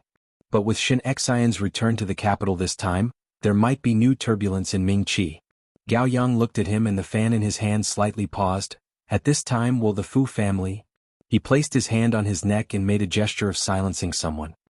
The Shin family's merits are too high to cover the lords, adding oil to the fire. Sooner or later there will be such a day. Xie Jingxing drank a mouthful of tea and evaluated in a flat tone without a trace of sympathy. Gao Yang shrugged his shoulders and suddenly thought of something. He took out a small green bottle from his bosom. Last time I heard from Tai Yi that your hand was injured, so I prescribed this medicine for you. What medicine do I need for a small injury? Xie Jingxing frowned. This medicine of mine will not leave a scar. Gao Yang forcefully stuffed the medicine bottle into Xie Jingxing's hands. It is not good to leave a scar. I'm not a woman. Xie Jingxing threw the medicine bottle back like he was avoiding the plague. Take it back. If you were a woman you would cry and beg me for it. Gao Yang said, take it back. This medicine is very expensive. 1 bottle is worth 1,000 gold. Xie Jingxing swept a glance at him and his lips curled up in disdain. But suddenly he thought of the sea of fire and the scene of the young female burning the tablet on her hand without hesitation. Afraid of leaving a scar? That might not be the case. After muttering to himself for a moment, he reached out and kept the medicine bottle back into his bosom. Chapter 149. Following Shin Xian's victorious return to the court, there was a huge uproar in the Ding capital. The first to bear the brunt was naturally praising Shin Xian's bravery and martial prowess as he was victorious in hundreds of battles. This time he had taken the enemy's surrender letter, and when the banquet was held, the emperor would definitely bestow numerous rewards. But now that Shin Xian was already a first-rank official, he really could not be promoted anymore. Everyone guessed that this reward would most likely fall onto Shin Xian's son, Shin Qiu. The other matter was that on the day Shin Xian returned to the capital, it coincided with old Shin Furin's birthday, but unfortunately the ancestral hall caught fire and unfortunately 5th Shin young lady was still trapped in the ancestral hall. That day everyone in the Shin family had a cold attitude and Shin Xian had personally witnessed it. One feared that the Shin family would not be peaceful in the future. These two matters were spread in an uproar in the Ding capital. Some people only laughed when they heard it, but when others heard it, they were like ants on a hot pan, anxiously pacing around in circles. In the western courtyard of the Shin residence, in the boudoir, Shin Miao stood up with her clothes draped over her shoulders. Shin Xian and wife were summoned to the palace by the emperor, but before they left, they specially mobilized the guards from the army to guard the western courtyard. It was as if it was clearly shown to the Shin family that they were guarding against the Shin family. Yesterday Shin Xian returned in a hurry and went around to look for a physician. Afterwards, when Shin Miao rested, he did not dare to disturb her. He did not even speak to Shin Miao. Does young lady feel better? Jingzhi said worriedly. Her gaze landed on the cloth wrapped around Shin Miao's arm and her eyes turned sour. She said, if this servant was faster yesterday, young lady would not need to suffer such torment. Now there is even a scar. That burn mark was too deep and the physician said that one could only take good care of it as it was impossible to not have a scar at all. Females all cherished their own appearance and it was not acceptable even if there was a little scar on the body. Now that Xin Miao was scalded, Jingzhe would blame herself every time she thought about it. Nothing. Xin Miao looked at her and said with a smile, "You did very well yesterday. You did not rush in because you were anxious. If you had rushed in, it would have spoiled my matters." Jingzhe lowered her head. Afterwards when Xin Miao fainted and Xin Xian and wife were furious, she thought about it and roughly understood what Xin Miao was thinking. It was because of this that Jingzhe's heart ached for Xin Miao even more.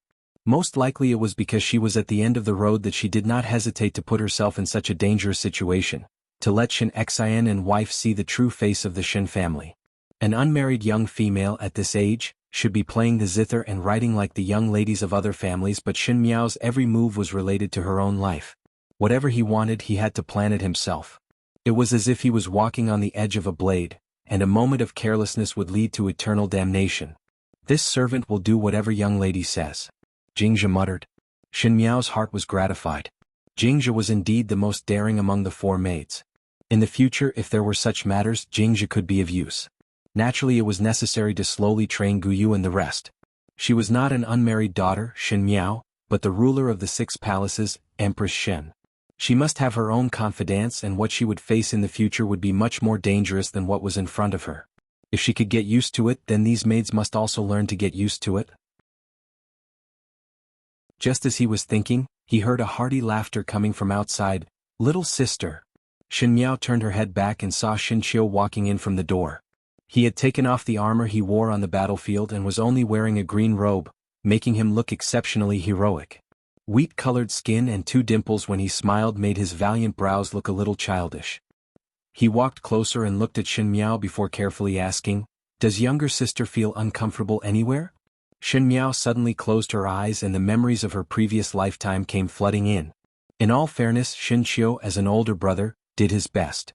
In the beginning, no matter how cold she was to Xin Qiu would always treat her warmly.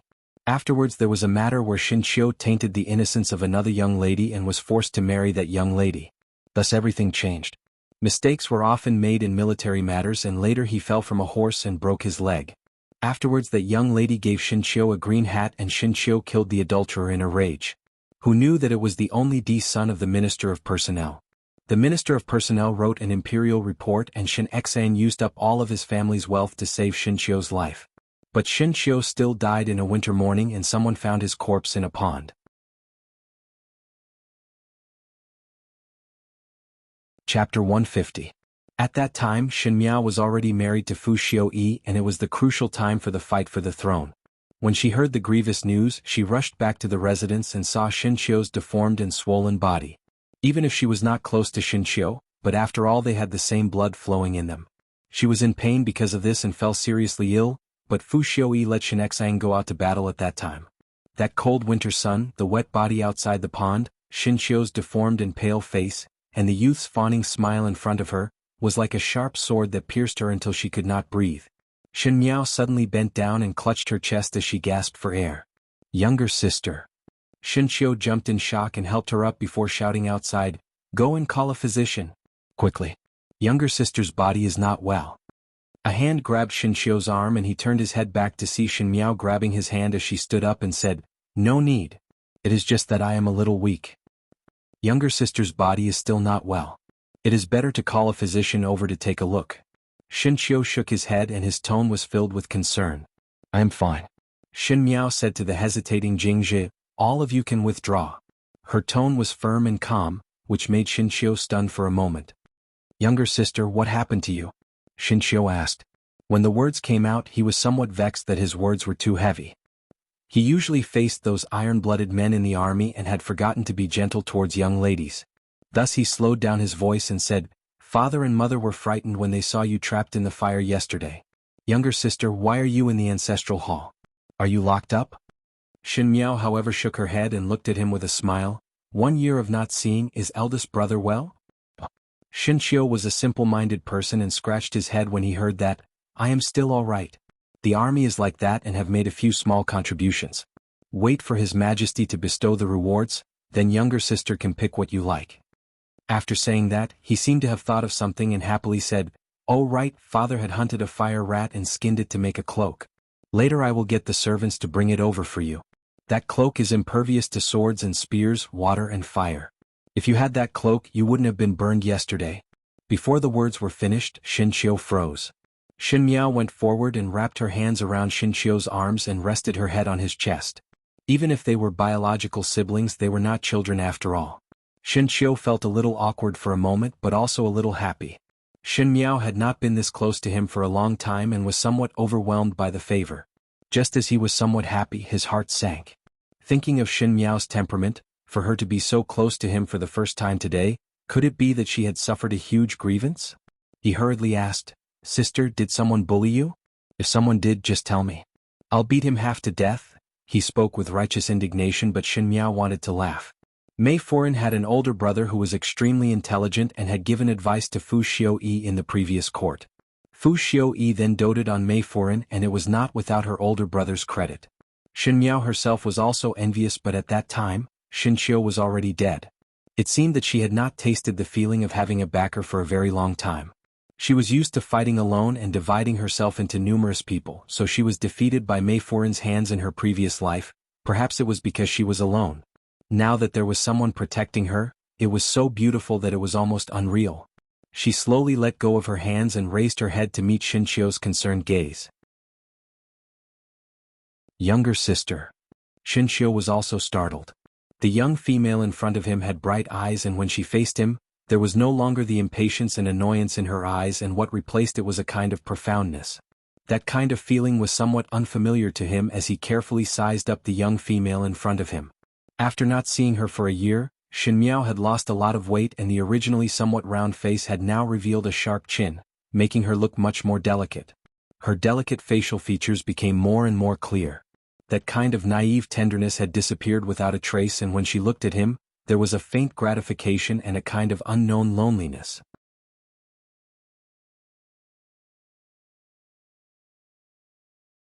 Chapter 151.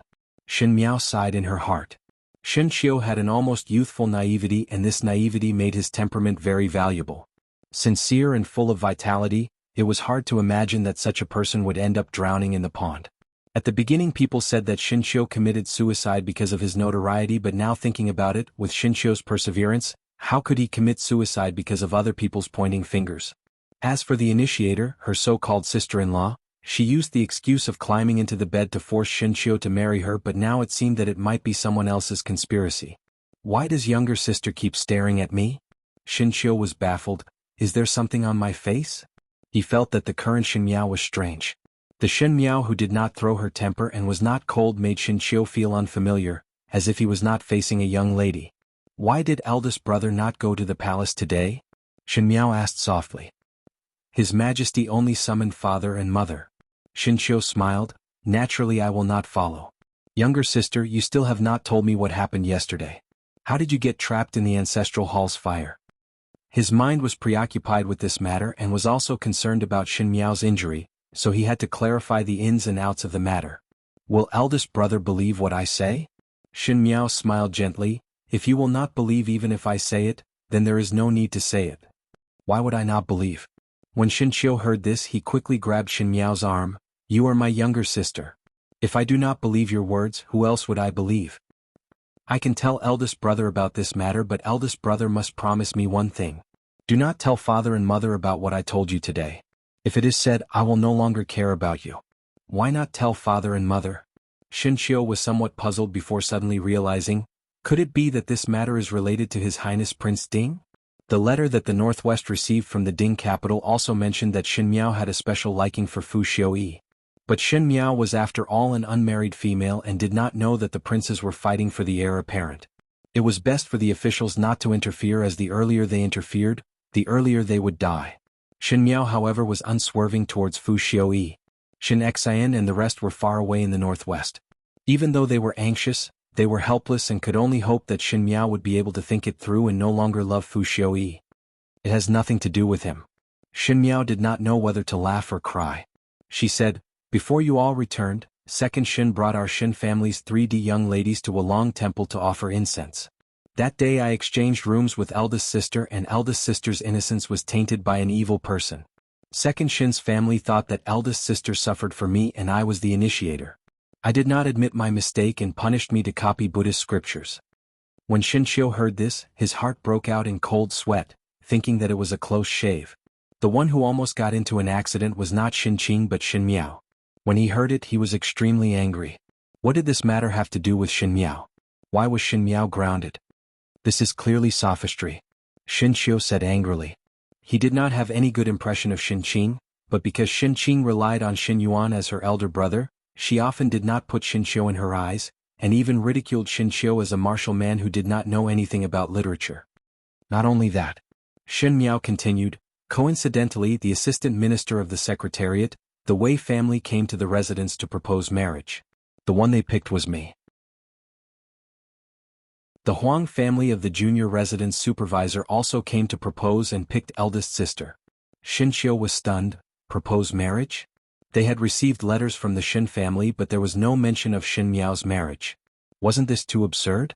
How could there be a child's marriage that the parents didn't inform them? The Shin family's actions were really too much. The Wei family's young master, Wei Qian, is a young and talented man, while the Huang family's young master, Huang Dexing, is a homosexual. Second aunt wanted to swap me and eldest sister's marriage. When I found out about this, I could only say that I didn't want to marry. If I did get engaged, I would run away from the marriage. As a result, they locked me in the ancestral hall. The guards you saw yesterday were not there to put out the fire. They were there to guard me to prevent me from escaping.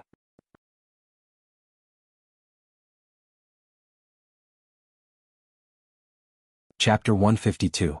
Shinshio's expression changed along with Shin Miao's narration and finally he heavily punched the table. The smile on his face had long disappeared and his eyes were somewhat red as he looked at Shin Miao. Younger sister, is what you said true?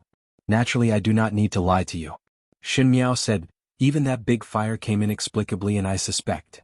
She smiled gently, after all if I die, it would be more justifiable for eldest sister to remarry. Too much bullying. Shinshio shouted angrily and turned to leave. He was pulled back by Shin Miao and asked, where is eldest brother going? I will go and reason with them. Whoever touched you, let that person pay with blood, Shinshio said. Shin Miao looked at him and calmly asked, how do you plan to reason? Where is the evidence? Scold all of them or kill them all. The sarcasm in her tone made Shinshio slightly sober up. He turned back and looked at Shin Miao and asked with a frown, what does younger sister mean? Why does eldest brother not think about why I am not willing to tell father and mother about this matter? Shin Miao lightly said, father and mother are straightforward people and father is easily impulsive. It is very simple for him to stand up for me but what about the following matter? The Shin family is a big family in Mingqi and how many eyes are watching? Today father will seek justice for me but tomorrow the censors will write a report against father. The corners of her lips curled up. In this world the more people the more power. Whoever has more people is in the right. The Shin family's 3 households, the first household against the second and third household and an old woman. Do you think that we can really be in the right? Shinshio was shocked by Shin Miao's words but what made him even more surprised was Shin Miao's expression when she spoke. That kind of dull analysis was cruel to the point and made him raise his eyebrows. This was not something that someone of Shin Miao's age could say. Which unmarried female would be able to evaluate the world's affairs so coldly? He hesitated for a moment. Younger sister? Shin Miao took one look and knew what Shinshio was thinking in his heart. Shinshio was too straightforward and it should be said that the entire first household of the Shin family was too straightforward and in this difficult world, good people would not have a good ending.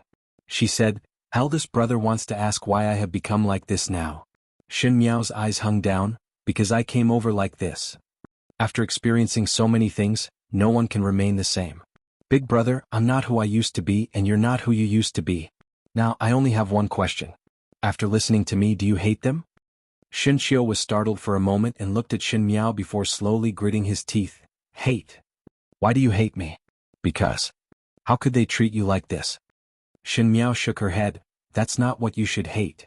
Shinshio was flabbergasted. He suddenly discovered that his younger sister's words made him more and more unable to understand but faintly, he felt that what Shin Miao said was very reasonable. What you should hate is that we have given our sincerity and treated each other with sincerity, but what we got in return is a false friendship that is even worse than that of an enemy. For their own sake they can take our lives. This isn't family. For strangers to harm us like this has long since become a blood feud. Between family members it's even more sinful. Shen Miao looked at Xinqiu and sighed in her heart. If it was possible, she even hoped that she could protect the youth in front of her well, and let him only know how to gallop on the battlefield for the rest of his life, and be a hero that was revered by the people. But she was really afraid. Afraid that one day the scene by the pond would repeat itself. She could only build a wall in Xinqiu's heart now. Remembering hatred was better than remembering hobbies, as love was the most hurtful. What does younger sister want to say? Xinqiu finally said. Shen Miao gave a sigh of relief. Xinqiu was not really stupid. Once he understood, some things would be much easier. I hate them and eldest brother want to vent my anger. If father and mother were to take action, one cannot kill them all. Shen Miao said, I want to personally deal with them, but this requires eldest brother's help. No matter how Shen Xian and Luo Shuiyan were, they did not have any evidence on their hands. If the second household were to be killed, according to Ming Qi's laws, one would have to pay with one's life. Shen Xian might really do such a thing for her. She could use her own life to gamble but was not willing to see Shen Xian and wife take the risk. Death was the easiest thing to do. If one could escape unscathed, then a blunt knife would grind the flesh, and the ones who would feel pain would be those who were being grinded. Moreover, behind her bait, the big fish had not taken the bait. What does younger sister want to do? Xinqiu asked. Shen Miao smiled. No rush. There is plenty of time. Let us slowly.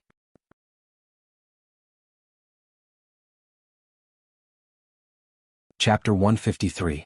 Xinqiu and Shen Miao, this pair of siblings, had not talked for a long time like today.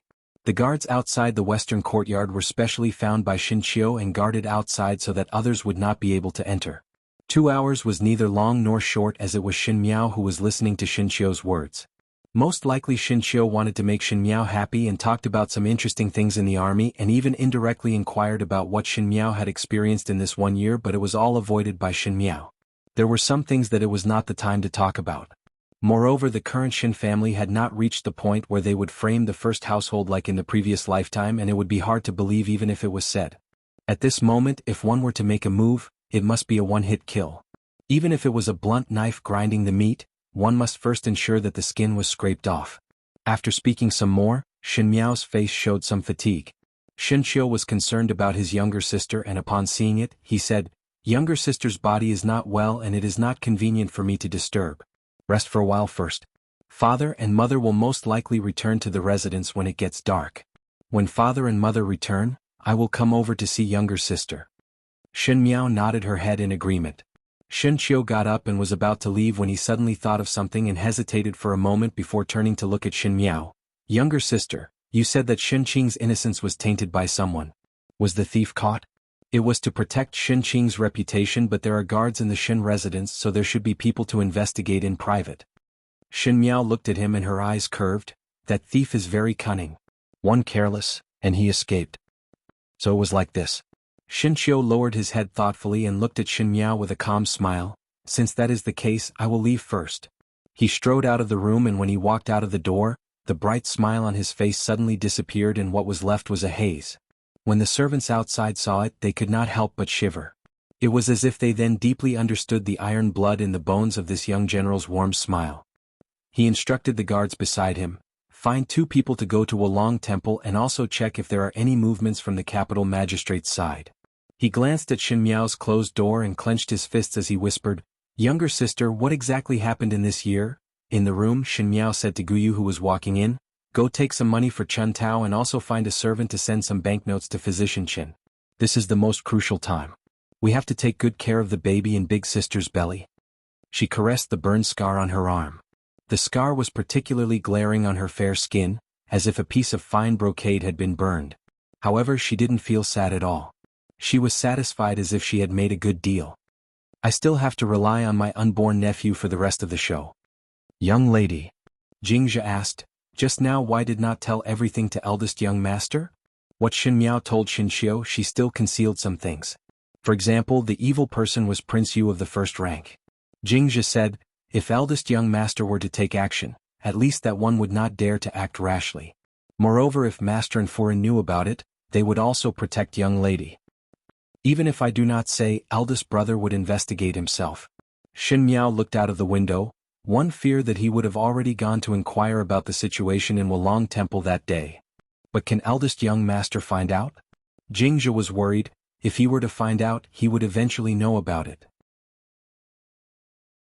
What is the use of young lady hiding it? Prince Yu's way of doing things is watertight. If I did not guess wrongly, the monks in Wulong Temple had been changed inside and out. Not to mention eldest brother, even if it was father, one would not be able to find any traces. Heavens! Jingzhe covered her mouth. Does that mean that this matter would not come to light for a lifetime?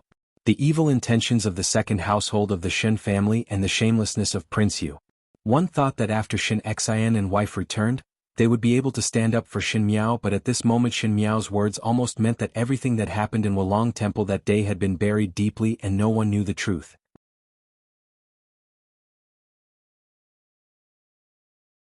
Chapter 154. I did not intend to use such a fair method to seek justice for myself. Xin Miao lightly said, in this world there are still many ways to achieve one's goal. Justice, it was not even comparable to grass. Justice restrained the weak, but for the truly strong they themselves were the justice. In those years in the imperial harem she understood many things. It wasn't that there weren't good women in the imperial harem, but those women were like flowers in winter, too weak. They couldn't even withstand the wind and were crushed into mud. Since she was walking on a dark and bloody path, then the means she used along the way would not be able to see the light. But what can young lady do? Jingzhe said, at least master and foreign can protect young lady, and if it is possible they can help young lady vent. Young lady is after all an unmarried female, and even if one wanted to take revenge, there would be many inconveniences. Jingzhe wholeheartedly spoke for Xin Miao. Father and mother's hearts are filled with resentment, so they would directly go against the residents of Prince Yu, and if they retreat, they can only protect me and make Prince Yu fearful. Xin Miao said, but it is impossible for the Shen family to go against the residents of Prince Yu unscathed. If it is only for deterrence, then it is not what I wish to do. Jingzhe was more and more unable to understand. Xin Miao's meaning was not to let Shen Xian vent his anger on Prince Yu, and also not to let Shen Xian deter Prince Yu so that Prince Yu would not dare to have any ideas on Xin Miao. But looking at Xin Miao, it was obvious that she would not let this matter go. What was Xin Miao's intention? Xin Miao smiled gently, if one offends me, I will exterminate the entire family. Jingzhe was shocked and subconsciously looked up at Xin Miao, but saw that the young female was bathed in the morning sun and the smile on her lips was pure and innocent, but it was like a young beast in the dark forest, quietly revealing its fangs. Her heart was shocked, and at that moment she felt terrified and could not ask a single question as she lowered her head in fear. Thinking that Xin Xiu was right about one thing, how was it that in a short 1 year Xin Miao seemed to have completely changed? Not to mention Xin Xiu, even the maids that were with Xin Miao day and night were not able to find any traces. Xin Miao narrowed her eyes in satisfaction. Since the person had returned, the chess game could start. Xin Miao was a small pawn, Prince Yu was the chariot, and the imperial family of Mingqi was like a white chess piece. When would that rooster be swallowed and be eliminated? Everything was up to the will of heaven. This time heaven's will was in her hands. Residence of the Marquis of Lineage. Even though it was a harsh winter day, the entire Marquis's mansion was still beautifully decorated. When the late Marquis's wife, Princess Yu Qing, was alive, she loved flowers and grasses the most. When she was married to the Marquis of Lineage, there were sweet words of love and harmony. Xie Ding doted on Princess Yu Qing and renovated the entire Marquis residence to look like the princess hall that Princess Yu Qing resided in. At that time it had caused quite a stir. A general had renovated his residence to such an exquisite degree. It was truly a bit comical. Later on, when Princess Yu Qing passed away, Xie Ding still preserved all the scenery when Princess Yu Qing was alive. They hired professionals to protect and take care of the place, so after so many years, even in winter, this place still didn't feel gloomy. However, although the scenery was prosperous, it was not the scenery but the people who were depressed. Things remain the same, but people have changed. This was an irresistible problem on the road of life. In the end, he couldn't return to the past even if he forced himself to maintain a facade. Xie Changwu and Xie Changchao were practicing their spears in the courtyard. Ever since the academy examinations, both of them rarely left the residence. Firstly, it was because that day when Xie Jingxing challenged both of them alone, it made them lose all their face and they really did not have the face to go out. Secondly, it was because their injuries were not completely healed and they were unable to exercise. Speaking of which, Xie Jingxing seemed to be playing it down that day, but in actual fact, his attacks were extremely heavy. It would take 100 days for one's muscles and bones to recover, and even after recuperating for a few months, they would still feel some pain. Madame Fang was extremely distressed but did not dare to say anything to Xie Ding. Even so, Xie Ding still scolded both of them.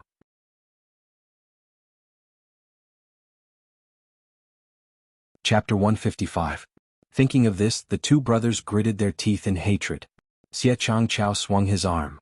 That day when Xie Jingxing stepped on his shoulder, there was still a dull pain. He said, "Second older brother, one heard that Shen Xian and wife entered the palace today. This time they have achieved military merits, one fear that His Majesty will reward Shen Qiu." The Shen and Xie families were in deep discord. Xie Changwu and Xie Changchao did not view Shen Qiu as a thorn in their eyes because of the Shen and Xie families' political stance. In fact, they viewed all the youths in the capital as their opponents. And Shen Qiu was undoubtedly the most outstanding among those youths. Even though Xie Jingxing was also outstanding, Xie Jingxing did not become an official, and with Xie Ding's protection, they could do nothing even if they wanted to. But Shen Qiu was different.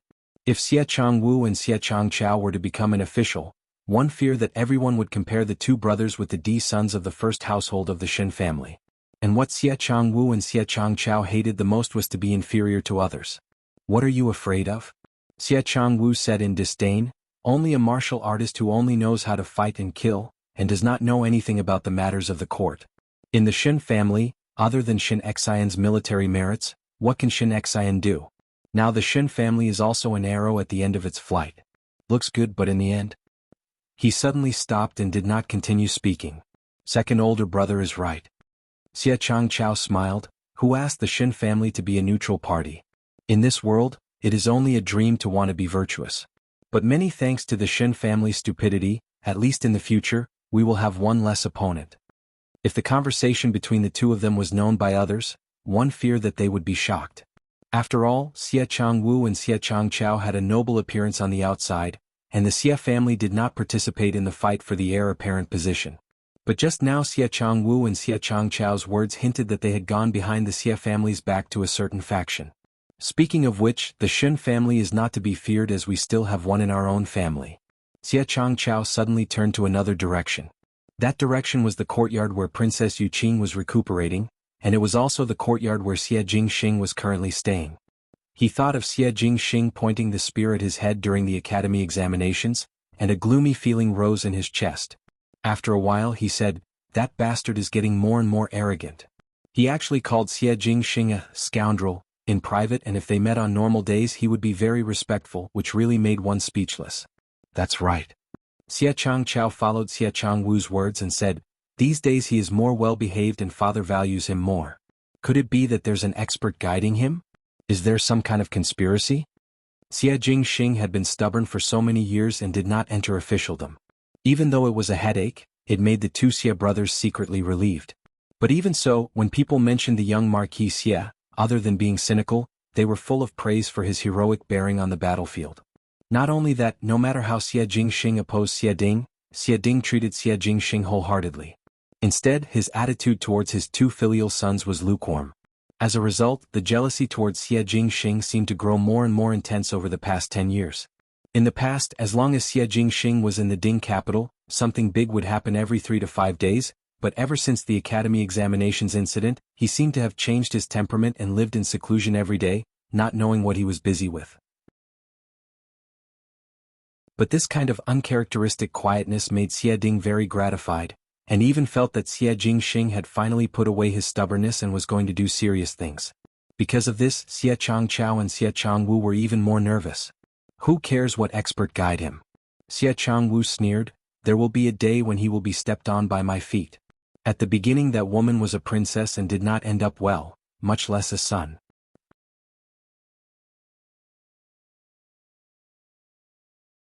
Chapter 156. In short, it is better to build a close relationship with His Highness Prince Ding during the returning banquet. Xie Changchao said before raising his spear and fiercely pierced it into the haystack in front of him. And at this time the main character of the two people's discussion was sitting at the table in the room. The courtyard where Princess Yuqing was recuperating was filled with flowers and plants, and some trees were still lush even in winter. In front of Xie Jingxing's room, The branches and leaves of the trees almost blocked the entire window. Even if it was daytime, the room always looked gloomy. However, amidst the gloomy atmosphere, the young man's eyes were as bright as the sun. The guard in front of him handed him a letter. He read it carefully and threw it into the warm stove in the room. In an instant, ashes flew out and the letter disappeared without a trace. "What do you mean?" A figure came from behind. The white-clad gentleman was leisurely pouring tea for himself. His posture was elegant, as if he was really tasting tea with someone. "The situation has changed." Xie Jingxing did not turn back and seemed to be thinking about something. "Oh." The white-clad gentleman paused and frowned as he looked at him. "Was it not long ago, Gao Yang?" Xie Jingxing suddenly said, "How about breaking before establishing, dying before settling? You are not this kind of character." Gao Yang was surprised for a moment before shaking his head. "Don't you always like to hide your strength and bide your time, and only take action when everything is fixed? If the result is not to win and not do anything, it would surprise me that you, who is used to planning, would say it like this." He asked, "Did you encounter something?" "Met a lunatic." Xie Jingxing raised his brows. "Made me suddenly feel that it is not bad to gamble." He stood up. The purple robes were embroidered with gold cloud patterns. If one did not look carefully, one would not be able to see it, but in the dim light, there was a faint bright brilliance. "Could it be that you are talking about the D daughter of the Shin family?" Gao Yang hit the nail on the head. "I have heard from Tai Yi about that day's matter. Even though it was bold, it was too reckless. Now that Shin Xian has returned, one fear that with Shin Xian's character, he would make a big fuss." "The thing is not in the Shin family." Xie Jingxing said, "I have changed my mind." "Not planning to use the Shin family?" Gao Yang was somewhat surprised. "There are too many variables in the Shin family." Xie Jingxing shook his head. The youth's handsome brows lost the usual frivolity and showed a calmness beyond his age. His natural elegance and nobility gave him a layer of mysterious luster that was even more dazzling than the blazing sun in the sky. "What do you mean by variable?" Gao Yang asked. Xie Jingxing's lips hooked up. "Towards the Fu family's attitude, I have a premonition that in the future structure of Ming Qi, the Shin family will become the biggest variable." Gao Yang seemed to be in slight disbelief. However, his trust in the youth ultimately won over the doubt in his heart. He said, "How do you know? On what basis did the Shin family become a variable?" "Shinxiu. Shin Xian? Even if there is a problem within the Shin family, it does not represent the entire Shin family's attitude. There is a smart person in the Shin family." Xie Jingxing said lazily, "But fate is too cruel. What is the use of struggling?" He said, "In short, there is a change in the plan. Change the method." "You can't be thinking." Gao Yang was moved. "For so many years I have endured for too long." Xie Jingxing said, "Because of concerns one could endure, but now." He smiled. It was as if the dark clouds had suddenly retreated and the sunlight poured into the room. In a moment, the beautiful scenery lost its color and there was no light. Xie Jingxing stood with his hands behind his back and lightly said, "Gao Yang, I am tired of lying low. I will take action in the shortest time possible." "But are you willing?" Gao Yang asked. "There is nothing to be unwilling about." Gao Yang sighed, and when he raised his head again, it had become firm. "Since that is the case, then do as you say. Temporarily hide it from that side and we will start from Ming Qi's side. In the Fu family, who do you think we should start from?" "Old rules. Throw a ball and whoever catches it first, it will be that person." He smiled lightly. But his fingers touched something in his sleeves and his heart moved. His fingertips took out a delicate little bottle. That was the medicine bottle that Gao Yang gave him. In the medicine bottle was what Gao Yang called a priceless medicine that was specially used to treat scars. Gao Yang said that with this plaster, no matter how deep the scar was, it would fade away cleanly. He held the medicine bottle in his fist, and when he released his palm, the delicate little bottle had already turned into powder. Just like what Shin Miao did, a big fire would burn away all the false balance and expose the ferocious truth, which was the real pattern to take action. Shin Miao used her own scars to eliminate the possibility of reconciliation in the future. Then what about him? His gaze lightly swept out of the window to the dark skies of the residence of the Marquis of Lin, and after so many years he had seen it too many times. Because of the warmth in his memories, he was also willing to maintain the false balance. Now it was time to break this balance. He closed his eyes and his long eyelashes were as beautiful as the wings of a butterfly in spring, but when he opened his eyes, his gaze was sharper than the sharpest knife. In front of his table there was a map that was spread out. That map was not anything else but looking at it seriously, it was the map of Mingqi's territory. From the 13 capitals of Yuzhou to the northern desert Dingyuan City, from Jiangnanzhou province to Dingxi's eastern sea, from the ancient city of Lin and to the ancient city of Luoyang, in the center of the territory was the most flourishing Ding capital. The mountains and rivers were turbulent and the heroes of the world came forth in large numbers. He stretched out his hand and gently wiped the center of the territory map with his finger, as if it was deciding the rise and fall of a dynasty.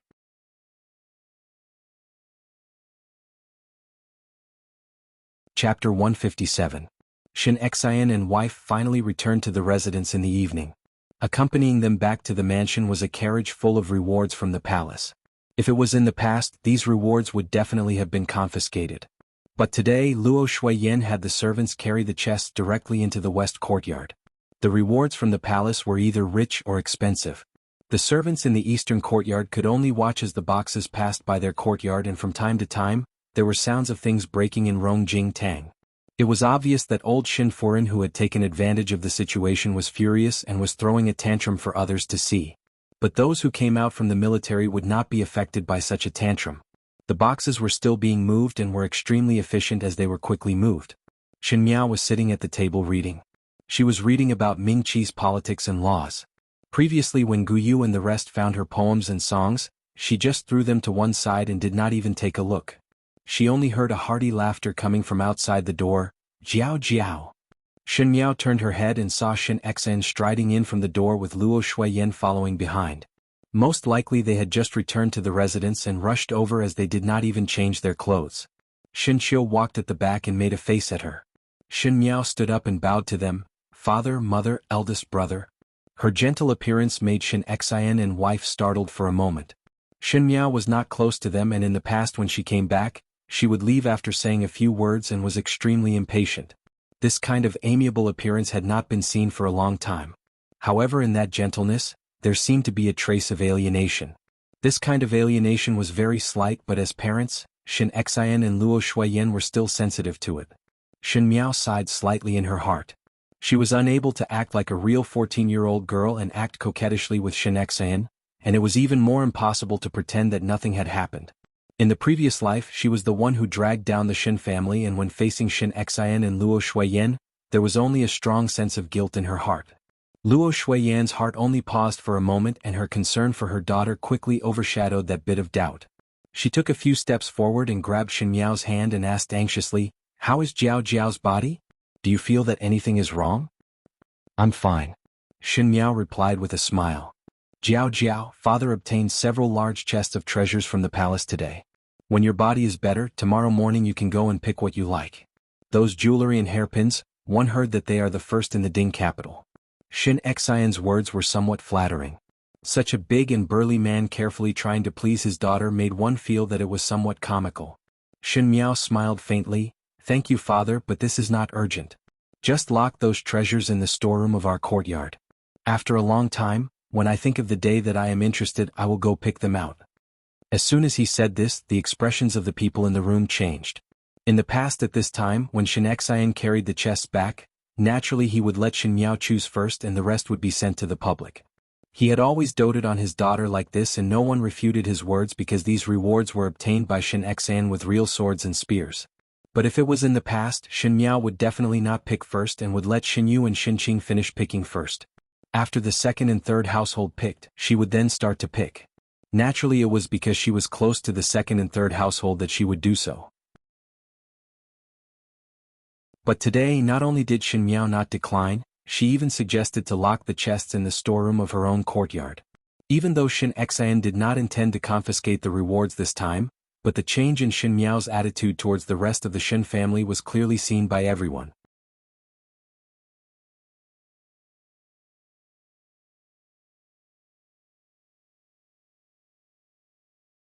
It was reasonable to say that the Wei family had such a good marriage, and if it was arranged to Shin Miao, it would not be considered a loss. After all, it was rare to pick out such a good young outstanding talent in the Ding capital. But since it was such a good marriage, why did the Shin family hide it from them, husband and wife? Shin Qiu's lips curled up. He knew what was going on and was also somewhat resentful that Shin Miao did not tell the rest of the Shin family about the idea of exchanging the marriage. However, he could only remain silent. He did not know why, but every time Shen Miao's gaze swept over to him, there was a kind of deterrent force. Shen Qiu himself was not willing to believe that he, who was invincible in the battlefield, would actually be afraid of his own younger sister.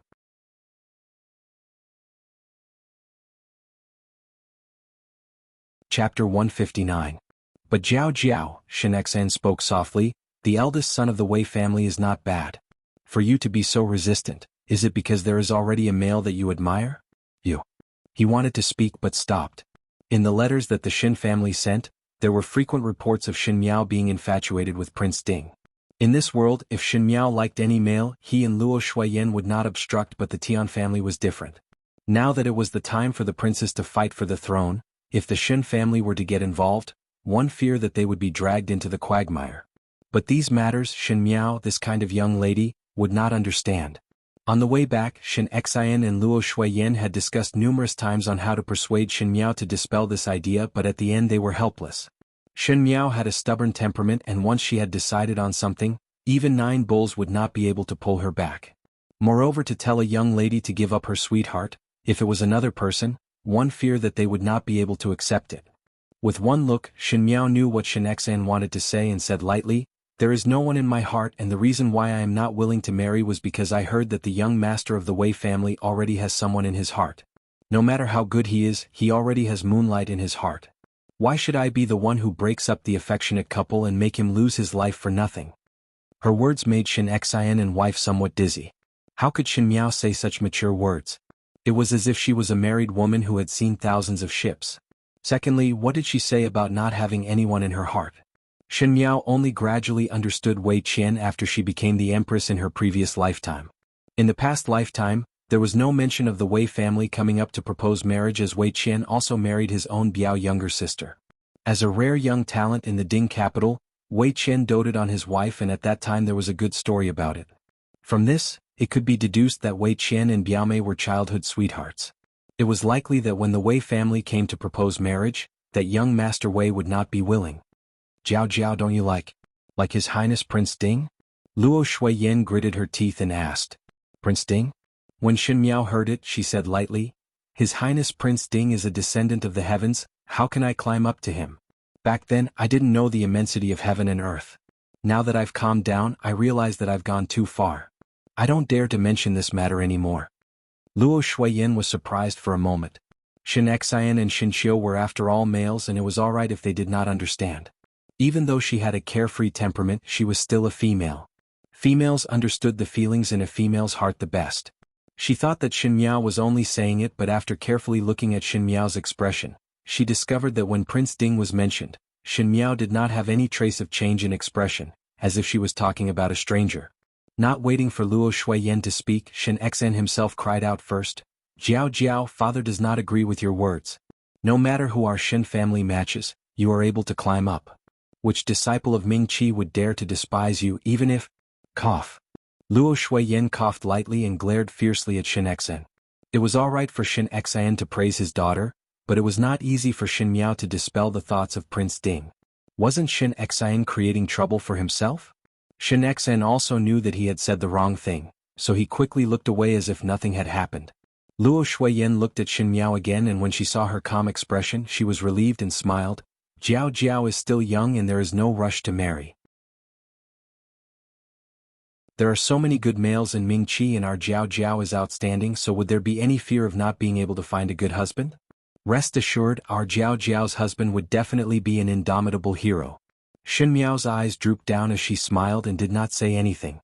Her fantasies of the person beside her had long been wiped clean after being disheartened time and time again in the inner palace in her previous life. In this lifetime, she had long decided not to marry, but these words could not be known by Shen Xian and wife. Ordinary females would always be a little shy when they heard about their own marriage. Moreover, in the eyes of the husband and wife, Shen Miao was not a cold and hard person. But after Luo Shuiyan's words, they did not see any reaction from Shen Miao, and both of them could not help but feel somewhat depressed. Even though Shen Miao was not close to them in the past, they still understood Shen Miao's temperament. Now that she returned, Shen Miao had become more and more unfamiliar. In one night, she had matured so much that Shen Xian and wife did not know how to treat their daughter. If they were to coax and persuade like before, they would look like fools when facing Xin Miao's calm eyes.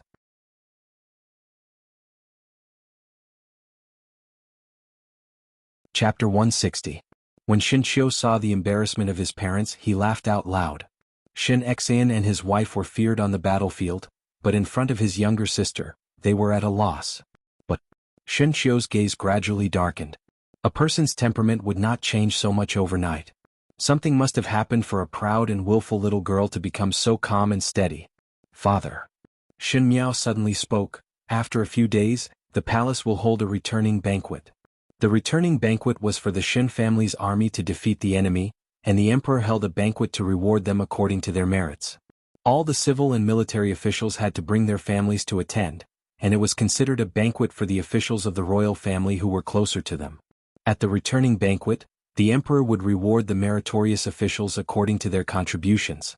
In the previous life, during the returning banquet a few days later, the emperor wanted to promote Xin Qiu's official position, but because of Xin Miao's matter, Xin Xian put up a whole body of meritorious services and got the emperor to agree to the marriage bestowal and obtain the title of Ding Wangfei from Xin Miao.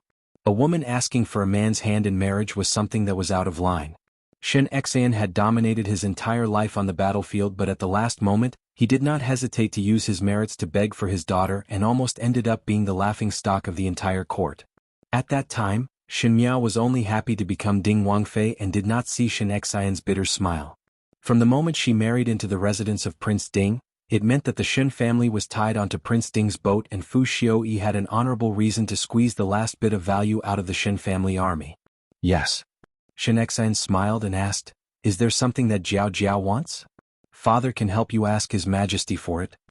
This level of pampering was like a pearl in the palm. Xin Miao's mouth was somewhat dry. Why did she not discover her father's feelings for her in her previous life?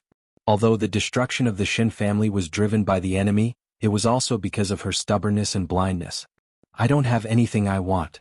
Xin Miao smiled gently, "But if His Majesty wants to reward Father." She paused, and when she raised her head again, her eyes were clear and bright. She said, "Father can request from His Majesty to stay in the capital for half a year and accompany me. What do you think?" When these words were spoken, Luo Shuiyan, Xin Xian and Xin Qiu were all startled. Xin Miao would never ask them to stay because they were not by their side since they were young and their feelings were not close, so naturally they would not be reluctant. Every year after the end of the year, Xin Xian and wife would leave the capital to defend the northwest region. Even if there were no enemy troops, they had to guard their territory to prevent foreign enemies from invading. Actually, there was no need for this, but the emperor still personally appointed him every year. In addition, when the old general was alive, he also had this habit, so he never refuted it. But Xin Miao was clearly asking them to stay. She was urging Xin Xian and wife to stay and let them set off half a year later. This was somewhat out of line, but in Xin Xian and wife's ears, they were wild with joy, as at least this meant that Xin Miao did not treat them without any feelings. Of course. Delighted by the change in his daughter's attitude, Xin Xian agreed without even thinking clearly about the problem. Luo Shuiyan was also somewhat excited. Xin Qiu, who was at the side, curled his lips. He did not want to stay in the Ding capital. To him, there was really nothing interesting in the Ding capital. Those noble family's disciples were not interested, so it would be better to let him fight in the northwest desert. But looking at Xin Miao's face, his heart softened. At least with him by her side, it was good that no one in the Ding capital dared to bully Xin Miao. After speaking a few more words, Xin Xian and wife left with Xin Qiu. After they left, Xin Miao closed the scroll on the table and walked to the window. "Young lady," Guyu softly said. Chun Tao had already informed that eldest young lady's stomach is fine. One heard that second foreign and second master are quarreling about eldest young lady's marriage.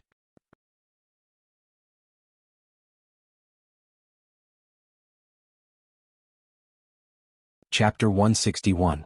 Xin Miao smiled coldly. Ren Wanyun's good plan of marrying the sisters had already gone down the drain with Xin Xian's return to the residence. If Xin Qing was to be married to Huang Dexing, naturally Ren Wanyun would not be willing.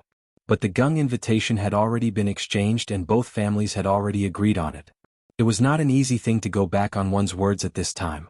Lifting a rock to smash one's own feet, this was the logic. Of course, Ren Wanyun's idea fell through and she would not let her have an easy time.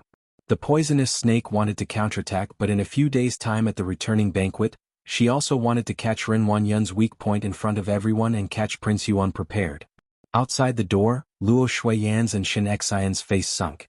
Luo Shuiyan said angrily, "What is the matter with old Tai Tai and your few younger brothers? Arranging Jiao Jiao's marriage for no rhyme or reason. This is the first time I heard of such logic in my life."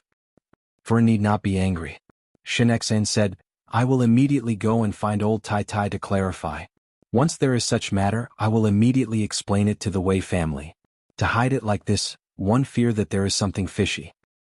I guess that Jiao Jiao had suffered a lot in this year." Luo Shuiyan said unhappily, "Later I will call Jiao Jiao and the few maids over to ask clearly what happened. Gui Momo is also missing. After all, she was a person who had been on the battlefield and would have a certain sensitivity towards these things." She said, "I see that what Jiao Jiao said is not wrong. Staying in the Ding capital for half a year, if these monsters are not sorted out clearly, one fear that daughter's life would be gone." As she spoke, she glared at Shin Xian. Shin Xian touched his nose and naturally knew that Luo Shuiyan was dissatisfied with his two brothers. Not to mention Luo Shuiyan, he himself was also full of anger. He instructed the two guards beside him, "Guard young lady well these few days. If there is anything wrong, immediately inform me. If young lady has any mishap, you will be punished according to military law." Finishing, he looked at Shin Qiu and frowned, "Brat, why are you in a daze?" Shin Qiu only recovered from Shin Xian's roar and said vaguely, "Oh, I was thinking about something and was distracted."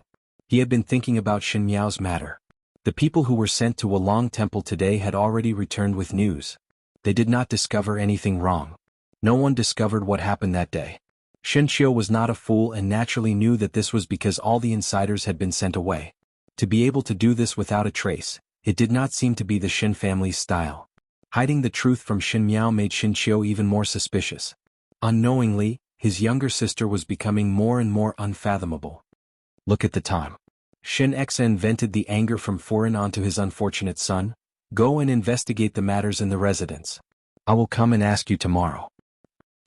Shin Qiu agreed with a bitter face. He did know the ins and outs of the matter, but his younger sister did not allow him to say it. The Kaiyun court was in a complete mess. When Shin Gui left, he quarreled with Ren Wanyun. Ever since the day Shin Xian returned from old Shin Foreign's birthday banquet, Shin Gui had a conflict with Ren Wanyun because of this matter. In fact, Shin Gui also knew that Ren Wanyun was grounded, but to him, once something happened, he would naturally push all the blame onto Ren Wanyun. The reason why he and Shin Wan were able to reach this stage today was all because of the connections that Shin Xian left behind. Even though they had a certain status in the court, but if Shin Xian had the intention to do something bad to them, Shin Gui's and Shin Wan's careers would be in a mess. This was a world where martial arts were respected. Even though the civil officials ridiculed the military generals as unbearably crude, but whoever had the military power would be more important in Ming-Chi. Between the civil officials and the military generals, the emperor would naturally protect the military generals. Previously the two brothers were watertight in front of Shin Xian, and Shin Xian was also happy to take care of them, but who knew that this time Shin Xian would personally see Shin Miao in a sea of fire. Shin Xian saw Shin Miao as his life, and Shin Gui was flustered at what he would do in anger. Ever since Shin Xian returned, Shin Gui was extremely irritated and Ren Wanyun had to mention breaking off the marriage at this time. It was like adding oil to the fire, and all the dissatisfaction towards Ren Wanyun broke out.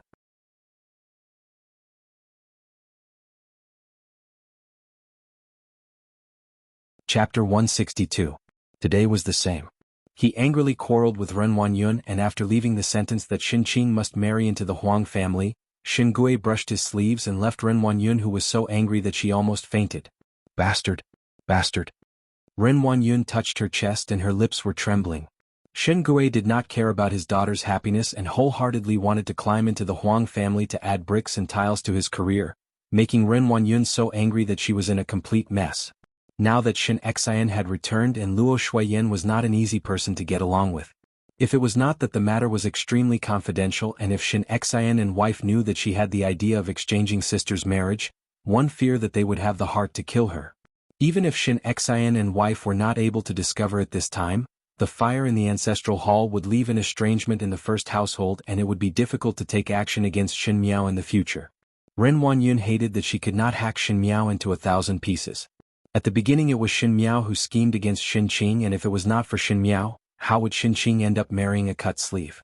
Now that Shin Miao had Shin Xian's protection, it would not be easy to play tricks on the marriage. Furin, calm down. Xiang Lan said as she soothed Ren Wanyun, do not let anger harm your health. It is the returning banquet in a few days, and if you are angered badly, then you cannot go out. Ren Wanyun's eyes moved and a sinister smile appeared on her face. You are right. I cannot let anger harm my health. Returning banquet? Returning banquet, I want that little slut to live a life worse than death. She turned her head to look at Kaiju. Has the letter that was sent to Prince Yu residence arrived? It has already been sent. Kaiju said carefully. Since my Qing'er will not end well, then that little slut should not think of escaping. A sneer appeared on Ren Wanyun's face. I cannot do anything to her as Shin Xen is protecting her. If they have the ability, then they will go against Prince Yu residence. Her appearance was like a vicious snake that spat out its tongue. There will be someone who can tidy her up. Prince Yu residence. In the magnificent main hall, there were beautiful Persian dancers wearing thin clothes dancing. Their snow-white bare feet stepped on the soft carpet and there were colorful bells tied around their ankles that made a melodious sound as they danced. Her snake-like waist danced nimbly. The middle-aged man on the high seat had an ugly and ferocious face and his left leg was empty. Was Prince Yu. At the moment there was a petite young female kneeling under him. The young female was about 11 or 12 years old and was still very young. She had delicate features but her eyes were filled with fear. At the moment she was not wearing anything and was gently massaging Prince Yu's legs. This young girl's snow-white body was covered with purple and green bruises. Upon closer inspection there were even red whip marks. Clearly she had experienced an extraordinary amount of pain and torture. Prince Yu of the first rank looked at the letter in his hands and suddenly smiled before slapping the lion head on his seat. His action caused the girl to scream in fear. She fell to the ground and couldn't help but shiver. Shin Xen. Prince Yu's mouth slowly chewed on a few words. Shin Miao?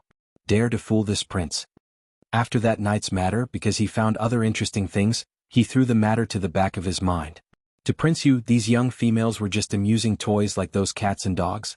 As for what would happen in the future, he did not care at all. In addition, with Shin Gui's concealment, he did not find anything wrong. It was only until this letter came that he finally remembered that something was wrong that day. That Shin Miao had such good means. At the same time as she counterattacked Ren Wanyun, she also played with him. In Mingqi, even if Prince Yu was a member of the imperial family, other than the emperor, everyone had to be courteous to him. Shin Miao was just a little female and dared to step on his dignity. If it was previously he only had some interest in playing with Shin Miao, this time Prince Yu was really angry and had the intention to kill.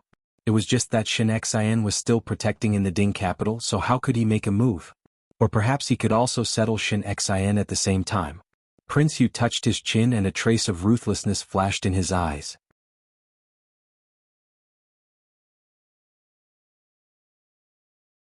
Chapter 163. 3 days later, the royal family held a banquet to return to the capital. All the civil and military officials brought their families to attend. Even though it was said that the ruler and officials were celebrating together, everyone was well aware that this returning banquet was only the emperor's celebration banquet for Shin Xan. The Shin family held great power in their hands and also had fierce generals like Shin Xan and Shin Qiu. If used well, it would be a good knife to protect Mingqi. If used improperly, it could threaten the person sitting on the chair at any time.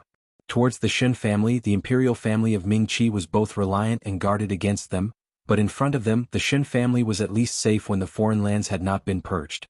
As long as the Shin family did not recklessly wade into the muddy waters of the fight for the heir apparent, the imperial family would not take any action against the Shin family within 10 years. This was something that anyone in the court with a brain could see. But previously Shin Miao was infatuated with Prince Ding, causing others to think that if Shin Xian were to marry his daughter to Fu Xiu-yi, the Shin family's position in court would become subtle. But afterwards it seemed that Shin Miao's interest in Fu Xiu-yi gradually faded and the Shin family did not need to be involved in the storm of the fight for the heir apparent, so naturally they would be safe and sound. In the next 10 years, the name of the formidable great general in the Ding capital would be able to awe many people. Early in the morning Luo Shuiyan came over to see Shin Miao. In these few days, Luo Shuiyan and Shin Xan were investigating the matters that happened in the past year in the Shin residence, but those matters were covered up very well and were all insignificant small matters, thus nothing could be found out.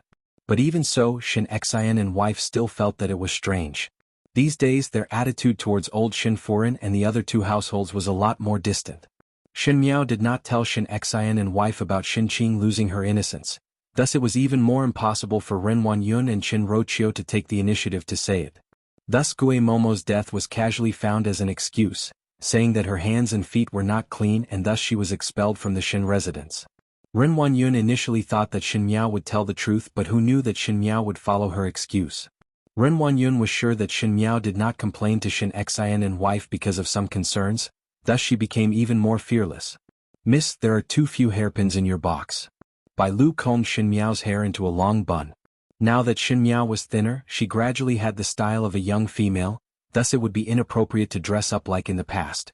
Moreover, they were entering the palace today, so it was better to dress respectfully and appropriately.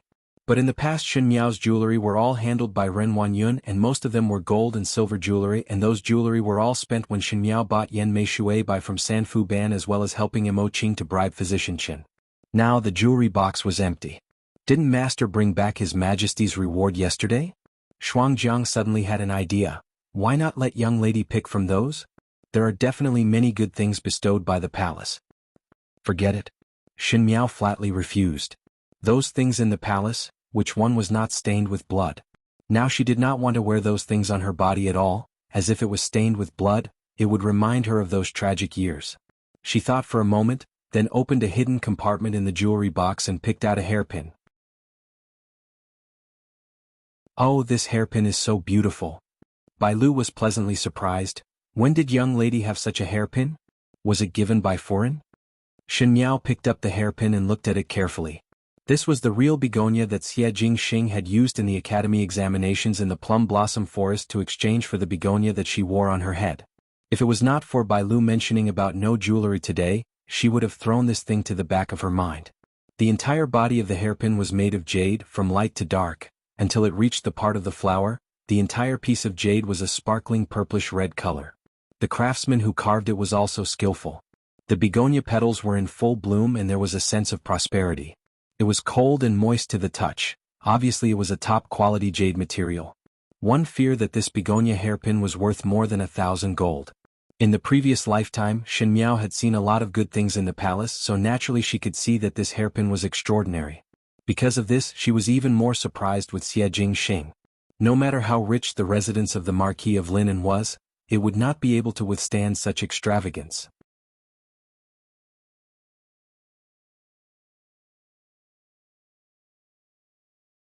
Chapter 164. Seeing Shin Miao in a daze, Bai Lu was afraid of delaying time and reminded, "Young lady, this hairpin looks good. This servant will help you put it on." Shin Miao then recovered to her senses and followed Bai Lu's intention. At the end, Shuangjiang helped her put some rouge on her cheeks before it was considered over. Guyu held up a lotus green rabbit fur cloak and draped it over her before smiling. "Young lady is really good looking. Foreign will definitely like it when she sees it." Outside the door, Luo Shuiyan and Shin Xian were waiting outside. Shin Qiu pulled off a piece of leaf and said, "Why does mother not let younger sister go to the bestowed box to find clothes and jewelry to wear? This will save a lot of trouble." "What do you know?" Luo Shuiyan said in a bad mood. Since the bestowment of materials, when would one see ready-made clothes? Even if there were ready-made clothes, who knows if it was worn by an imperial concubine? I dare not let Jiao Jiao wear it. As for jewelry, forget about it. Jiao Jiao can wear whatever she likes and it is better not to interfere. Shin Miao had always liked tacky clothes and this point was a headache for Luo Shuiyan.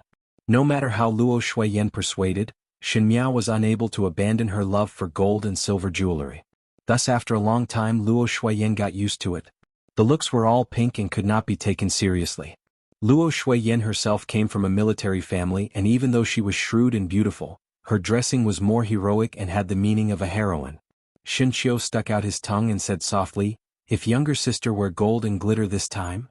Before his voice landed, one heard a creak sound and the door was pushed open. Younger sister. Shin Qiu opened his mouth and stared at Shin Miao like a fool without speaking. The young female was wearing a purple silk dress and a lotus green rabbit fur cloak. The fluffy rabbit fur was piled up under her neck, making that small face look like it was only the size of a palm. She had a fair complexion and when she wore the lotus green color, it did not seem dark at all and instead made her look extremely noble. Her bright eyes and white teeth had a light and breezy attitude. The young female's posture was delicate, but what attracted one's attention was her quiet and noble posture. Every move seemed to have a faint majesty. Luo Shuiyan and Shin Xian stared blankly. In an instant, it was as if they could see past this young girl to the back of the throne room and the noble golden phoenix under the heavy palace walls. They were even inferior to the golden phoenix. It was because Shin Miao used to wear gold and silver that the more simple she was, the more noble she looked, and that kind of quiet attitude was something that they had never seen before. Luo Shuiyan unconsciously caressed her chest. Because she came from the northwest desert, after marrying Shin Xian and coming to the Ding capital, she was often ridiculed by the noble ladies here for being vulgar and lacking in etiquette. Luo Shuiyan herself had secretly invited a Momo over to learn, but even if she could learn it, she was unable to learn that kind of refined elegance of an aristocratic family, thus she gave up. Now her daughter looked more noble and dignified than any noble female in the Ding capital. How could she not be pleasantly surprised? Ah! It was still Shin Xian who broke the silence first. He looked up and laughed a few times, and when he looked at Shin Miao again, his eyes were filled with pride and smiles. The Shin family has a daughter who has just grown up. My Jiao Jiao is now also a great beauty. His words were extremely rough and provoked Luo Shuiyan to glare at him fiercely. When she turned her head, she saw the guards from the army that Shin Qiu had brought back, and they were also staring at Shin Miao. She could not help but feel a trace of pride before saying, "Never mind. Let us board the carriage first, it would not be good to be late." Finishing, she pulled Shin Miao and spoke to her intimately. Shin Miao was not used to being treated as a child like this, but when she saw Shin Xian's and Shin Qiu's doting eyes, she paused for a moment. After all, in her father, mother and older brother's eyes, she was still that Shin Jiao Jiao. Ren Wanyun noticed the begonia hairpin on Shin Miao's head and even smiled. "Jiao Jiao's hairpin is really beautiful. Did you pick it yourself?"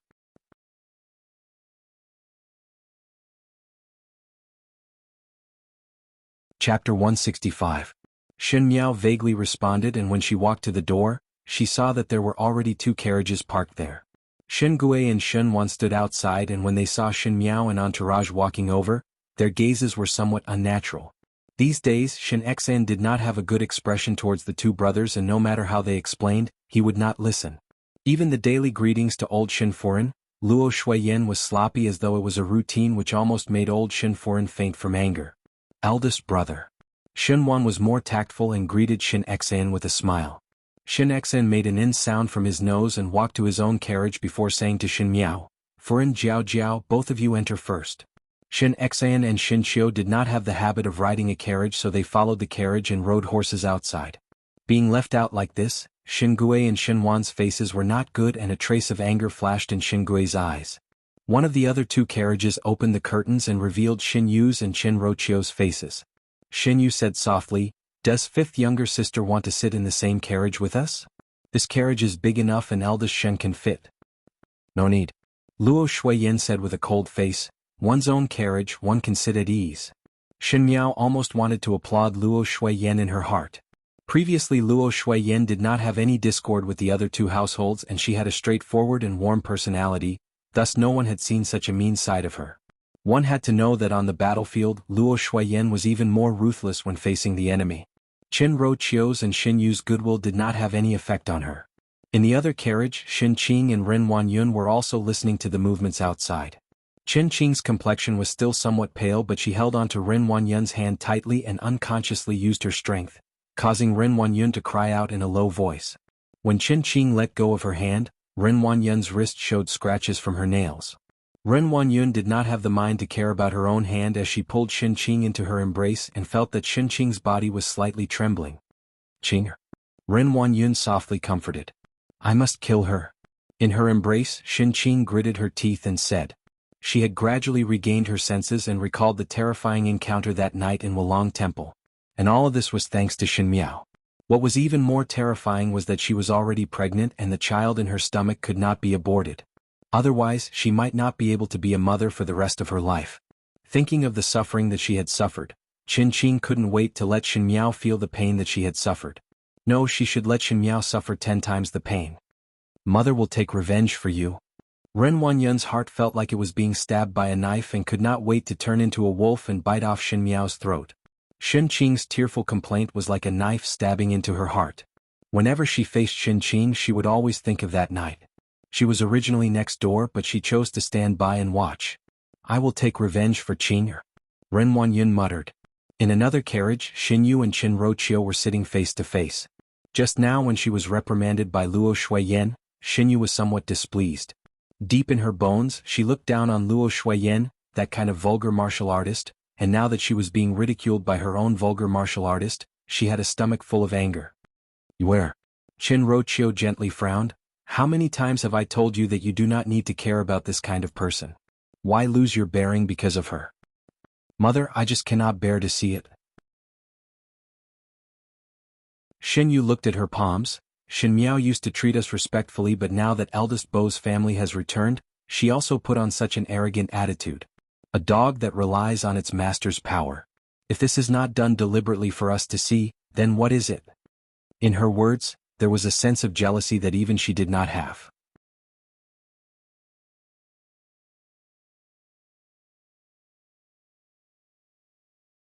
Chapter 166. This little bit of jealousy was caught by Qin Roqiu. She looked at her slender and elegant daughter and sighed, I have taught you before that no matter what, you must maintain your calm. It seems that you are still too young and unable to keep your composure and advance too rashly. After a pause, Qin Roqiu continued, you do not need to see Xin Miao as important. Now the first household and second household are in a deadlock. Xin Miao had offended your second Xin, so your second Xin will definitely seek revenge. When Xin Yu heard it, she looked at Qin Roqiu, but these days second Xin did not do anything to Xin Miao. Qin Roqiu was slightly startled. It was true that Ren Wanyun had been dealing with Xin Miao for a long time, but after such a long time, not only did Ren Wanyun not gain any benefits, she even went for wool but came home shorn and made a lot of mistakes. Now Xin Miao had waited for Xin Xen. It was fine if it was other people, but Ren Wanyun, who had always been shrewd and experienced, was able to tame all the concubines in the inner courtyard, but she was actually unable to win against a young lady. This was somewhat strange. After a moment, Qin Roqiu put away the surprise in her heart and said, it is precisely because your second Xin had not succeeded all along that your second Xin's temper is now close to a violent rage, so in order to deal with Xin Miao, she would definitely take the risk out of desperation and use all her strength. At this time, even with your eldest Bo's protection, Xin Miao would not be able to escape even if she had wings.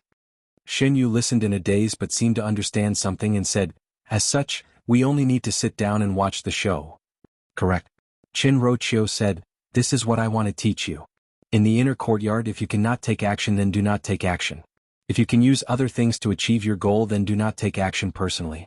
If we make good use of it, we will be able to benefit from it effortlessly. Thanking Mother for the teachings. Xin Yu sat up straight, I understand.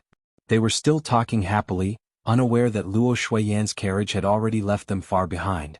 Shen Qiu and Xin Xen rode on the tall horse, and along the way, the commoners who recognized them all looked at them with admiration. The ominous name of the mighty general had already spread far and wide among the people. In the carriage, Luo Shuiyan kept smiling at Xin Miao. Even if Xin Miao was calm and steady, she was somewhat baffled by Luo Shuiyan's laughter. Jiao Jiao is really beautiful now, Luo Shuiyan sighed. I haven't seen you for a year and you've grown into a young lady. In this Ding capital, one fear that no one is as good looking as you. Luo Shuiyan's words had always been somewhat domineering. If these words fell into the ears of others, they would probably become a laughing stock. But it was the best for parents to see their daughter, and in addition Luo Shuiyan's temperament was rather violent, but now Xin Miao looked calm and noble. People would always favor things that they did not have, so naturally Luo Shuiyan loved this daughter who was suddenly willing to get close to them like a jewel. Xin Miao smiled slightly. Most likely only her family would be proud of her so-called idiot. Last night I have discussed with your father. Luo Shuiyan changed the topic. Previously you said to let your father stay in the Ding capital for half a year more. This idea is not bad. Your father and I are often not in the residence, so we still have to accompany you more. When His Majesty asks about it today, your father will plead with His Majesty. Hearing this, Xin Miao couldn't help but be stunned.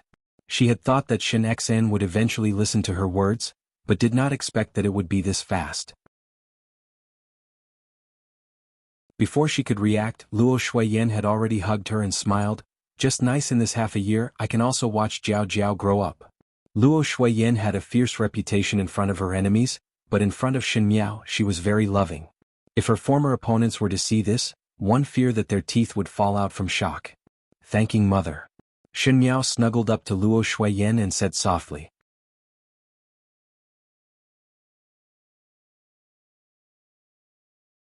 Chapter 167. Today's last night banquet was not a so-called celebration banquet. It was bound to be extremely dangerous, and when capable people compete, everyone would want to defeat the other party. After laying out the situation and burying the pieces, one would wait for the moment when the other party falls into the trap. Of course, to her the most important thing was her previous life imprisoned her, buried her children and loved ones, filled with enemies and killings. She finally wanted to return to the 9 palaces. Emperor Wen Hui, the Fu family and those old friends in the palace. Meeting again, it was unknown who would emerge victorious. Her lips slightly hooked up, and in the depths of her clear eyes, a dark light was like a whirlpool that gradually set off a black storm. The 9 palaces were majestic, glazed tiles, carved vermilion lacquer, golden dragons entrenched and colorful phoenixes dancing. It was bright and dazzling, but also cold and desolate and miserable. Light was only on the outside, like the fertile soil under the flowers. There were countless bones buried in the depths of the palaces and countless beauties, but at the end, the beautiful bones would wither. The more beautiful the palaces looked, the more dangerous it was. In the garden, a palace maid and a eunuch were watering the flowers. These boring and tedious tasks were done by the new eunuchs and palace maids. Both of them looked to be only 16 or 17 years old and were still very immature. That young palace maid said, "Today there are a lot of people in the front hall. If I did not make a mistake and was demoted, I would be able to go to the front hall to serve those noble people. One must know that every year for the returning banquet, just the rewards can be used for a year." Returning banquet. That young eunuch revealed a yearning expression. Is it very powerful to have so many rewards? Look at you who have no knowledge. The palace maid's lips twitched, really lonely and taciturn. The returning banquet is a banquet that His Majesty specially prepared for the formidable great general. Those who come are all high-ranking officials and womenfolk, so naturally they are generous. If you wait for a few more years and if your luck is good, perhaps you would be able to see it once.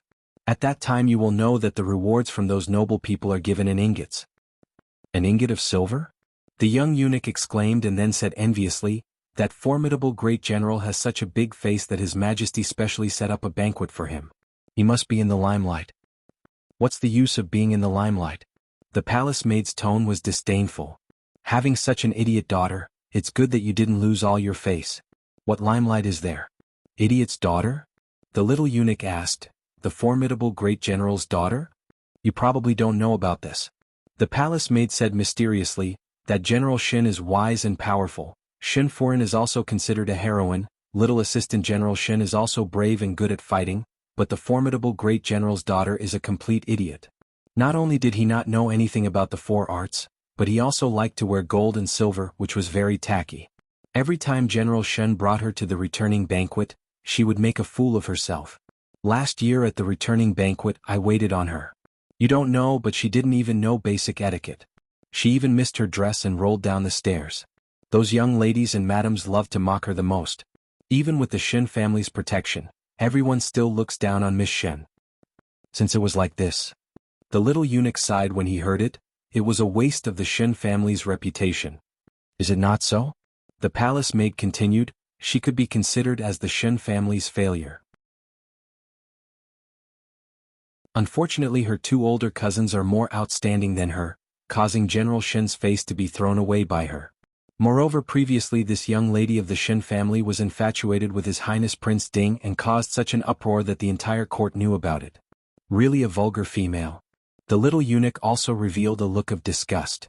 That palace maid stayed in the palace every day and was not like those officials Furens and young ladies who could leave the palace. Thus what she knew were all things that happened in the palace. Thus during the academy examinations, when Shen Miao was able to wash away the reputation of being vulgar, she did not know about it at all.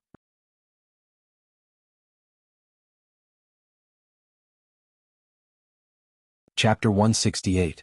Just as they were speaking, they saw someone coming from the opposite side.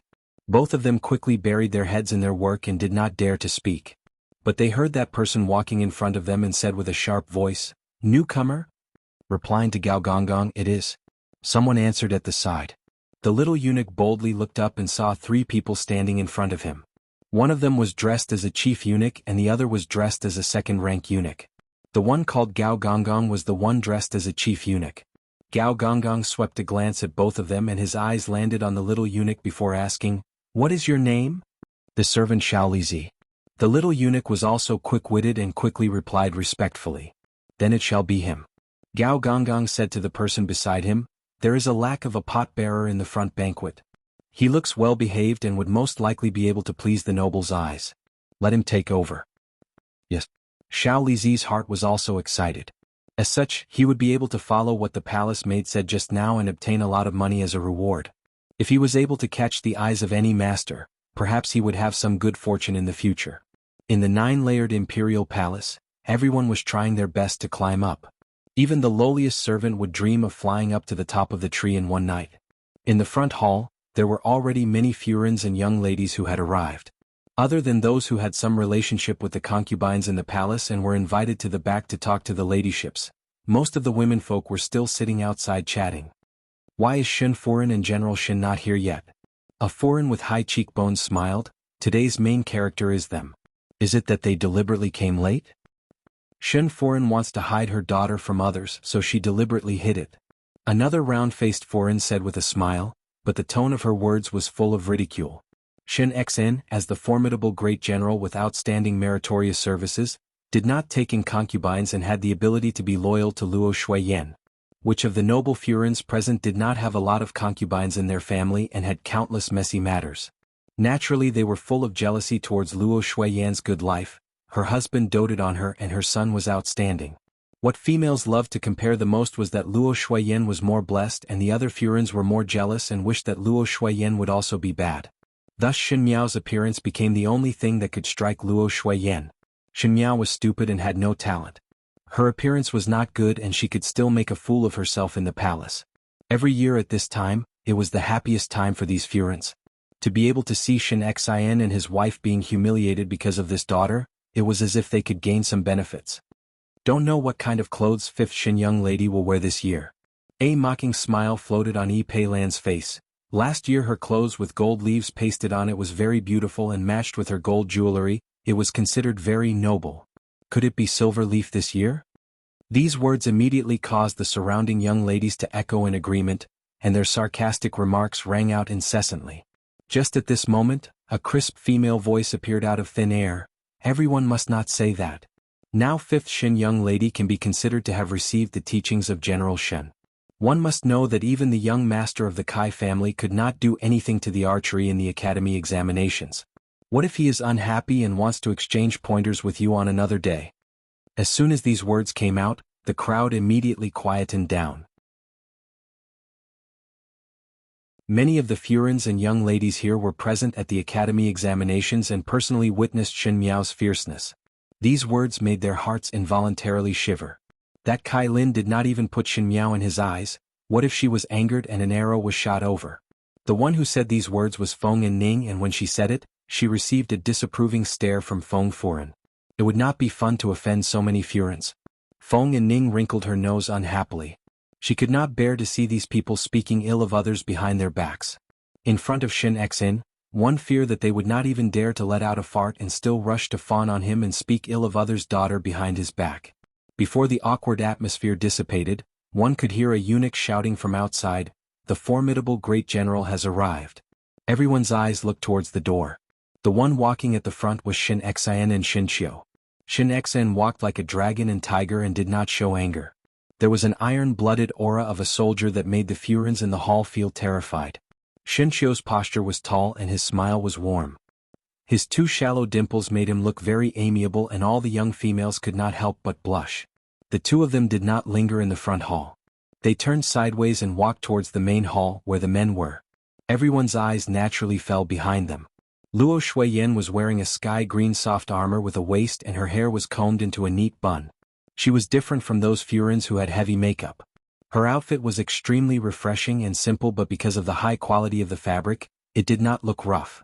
Her beautiful eyes were moving and there was a bold and heroic spirit, which was a kind of beauty that was different from ordinary furins. Following closely behind was a slender purple figure that leisurely walked over.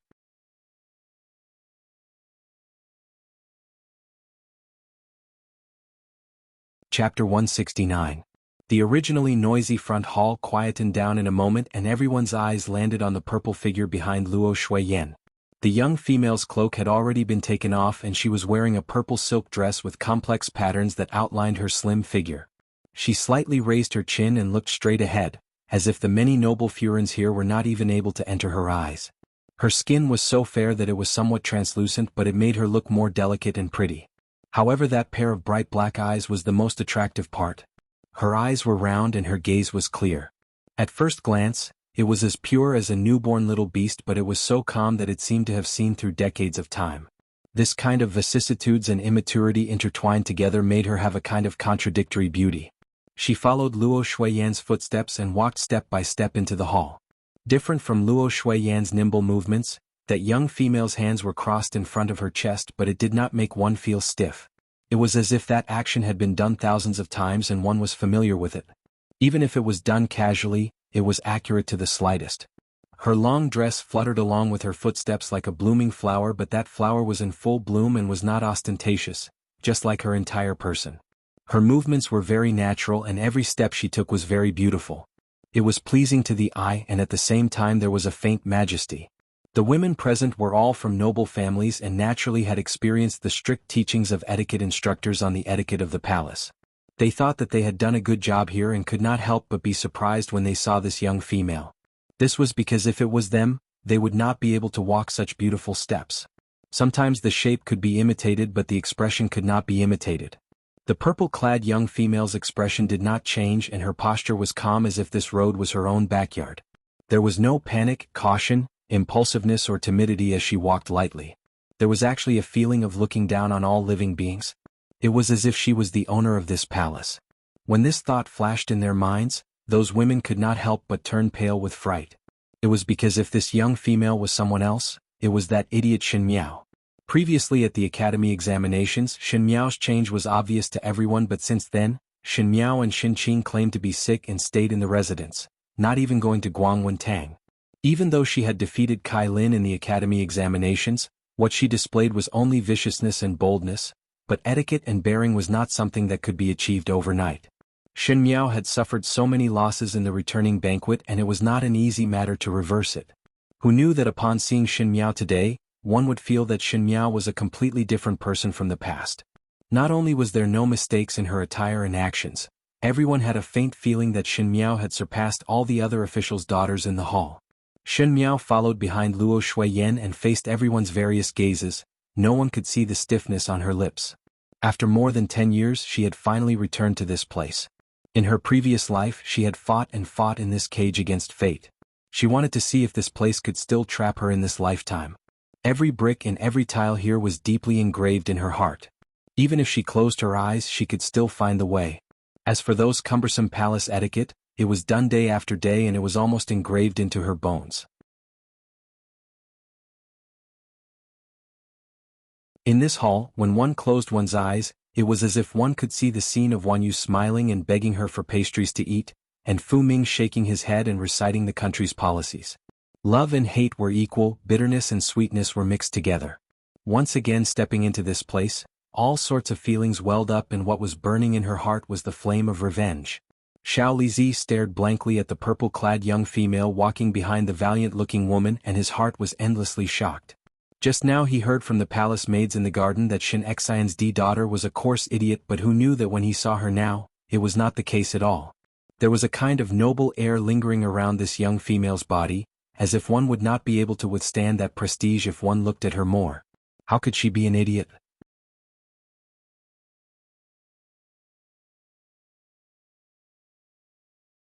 Chapter 170. Just as he was thinking, he saw the girl's gaze sweep over him and she slightly froze. Xiao Lizi suddenly became nervous. He only knew that he had never seen the young lady of the Shen family before. Could it be that this was what the old people in the palace referred to as fate at first sight?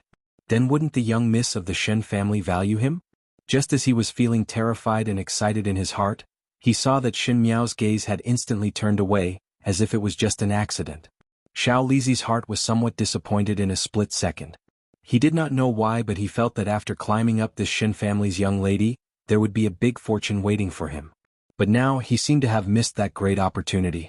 Before waiting for Xiao Lizi to figure out where this inexplicable idea came from, a tall foreign sitting at the front of the hall had already smiled and said, "Shen foreign, you really made people wait for a long time." Luo Shuiyan furrowed her brows slightly, and then a bright smile blossomed on her face. There were some delays on the road.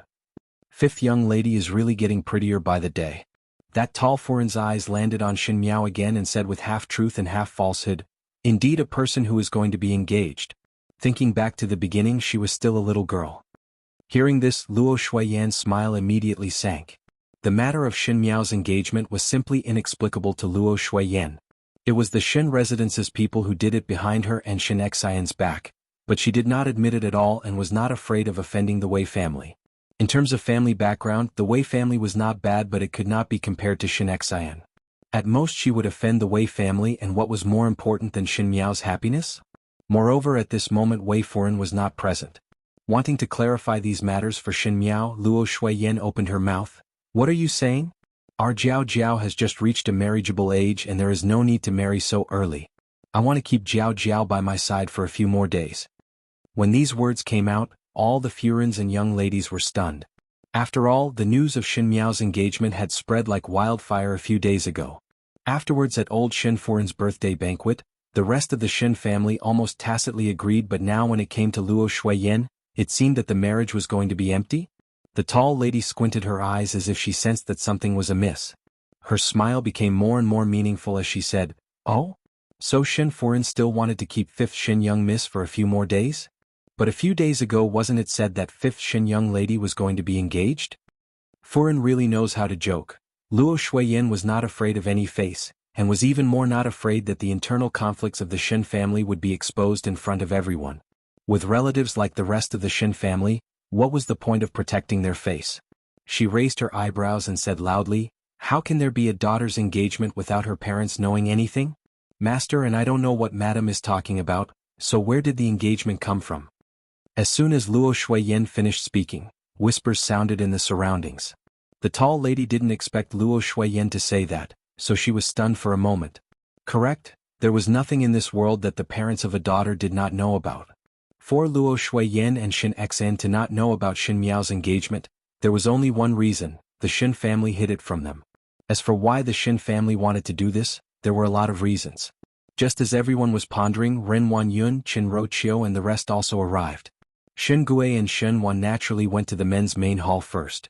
Ren Wanyun brought Xin Qin, Qin Roqiu and Xin Yu over slowly. This was the first time Xin Qing went out after she was bedridden, and these days she had lost a lot of weight. She was originally at the best age of a young female, but now there was a faint old fatigue. In order to cover up her haggardness, she put on a thick layer of rouge and powder, and wore a red dress. Xin Qing was not suitable for such gorgeous colors, and with one look, it was very unsuitable and somewhat incongruous. In addition, there was a child in her abdomen, so even though she tried her best to cover it up, her steps looked somewhat unsteady.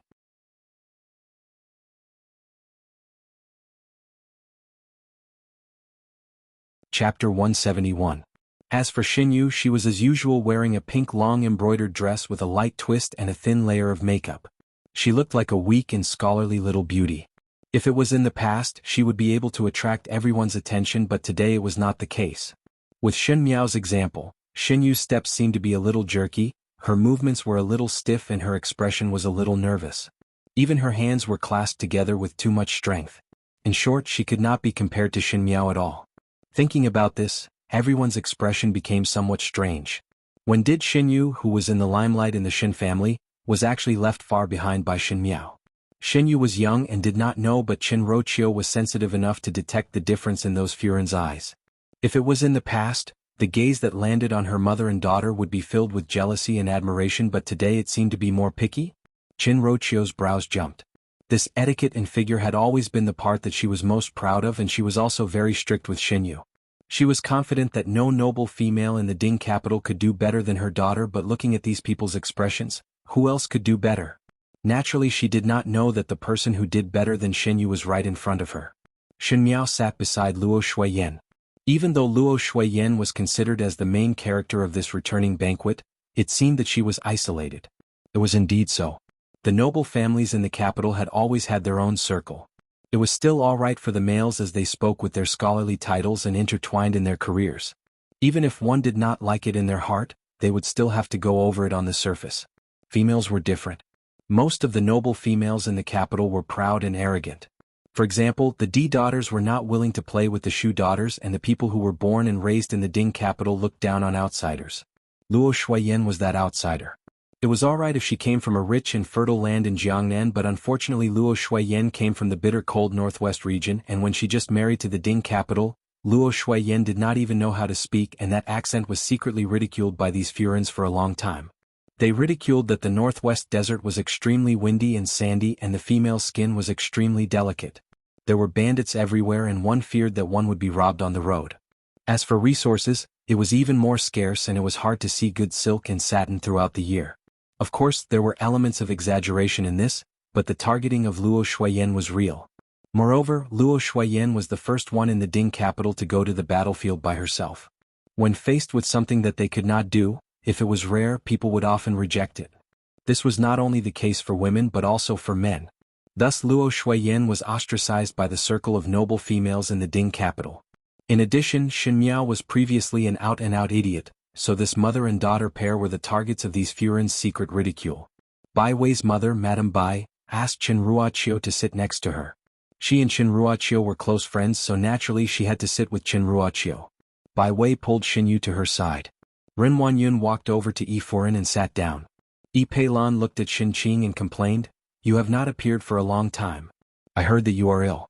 You look thinner, but why is your face a little swollen?"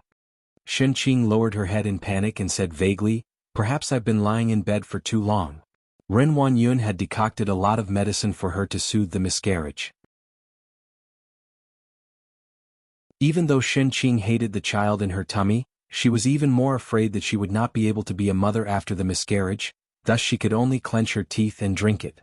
Since it was to nourish the fetus, one could not do without all kinds of supplements, so naturally one would be fatter. Even though the figure was not visible, it was already somewhat swollen.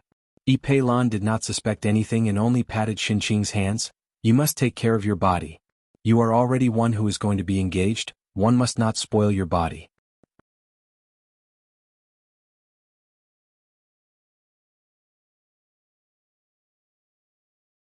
Chapter 172. Xin Qing's body trembled and she lowered her head and did not speak. She knew that Ren Wanyun had told her about the Huang family's marriage and that Huang Dexing was considered a young talent, but she did not know why her heart was very resistant to this marriage. It was as if her intuition told her that under this bright and beautiful marriage, there was an unknown danger. Yi Peilan's voice was not soft and was heard by Huang Furin, who was sitting at the side. When Huang Furin heard it, she looked at Xin Qing critically. Regarding this marriage, she merely wanted to find a nominal wife for her son.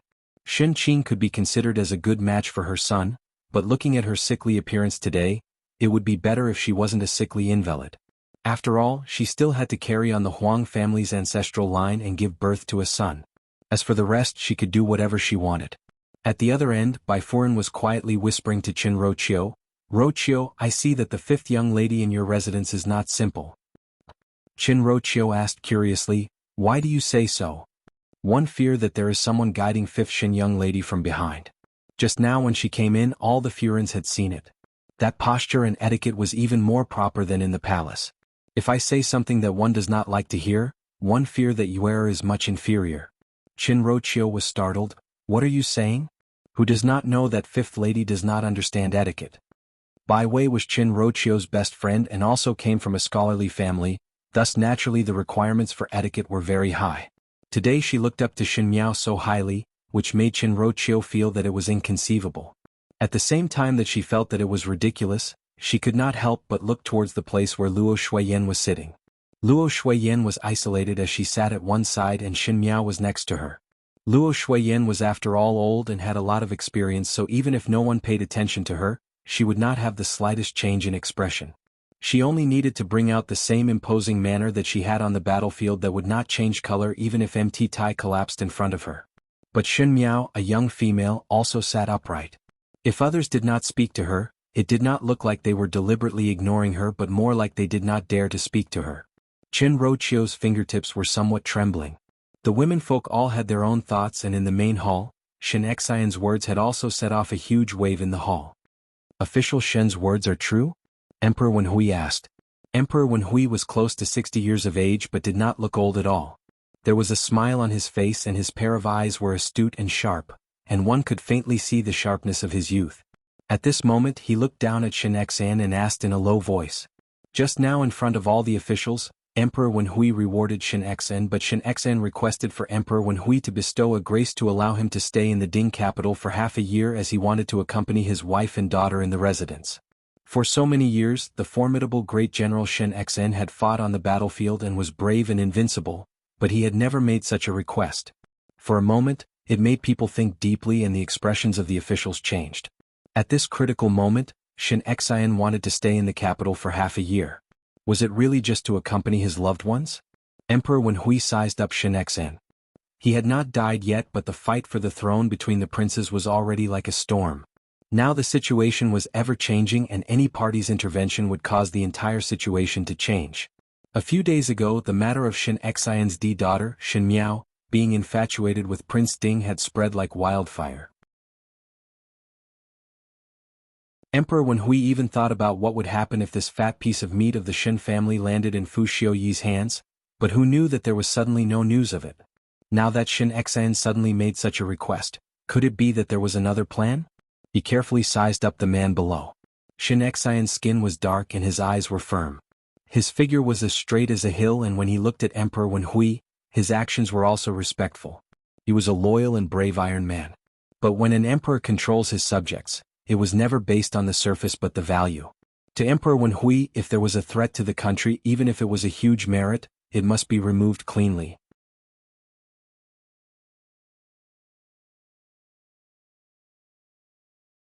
Chapter 173. After a moment, Emperor Wenhui laughed out loud. For so many years, official Shen has been guarding the northwestern region, and now that the enemy has been defeated, Zhen is deeply gratified. It is Ming Qi's blessing to have such a general. Official Shen's request, Zhen will approve. Shen Xian immediately thanking your majesty. This action made the other people in the hall to look at him. After Emperor Wenhui approved, he walked out of the main hall, leaving a group of people behind. Shen Xian's action just now was unexpected, and the first to speak was actually the Marquis of Lin and Xie Ding. This person who had been dealing with the Shen family for a lifetime obviously did not understand Shen Xian's actions and ridiculed. Could it be that General Shen is afraid of the war and stay in the Ding capital for half a year to enjoy? When Shen Xian heard it, he was not angry and even smiled, revealing his white teeth. Is Marquis Xie envious of this general? It is no wonder, after all Marquis Xie does not have a wife and daughter. You. Xie Ding's face was livid. Shen Xian, this fellow looked like a big and rough person without any schemes, but in fact his mouth was the most poisonous. Princess Yu Qing's death and Xie Jingxing treating him like a stranger was Xie Ding's Achilles heel, and Shen Xian mercilessly stabbed him with a knife. Xie Ding really wished that he could use a spear to stab Shen Xian to death. Fu Xiuyi looked at Shen Xian and his expression was rather interesting. The Shen family had exceeded his expectations time and time again. In the past Shen Miao admired him, and even though he was annoyed, he thought that he could make use of the Shen family. Afterwards Shen Miao actually clarified that she had no such intentions towards him and caused Fu Xiuyi to be ridiculed by Prince Zhou and Prince Jing. Now that Shen Xian proposed to stay in the capital for half a year, it made people even more puzzled. Fu Xiuyi had an inexplicable feeling that the Shen family that seemed to be the easiest to grasp suddenly became an unstable rock. It seemed that in the future, there would be numerous variables that would affect the overall situation. Shen Xian's unconventional moves made the officials somewhat inexplicable, but the rewards that he obtained today made everyone jealous. The rest of the people went up one after another and sincerely or falsely congratulated him. Shen Xian talked to them about the interesting matters in the northwest region but did not notice that there was a gloomy gaze behind him. That gaze stared fixedly at Shen Xian, as if it was a man-eating poisonous snake entrenched in the grass, waiting for the opportunity to rush up and bite him to death. And that person who was looking at Shen Xian, the corner of his robe was empty and was playing with the thumb ring in his hand. It was not someone else but Prince Yu. The atmosphere here was rather lively, and Xin Xiu had also blocked Wei Qian in the corridor outside. Wei Qian was also considered talented and humble, but compared to the healthy and energetic Xin Xiu, he seemed too weak and frail. He looked at Xin Xiu and asked with a frown, "Little Deputy General Shen, why are you stopping me?" Xin Xiu sized up Wei Qian from head to toe. He himself had a cheerful and friendly temperament, and if he met Wei Qian in the past, perhaps he would make friends, but after hearing Shen Miao say that Wei Qian already had a sweetheart in his heart, looking at this person again made him angry. From Shen Qiu's point of view, his younger sister was very good, but she did not like others. How could she tolerate being despised? You are Wei Qian? Thinking of this, Shen Qiu's tone was not very happy. Wei Qian was startled for a moment and sensed that the person who came was not kind. Exactly. I am here for nothing. Shen Qiu patted Wei Qian's shoulder and said, just to inform you that previously there was a rumor that my younger sister was engaged to your Wei family. Since it is a rumor, my Shen family did not take it to heart, so your Wei family need not take it to heart. Shen Qiu took a step back and acted as if nothing had happened but said in an eerie tone, my younger sister is picking a husband, so naturally she must first ask my eyes. Finishing, he did not even look at Wei Qian's face as he turned and strode away. Wei Qian was stunned at the same spot. Shen Qiu's words clearly wanted to draw a line with his Wei family, but it was true that he had a sweetheart. Even if Shen Qiu felt injustice for his younger sister, there was no need to say that he was a good-for-nothing fool. The Shen family's protection was too fierce. Moreover, there was no chance for him to intervene in this marriage. Outside the corridor, Gao Yang was overjoyed as he looked at Wei Qian, who was standing there in a daze.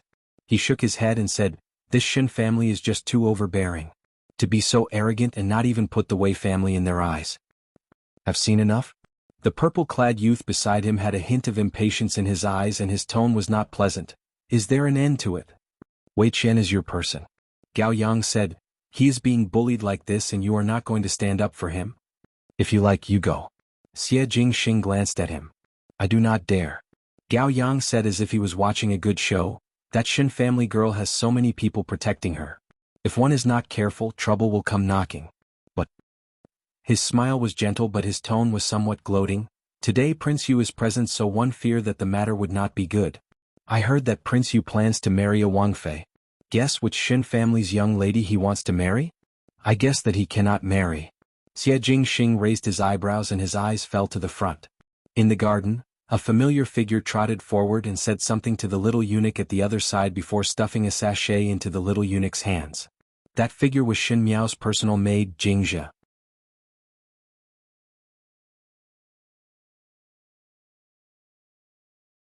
Chapter 174. He is unable to marry. Gao Yang followed Xie Jingxing's gaze and saw that in the flowering shrubs, Shen Miao's personal maid was instructing the little eunuch something and the little eunuch complied. Most likely it was his first time receiving so much money, as he was overjoyed and respectfully said something to the maid before leaving. After the little eunuch left, Jingzhe stood at the same spot and there was a trace of suspicion on her face. Shen Miao specifically instructed her to hand the things over to this little eunuch, but this little eunuch was obviously a newcomer to the palace and did not have any interaction with Shen Miao, so why was there a special instruction? Unable to think of the reason, Jingzhe shook her head. In any case, the purpose had been achieved, so she turned and left. This young lady of the Shen family is very courageous. Gao Yang evaluated, to even dare to play tricks in the palace, and it seems that Shen Xen was not aware of it. Xie Jingxing declined to comment. For a person who dared to burn her own ancestral hall, he never thought that the other party would be timid. As for what to do at what place, most likely in Shen Miao's eyes, there was no difference. Let's go. A strange smile floated on his lips. We should also go and watch the show. I will not go. Gao Yang blinked his eyes. Now it is better to be careful when doing things. Moreover, there is a change in the plan, so one must be more cautious. Up to you. Xie Jingxing said lazily and suddenly thought of something and casually said, if there is time, go to those old fellows at the Imperial Medical Institution to inquire if there is anything. Yes, sir. Gao Yang cupped his hands in obeisance, then walked toward the other side at a steady pace. Time passed by unhurriedly and it was almost time for the returning banquet to begin.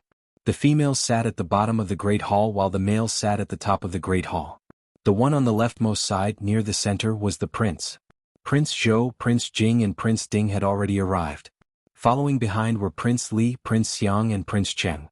Prince Zhou and Prince Jing were brothers, so naturally they were in the same group. Prince Xiang and Prince Cheng were led by Prince Li and formed their own faction. As for His Highness the Crown Prince, who had yet to arrive, he had the support of Prince Xian and Prince Chu. As for the ninth prince, His Highness Prince Ding Fuxiuyi, he did not belong to any faction and looked to be the weakest and most neutral faction. With the appearance of the three kings, the clamor in the hall gradually quietened down. Emperor Wenhui was also strange. He had 9 sons and each of them were extremely outstanding. If it was an ordinary family, they would have been overjoyed to have so many outstanding sons. But in a noble family, the more outstanding sons there were, the more intense the competition would be. What was even more unfortunate was that these 9 outstanding sons were born into the most ruthless imperial family in the world. This also meant that their excellence would become a nail in each other's eyes, and both of them wanted to get rid of it. Now that the 9 sons had grown up, even though the crown prince had been crowned, the various factions had yet to restrain themselves. When Emperor Wenhui was still around, he was still able to maintain the balance, but there would be a day when this entrenched dragon would grow old, and at that time, the imperial family of Ming-Chi that was already ready to move would be another reign of terror. And in Prince Zhou's faction, Prince Li's faction and the Crown Prince's faction, the Crown Prince looked to have the highest strength on the surface, but the Crown Prince's body was weak and Emperor Wenhui would not allow a weak son to sit on the dragon throne, so the Crown Prince's power was not so much that it was a follower of the orthodox lineage, but rather it was fake. If one's body was slightly unwell, it would only benefit Prince Xian and Prince Chu.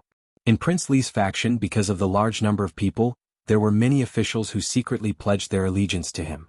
Even though Prince Zhou and Prince Jing's legitimacy was not as good as the Crown Prince's and their power was not as good as Prince Li's, but they had the Emperor's doted mother, consort Su Xian, and the Su family had a strong support.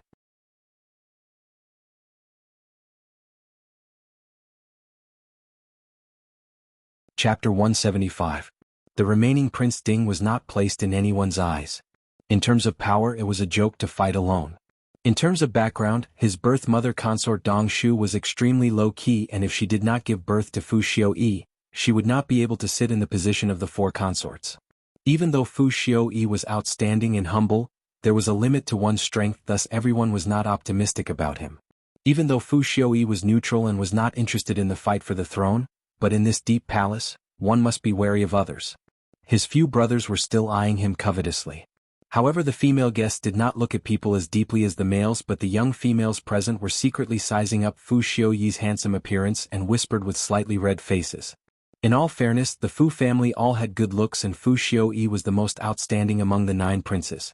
The imperial family bestowed him with an extraordinary bearing and he always had an indifferent attitude, not putting on a high and mighty attitude nor raising his chin up to the sky. To the young females, this kind of amiable and out-of-this-world male was really full of elegance. His Highness Prince Ding is indeed too handsome. A young female's whisper sounded beside her ears. Shen Miao turned her head and did not know when Feng and Ning was already by her side. She smiled at her and then said with a straight face, "Since you have arrived, why did you not come and look for me? And even put on the airs of an eldest young lady to make me look for you?" Shen Miao was somewhat inexplicable by her words. Towards Feng and Ning, this eldest young lady, sticking to her like a piece of sticky candy, Shen Miao was also somewhat helpless. She did not know when did Feng and Ning changed her attitude towards her. Shen Miao was after all not a real budding young female and was unable to be as intimate as peers with Feng and Ning. Moreover, now she was unable to accept the goodwill of others without any precaution, so she did not know how to treat Feng and Ning. Finally she could only shake her head and find an excuse. "I did not see you." Shen Miao naturally did not know that if it was the previous her, Feng and Ning would not even take a glance at her. But the current Shen Miao was the Empress who had been bathed in a storm of blood in the inner palace of Ming-Chi. One would have a feeling of worship towards those who were stronger than themselves. Feng and Ning could faintly feel the strength in Shen Miao's heart and naturally would unconsciously follow. Feng and Ning's lips twitched and suddenly whispered teasingly, "But His Highness Prince Ding is also here. In any case, he is also your favorite person. Why did you not take a look?" As if to prove her words, when Feng and Ning's voice landed, Jiang Shaoxian laughed loudly. "Fifth Shen young lady, His Highness Prince Ding has arrived." She wanted to embarrass Shen Miao and knew that under the watchful eyes of the public, in front of the imperial family, Shen Miao would not dare to get angry and even Luo Shuiyan would have to endure it. Feng of Shen of Shen of Shen. She Shen she of words, of Shen of the Shen. Shen to Ding Shen Ding Shen she Ding Shen of King of Shen. Luo Shuiyan gritted her teeth. She knew that this person was deliberately provoking Shen Miao. Even though Shen Miao said that she was no longer in love with Prince Ding, but Luo Shuiyan knew that liking a person was not something that one could easily give up. Shen Miao looked as if nothing had happened on the surface, but one's heart was in extreme pain. Luo Shuiyan was annoyed that Shin Xian was not present at this time.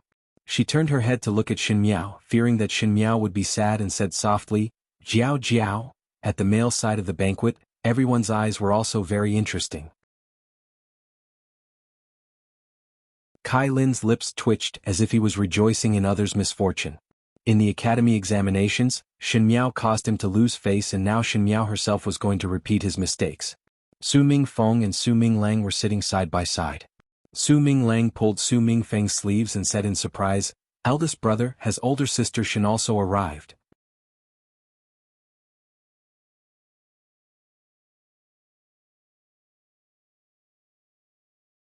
Chapter 176. His head was too small and the table blocked his line of sight, making it even more impossible for him to see Shin Miao clearly. Su Mingfeng shook his head. He did not know why this younger brother of his had a good impression of the fifth young lady of the Shin family. If it was not because Su Minglang was too young, Su Mingfeng would have thought that this younger brother of his had other thoughts about Shin Miao. But he also turned his head to look at Shin Miao. With such a close distance encounter, how would Shin Miao face Prince Ding? At the corner of the male side of the banquet, there was a green-clad male. Compared to the other noble people who were dressed in brocade clothes, his dressing was extremely simple, but this did not make him cut a sorry figure. On the contrary, because of his simple dressing, there was a kind of romantic and unrestrained attitude of an ancient scholar. At this moment, he was quietly looking at the purple-clad young female who kept her head down, and there was a faint fluctuation in his eyes. This person was Pei Lang. Pei Lang was not qualified to participate in such an occasion, but today there was a death in the family of the supervisor of Guangwen Tang. Thus the supervisor let Pei Lang represent Guangwen Tang to participate. Even though Pei Lang was a teacher in Guangwen Tang, he was considered as half a supervisor, thus he did not decline. Who knew that when he arrived he would see such a scene? Prince Zhou and Prince Jing stood beside Fu Xiuyi and heard Jiang Shaoxian's deliberately provocative words. Prince Zhou laughed and patted Fu Xiuyi's shoulder before saying meaningfully, "Our ninth younger brother is really amazing." Fu Xiuyi's brows slightly wrinkled, but there was a faint smile on his face. Fourth older brother must be joking. Even though he said so, his eyes unconsciously drifted towards the young female in the seat. A light laugh escaped from the young female's lips and the surroundings suddenly quietened down. This laugh did not have any emotions. To say that it was ridiculing, it was too gentle. To say that it was cheerful, it was very calm. It was like a cup of strong wine that had been settled for a long time. 5 flavors were mixed together and 1,000 complex flavors were in one's heart before it finally turned into a light laughter. The males were still all right, but the females were surprised. They had been immersed in the inner courtyard for so many years, but they could not hear the meaning in Shin Miao's laughter. How old was she? Shin Miao raised her head and her eyes did not stop. It was like the arrow that was shot at Kai Lin at the academy examinations as it shot towards the figure who was standing with his hands behind his back, Fu Xiuyi. Fu Xiuyi was slightly startled. There was no infatuation, love, worship, or surprise in the girl's eyes. There was only a bottomless calm. He was like an old man who had reincarnated for 100 years, looking at him through the vicissitudes of time. There was no sorrow or joy in his eyes, but it made one feel uneasy. That pair of clear eyes had an extremely beautiful shape. If they were curved, it would be so sweet that it would remind people of the taste of honey. But she only watched quietly. In Fu Xiuyi's heart, there was a sudden surge of uneasiness.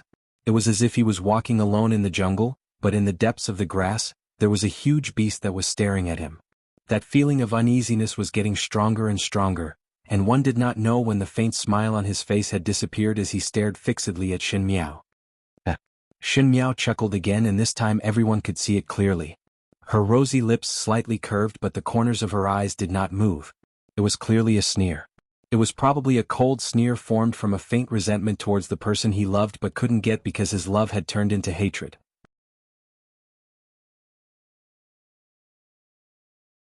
Everyone thought like this but were surprised that Shin Miao dared to express her dissatisfaction so straightforwardly. Who would have the guts to sneer at a prince in the palace? Fu Xiuyi did not move. In that sneer he could clearly see a layer of faint murderous intention. Even though it was deliberately concealed, it was as if it could not be concealed at all. That kind of coldness that was determined to win actually caused his heart to shrink.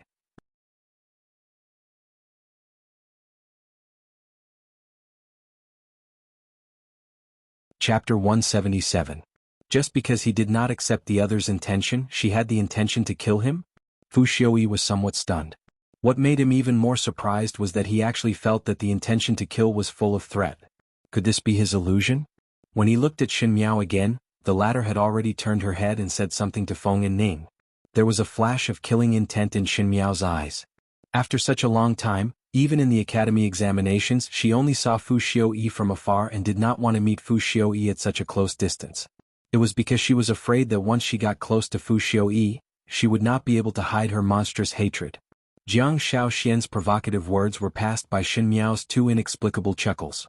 Her first chuckle was complicated and the second chuckle was slightly cold, but even a fool could see that there was no trace of affection towards Fu Xiaoyi in it. After two chuckles, she simply spoke directly to the young lady beside her. That contempt and disregard made one unable to tell if it was intentional or unintentional. It was just that the atmosphere was made cold by her. There was a flash of light in Prince Zhou's eyes as he smiled and leaned close to Fu Xiaoyi. "Ninth younger brother, it seems that you are not that invincible." Fu Xiaoyi smiled bitterly, but his heart gradually paid more attention to Xin Miao. "Hey, it seems that the fifth young lady of the Shen family has some spirit," Su Mingfeng said with interest. Now that his serious illness was much better, but he was still unable to work hard, thus his official position was not restored. "Older Shen sister is originally very good." Su Minglang rolled his eyes at him. Pei Lang, who was seated, lowered his head to take a sip of tea, but his eyes flashed with deep thoughts. Just as there was some silence, one heard a hearty laughter. "Ah! Everyone, one has arrived late." That small mountain-like figure was not Shen Xian. The one following closely behind Shen Xian was Shen Qiu. Seeing that the important person had arrived, all the bureaucrats greeted him. Shen Xian greeted Prince Zhou and the rest before taking their seats. He and Shen Qiu also missed the good show just now, else even if Shen Xian did not take action, Shen Qiu did not care if he would have tender and protective feelings for the fairer sex and would definitely make Jiang Shaoxian unable to bear the consequences. After Shen Xian, the princely trio and the crown prince trio also arrived. The crown prince's body was weak, but the crown princess was born with a dignified air. Xin Miao looked at the crown princess and her eyes were moved. This crown prince consort had the prime minister's family behind her, and it was the crown prince who used the power of the crown prince consort's family to stabilize his position.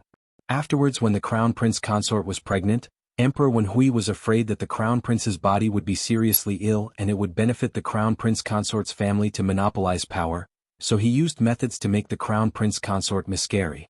The crown princess was deeply in love with the crown prince, but she didn't know that her husband could kill his own flesh and blood.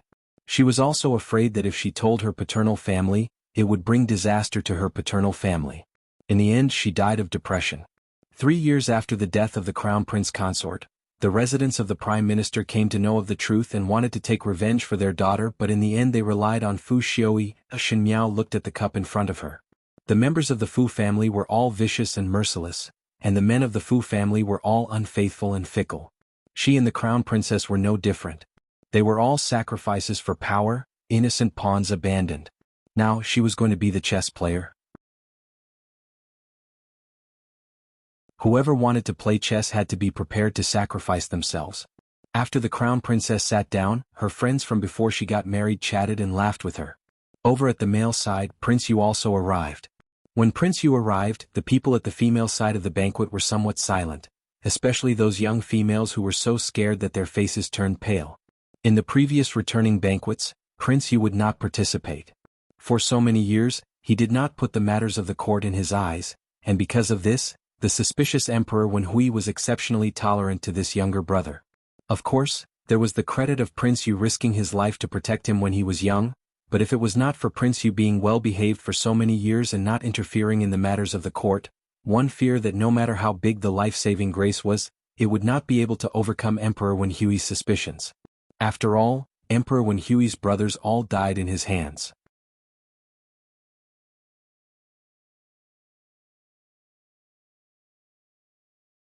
Chapter 178. Prince Yu of the first rank, who had never participated in the returning banquet, suddenly appeared, which made the female guests uneasy and the male guests puzzled, but the few princes were smiling in their hearts. The woman who was on good terms with the crown princess said, "I wonder why His Highness the Crown Prince has appeared?" Her words were filled with probing intent. The crown princess naturally knew the reason. She curled the corners of her lips and said with a smile, "Royal uncle has been single for so many years. It is time to find someone to take care of his life." As soon as these words came out, the womenfolk were all bewildered. Could it be that Prince Yu of the first rank wanted to choose a Wangfei? But becoming Prince Yu's consort was not a good thing. At least at this moment the young ladies could not help but shrink back a little. "May I ask the crown princess," the foreign asked with a smile, "which young miss has the good fortune?" But the crown princess was unwilling to say. She only shook her head and said with a smile, "You will know in a while." Because of the crown princess's words, the womenfolk sank into a stalemate. Everyone was slightly afraid. That Yu Wangfei's title was like a talisman that hastened one's death. Sleeping with her would only result in a faster death. How could it be considered as a good thing?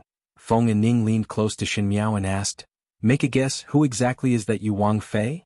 Shen Miao said, "I cannot guess." "You're really boring." Feng and Ning curled her lips.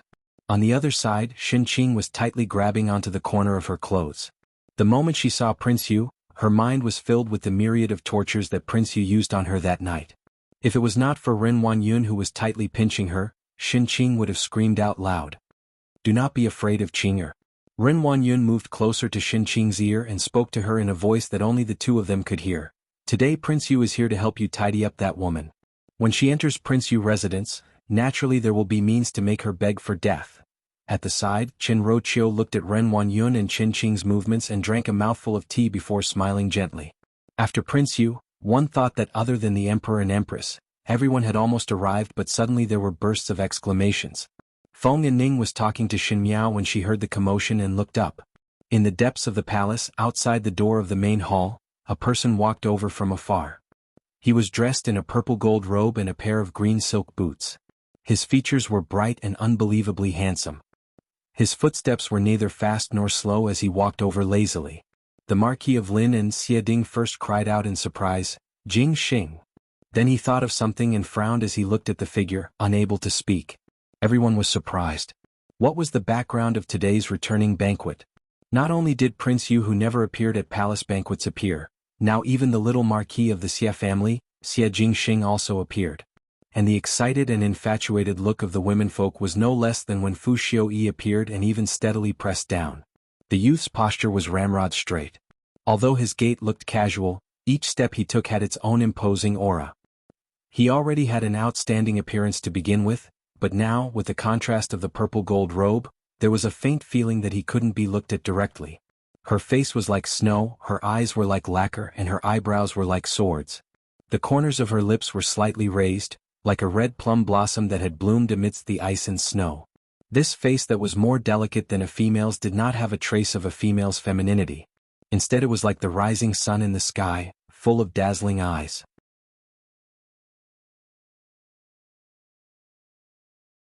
When he walked over alone, all the civil and military officials seemed to have become a foil.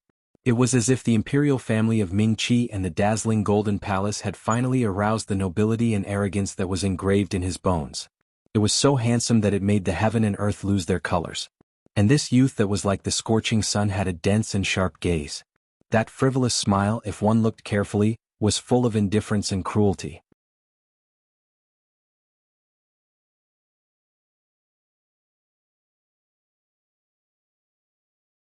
Chapter 179. When did this little Marquis of the Xie family become so outstanding? Feng and Ning muttered. In the past, even though Xie Jingxing was also very handsome and flamboyant, but compared to him today he was overshadowed. It was as if the past Xie Jingxing had deliberately covered up the brilliance, but the current Xie Jingxing had removed that layer of concealment. The real him, this elegance, compared to Fu Xiuyi, it was as if he was the person who should stand at the peak of the dynasty overlooking all living beings. When this thought came out, Shen Miao was shocked by herself. She looked up at Xie Jingxing. The purple-clad youth walked to the front of the banquet and faced everyone's surprised gaze. He raised his eyebrows and smiled. "Today I am also here to join in the fun." As she spoke, she walked to the banquet and sat down, but it was not beside the Marquis of Lin and Xiading, but beside Su Mingfeng. Su Minglang pursed his lips and reluctantly moved a small area. Seeing this, Xiading's face darkened. When the surrounding people saw it, even though they were discussing it, they did not obstruct it. Xie Jingxing had always had such a frivolous temperament, and most likely today he did it on a whim. The Xie family has produced an extraordinary person. Luo Shuiyan's expression was solemn. Whether it was a dragon or a worm, she had always been accurate in judging people. This Xie Jingxing's actions had a kind of magnanimity that made people feel a little dangerous for no reason. Those who had been on the battlefield were more sensitive to danger. When Xinqiu saw Xie Jingxing, his eyes lit up and he almost stood up. He then scratched his head and grabbed the teacup in front of the table to cover up and gulped a mouthful of tea. This kind of rude behavior caused the surrounding people to look at him strangely. Xinqiu quickly chuckled. This kid from the Xie clan is not bad. Xian was very satisfied. Towards Xie Jingxing, who was able to cause trouble for his old rival, he was unable to express his appreciation in words.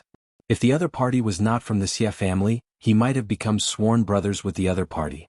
The princes of the Fu clan all had gloomy looks on their faces.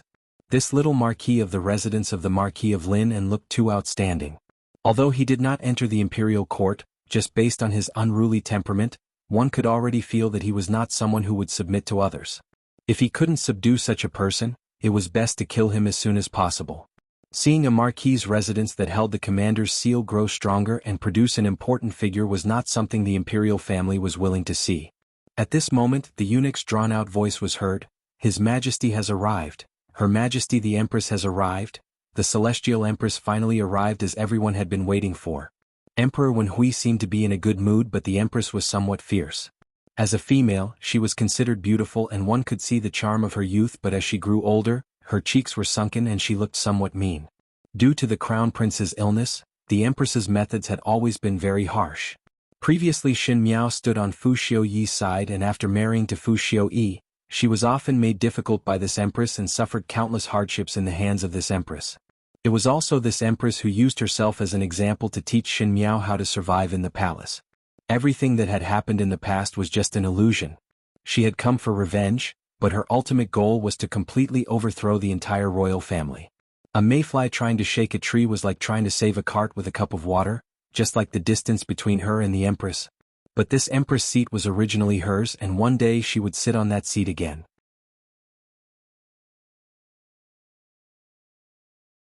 Xin Miao's eyes drooped down and gently picked up the teacup in front of her to take a sip.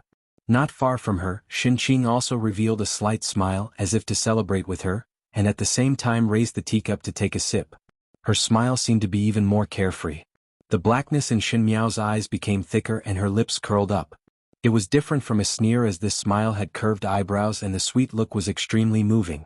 Even at the male side of the banquet, those who noticed this side were dazzled by Xin Miao's smile. Pei Lang kept staring at Xin Miao.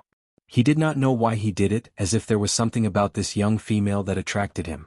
But a few months ago, Xin Miao was just an idiot in Guangwen Tang. Pei Lang treated her warmly, but it was only out of etiquette. In his heart, he looked down on her. The Emperor and Empress sat down and the banquet began. This so-called monarch and officials enjoying together was just for show. The monarch was still the monarch and the officials were still officials. Everyone were making harmless jokes as if it was really the Son of Heaven and the common people enjoying together. Su Mingfeng nudged Xie Jingxing. "Why are you here?" "Come to watch the fun." Xie Jingxing's lips hooked up and the female side of the banquet suddenly drew in a low breath. "So boring, what fun is there to watch?" Su Mingfeng had a headache. Just as he was speaking, he saw Prince Yu opening his mouth. "Imperial older brother?" His voice was not high nor low, but the hall immediately quietened down. It was obvious that everyone was extremely fearful of this fiend. A few days ago this younger brother had already thought clearly about the matter of the consort selection that was promised to this younger brother. Prince Yu smiled strangely. "Since today is a happy event, why not have a double happiness? This younger brother is fond of Xin family's young lady." He said it very slowly, and the viper-like light in his eyes was entangled, like maggots in a tarsal bone, tightly climbing in front of the purple-clad young female.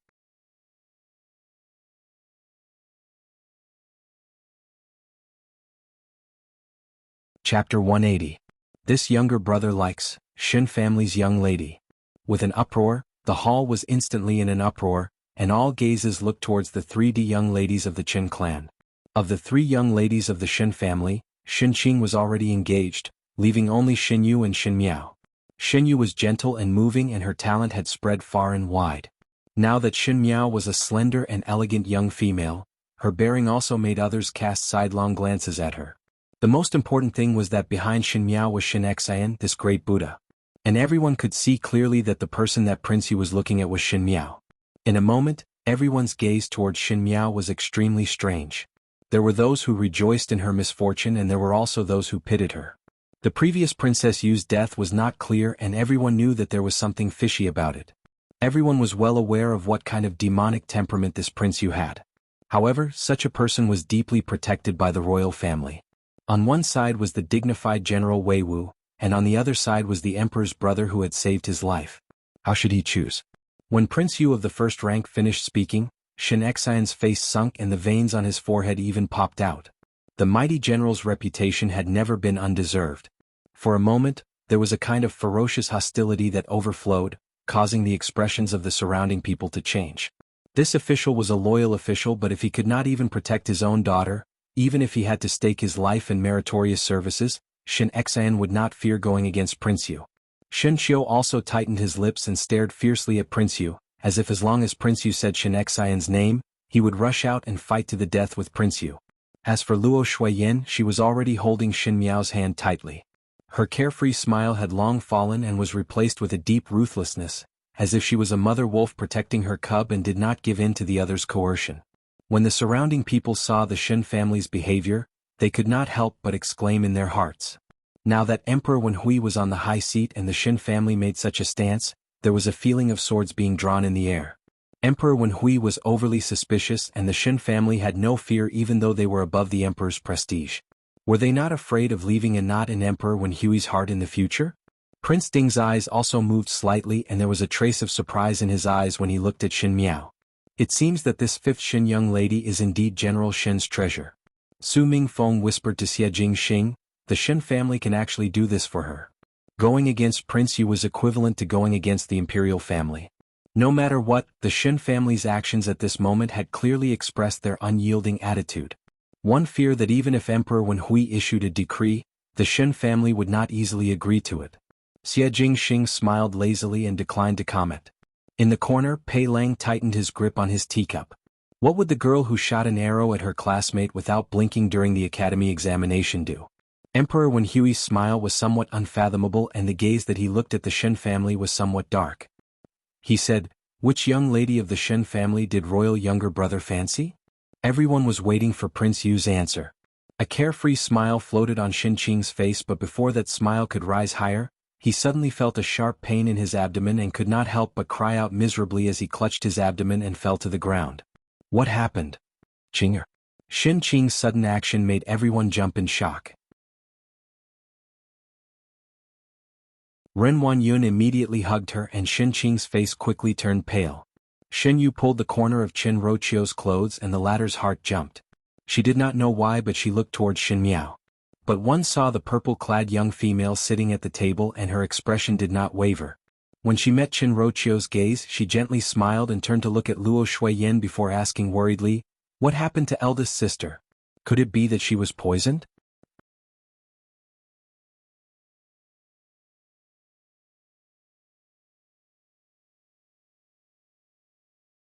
Chapter 181. Poisoned. When the words were said, the surroundings suddenly became chaotic. Xin Miao did not let it go and continued to look at Luo Shuiyan. Could it be that an assassin sneaked in?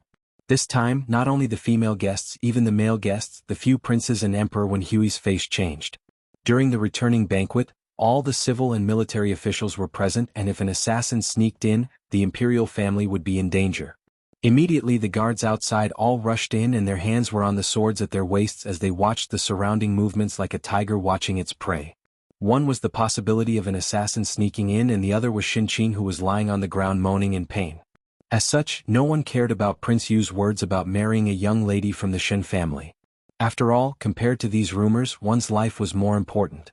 Su Mingfeng opened his mouth and after a long while he whispered in admiration, "Good means." With just one sentence from Xin Miao, the focus of everyone's attention was shifted. The current chaos and tension made Prince Yu look like a fool. Xie Jingxing swept a glance at the young female who had a worried face and lightly snorted. Xin Miao's eyes slightly moved. After being with the Fu family for so many years, no one understood the Fu family's suspicions better than her. Xin Qing's appearance, with a slight mention of this moment, was enough to make Emperor Wenhui, who had been assassinated numerous times, to become a bird that was startled by the mere twang of a bow. "Mother, it is better to find an imperial physician for eldest sister." Xin Miao said, "This cannot go on." Luo Shuiyan then recovered to her senses and frowned as she looked at Ren Wanyun. Xin Qing was in such pain, but as a mother, Ren Wanyun did not think to find a physician for her daughter. She did not know how this mother was doing. Immediately Luo Shuiyan bowed to Emperor Wenhui. "This official's wife earnestly requests your majesty to summon an imperial physician to take a look at Qing'er's illness and solve the crisis." When the words were said, Xin Qing had not even spoken when Ren Wanyun screamed, "No!" Everyone's eyes landed on Ren Wanyun. When Ren Wanyun spoke, her heart knew that it was not good. Facing so many probing eyes, she forced a smile and gritted her teeth. This official's wife. This official's wife is saying, how can Qing'er trouble the imperial physician? Do not spoil everyone's mood. This official's wife will just bring Qing'er down. What are you talking about? Luo Shuiyan said seriously, nothing is more important than one's life. Could it be that you as a mother feel that Qing'er's life is not as important as the banquet hall? Everyone's expression was very strange. Looking at the current situation, it seemed that Ren Wanyun, who was the biological mother, was not willing to look for the imperial physician, and Luo Shuiyan as the Shu was enthusiastically concerned about Xin Qing's life and death.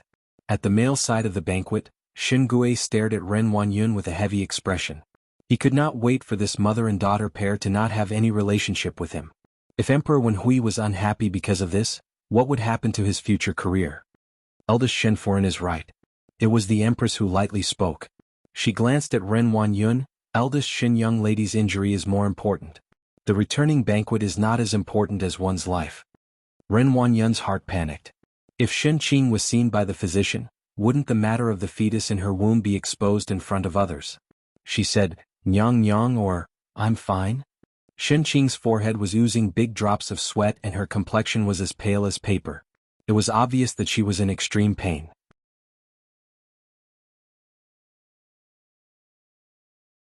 She clutched her stomach and was unable to speak, but she knew that she could not let the imperial physician come over, so she suppressed the pain and said, "Eldest sister, this is not only related to your safety but also the safety of everyone in the hall. If you were really poisoned, it means that an assassin had mixed in and everyone would be in danger. Even if you do not think for yourself, you should think for His Majesty." Xin Miao's calm voice sounded.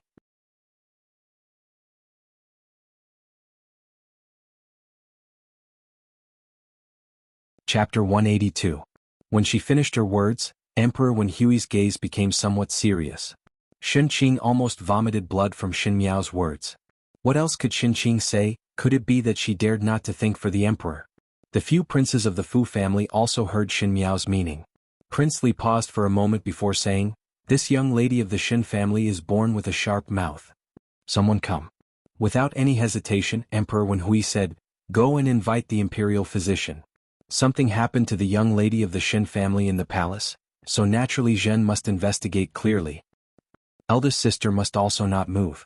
Xin Miao lightly said, "Perhaps the murderer is mixed in the crowd at this moment. When the imperial physician arrives, he will take eldest sister's pulse here, else one fear that there will be a problem if the blood flow is affected." Ren Wanyun did not have time to speak when Emperor Wenhui nodded his head. Correct. With a single sentence he had sealed off all possibilities. To let the imperial physician examine Xin Qing in public meant that the matter of Xin Qing's pregnancy would be exposed in front of all the civil and military officials. Thinking of this, Ren Wanyun's body could not stop trembling and her fear finally spread to Xin Qing. Xin Qing endured the pain and her heart was filled with even more fear. "Mother, don't." But what could Ren Wanyun do? Emperor Wenhui had already spoken and she could not defy the decree. She was just a woman and naturally could act unreasonably in the inner courtyard, but in front of the emperor, empress and hundreds of officials, Ren Wanyun was at a loss. She raised her head and looked towards Xin Gui's direction, hoping that Xin Gui would help her, but when she met Xin Gui's eyes, there was only blame and anger. In a moment, Ren Wanyun's hands and feet turned cold and her heart was filled with despair. She did not even bother to comfort Xin Qing, who was in her embrace, and only slumped to the ground absent-mindedly.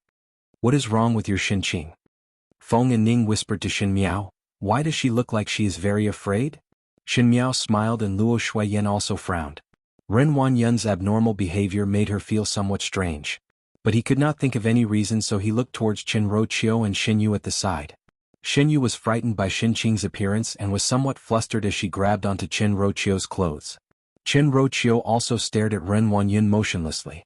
After being Ren Wanyun's sister-in-law for so many years, Qinruoqiu naturally knew that her second saw had always been able to deal with all kinds of situations with ease. There could only be one reason for her to lose her composure today, and that was that she had fallen into a trap. Xinyu whispered, "Eldest sister would not really be poisoned. Mother, is it fifth younger sister? You are..." Qinruoqiu sternly stopped her and could not help but look at Xinmiao, who was at the side. Separated by a few people, one could not see Xinmiao's gaze, but seeing that the corner of her mouth seemed to be slightly raised, Qinruoqiu could not help but be shocked. Her intuition told her that today's matter was definitely related to Xinmiao, but was Xinmiao really so daring to poison the palace? But no matter what, Xin Qing's reputation could no longer be preserved. Prince Yu of the first rank's face also sunk because of the sudden change. Even though his actions were absurd, he was able to distinguish the priorities, and this was definitely not a good time to mention the matter just now. A sarcastic smile floated on his lips. Today Xinmiao managed to escape a calamity, and no matter if Xinmiao was the one who poisoned Xin Qing, Xinmiao's thoughts were too simple to be able to hold him back. Afterwards he could still mention the matter to Emperor Wenhui. There were some matters that one could not escape from. The imperial physician quickly rushed over. What was unexpected was that the imperial physicians in the palace were all elderly people. Because of their rich experience, they were able to enter the Imperial Physician Academy. However, the Imperial Physician who came was only in his early 20s. He was also very handsome, which made some of the young ladies from official families stare at him.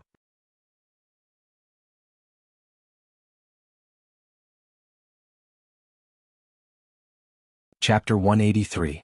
The moment Xinmiao saw this Imperial Physician, her heart thumped and she carefully sized up that Imperial Physician. The young Imperial Physician carried his medical box, and after bowing to the Emperor and Empress, he walked over to Ren Wanyun's side.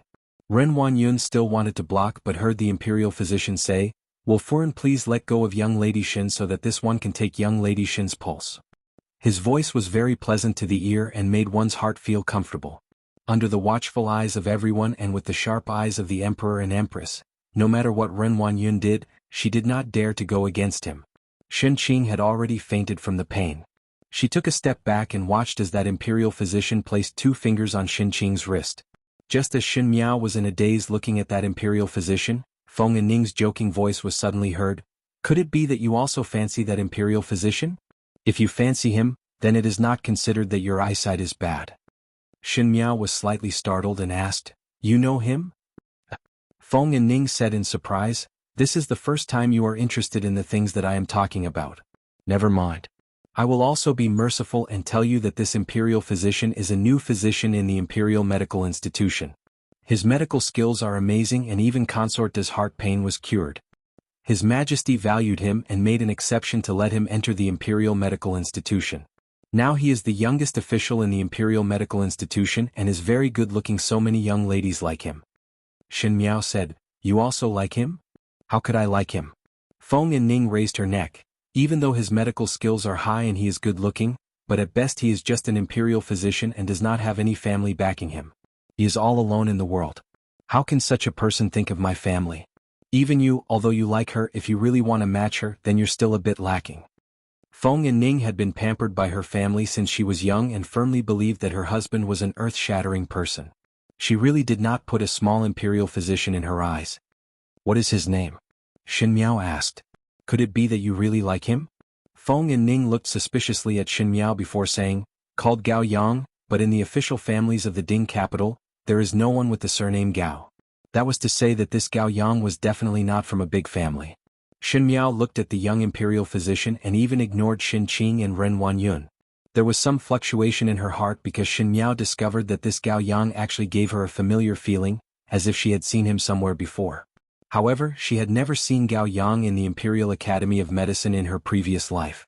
If it wasn't at the Imperial Academy of Medicine, where else could it be? While he was thinking, Gao Yang had already finished taking the pulse.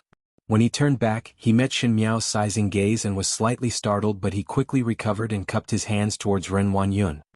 "Imperial Physician Gao."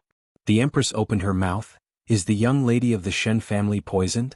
Gao Yang looked at Xin Qing, who had fainted, and then looked at the pale Ren Wanyun before cupping his hands in greeting, replying to your ladyship's words. The young lady of the Shen family was not poisoned and only drank the clear lotus tea. After a pause, he continued, The clear lotus tea that young Lady Shin drank was not poisoned and young Lady Shin was also not poisoned. Emperor Wenhui looked at Shin Qing. Since she was not poisoned, then how could it be like this? Replying to your majesty. Gao Yang sighed. The clear lotus tea is cold in nature and there is no harm for ordinary people to drink, but for a pregnant person to drink it, it would affect the fetus. The young lady of the Shen family is already pregnant. The young lady of the Shen family was already pregnant. When the words were said, there was an uproar in the surroundings. Shin Gui opened his mouth and his face turned purple in a moment. He suddenly looked at Ren Wanyun and the latter was paralyzed on the ground in a daze. Good. The one who spoke was that Wei family foreign. She suddenly stood up and did not care where she was and pointed at Ren Wanyun as she scolded. You are engaged to my Wei family and actually want my Wei family to marry a used Shu to raise a son for others. Ren Wanyun, do you still have any face?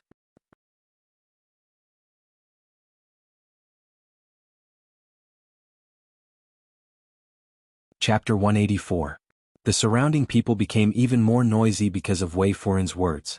Some time ago the marriage between Shin Qing and the Wei family was spread in an uproar and today she was diagnosed to be pregnant in front of all the civil and military officials. What kind of logic was this? A virgin girl was actually pregnant. Was this an illicit affair? She even wanted to marry into the Wei family with her body? Since the ancient times, it was considered a great wonder in Ming-Chi. Ren Wanyun still did not move. Her entire body seemed to have lost its strength and only half crawled to Shin Qing's side and held her in her arms. Shin Foreign, Bengong also want to know what is going on? The Empress said coldly from the high seat.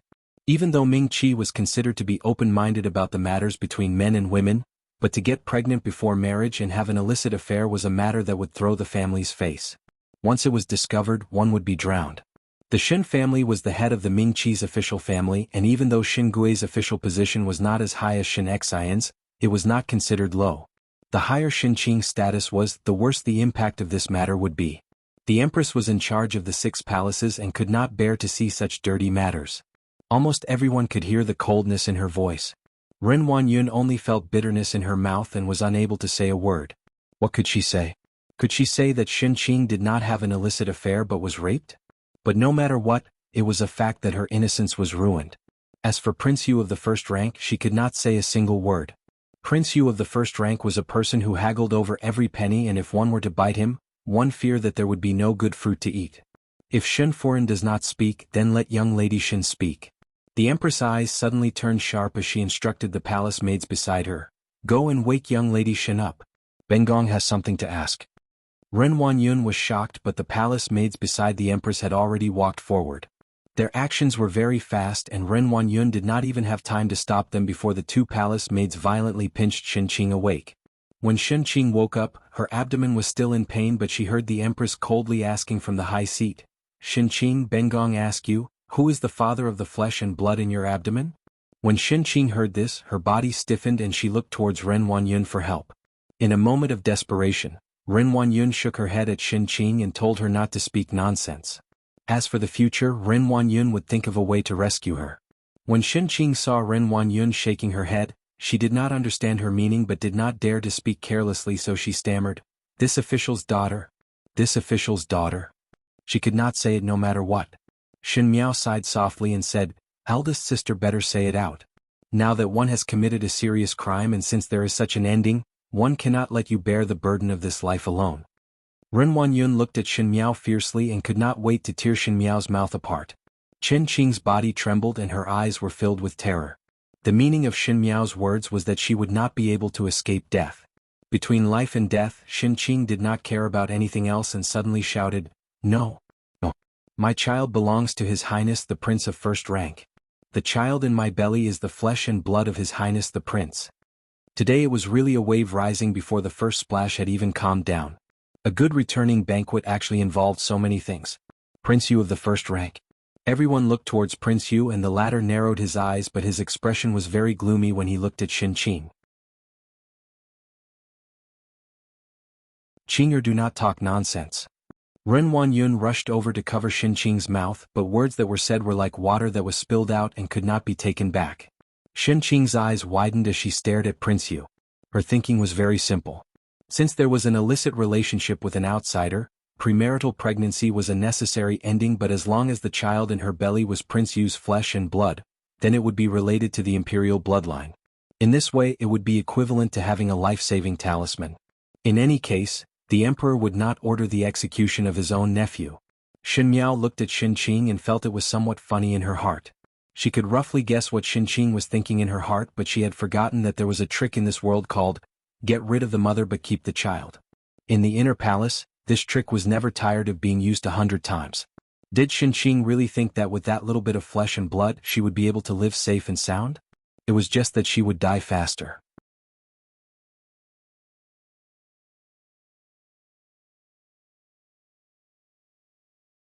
Chapter 185. The Emperor and Empress's expression was uncertain. If Prince Yu was involved at this time, it would not be that simple. At the male side of the banquet, Xin Qiu and Xin Xen looked at each other. Xin Xen was still alright and was somewhat stunned by the matter, but Xin Qiu secretly clenched his fists. Previously Xin Miao did not dare to tell him who was the person who raped Xin Qing, but now everything was clear. No wonder Xin Miao was unwilling to say, it was Prince Yu of the first rank. Once he thought that if it was not for Xin Miao's good luck, the one who would end up in Xin Qing's situation would be his own younger sister. Xin Qiu's heart gave birth to a melancholy feeling. Prince Yu did not admit it but also did not deny it. As such, it could almost be confirmed. Everyone looked at Xin Qing with sympathy and pity. Prince Yu of the first rank had always liked to use various means to secretly abduct young females and even dared to touch the daughter of an official. Now the unlucky person was coincidentally Xin Qing. In the silence, Xin Miao's voice rang softly, no wonder His Highness the first rank proposed to marry the Xin family's young lady. So it was to give eldest sister a status. These words were light, but it made everyone present to be enlightened. No wonder it was like this. Just now Prince Yu of the first rank said that he wanted to marry a Wang Fei and was interested in the Xin family's young lady. So it was actually Xin Qing, and now there was even a child. In a moment the gaze that looked at Xin Qing changed. As such, it did not seem that Prince Yu was forcing her, but Xin Qing was willing to be a Wang Fei. This fifth Xin young lady is very powerful.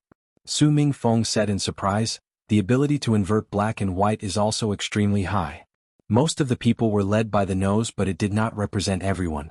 Those who were clear-minded could still remember that when Prince Yu of the first rank said that he wanted to marry the Xin family's young lady, he was looking at Xin Miao. Xie Jingxing crossed his arms and looked at the purple-clad young female opposite him with a smile that was not a smile. One did not know when it started, but everyone at the palace banquet was led by the nose by Xin Miao. Now that things had developed to this stage, it was all within her calculations. And it was not that there was no danger in this. She was bold enough to gamble and her moves were accurate. She took everyone's reactions into account and played a good move. Since it was so, he did not mind adding fuel to the fire. Immediately Xie Jingxing also said, it is good to have affection and righteousness. The emperor's brows wrinkled imperceptibly. One had to know that even though Prince Yu of the first rank would mess around in the past, he would not bring these matters to the stage. No matter how it was in private, there would always be a way to solve it, but to place it in public, to punish this imperial younger brother? One was afraid that Prince Yu's heart would be filled with resentment and this matter would be forgotten. When the emperor shielded like this and followed the example of the subordinates, it would not be able to awe the officials. As for Xin Miao and Xie Jingxing's words, it was a very good idea. If it was said that these two people were in love with each other, there was nothing wrong with it. He looked at the Empress and the Empress understood and said, so the young lady that royal brother mentioned was the young lady of the Xin family. But both of you are too reckless. But both of you are too reckless in causing such a big disaster. What would happen in the future? Xin Qing's heart heaved a sigh of relief.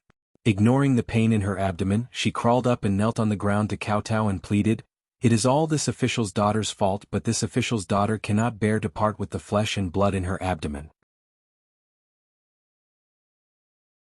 I beseech your majesty and your ladyship to look at the child in this official's daughter's abdomen and spare this official's daughter this time. Booing sounds rang out. This time Xin Qing did not have any dignity at all and only lost her face. The Empress also looked at her with disgust but said lightly, it is difficult to escape the blame. But since today is the returning banquet, it is a happy event and imperial younger brother has been a widower for so many years, so Bengong will do a good deed today.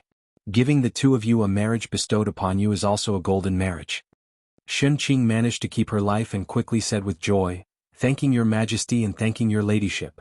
She did not know how shameful her actions were in the eyes of others.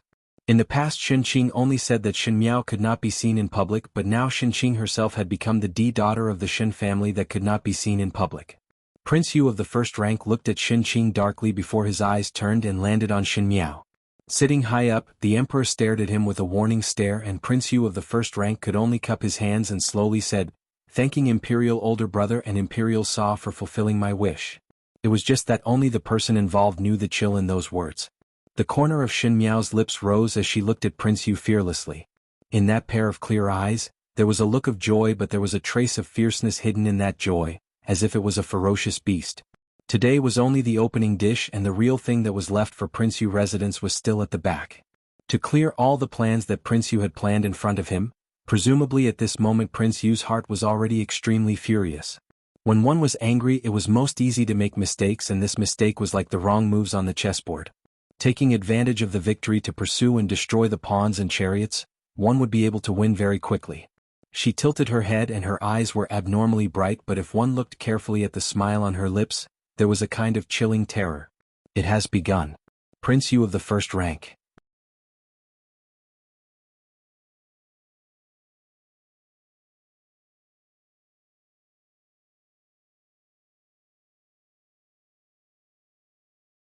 Chapter 186. A proper homecoming banquet had ended in this sudden turn of events.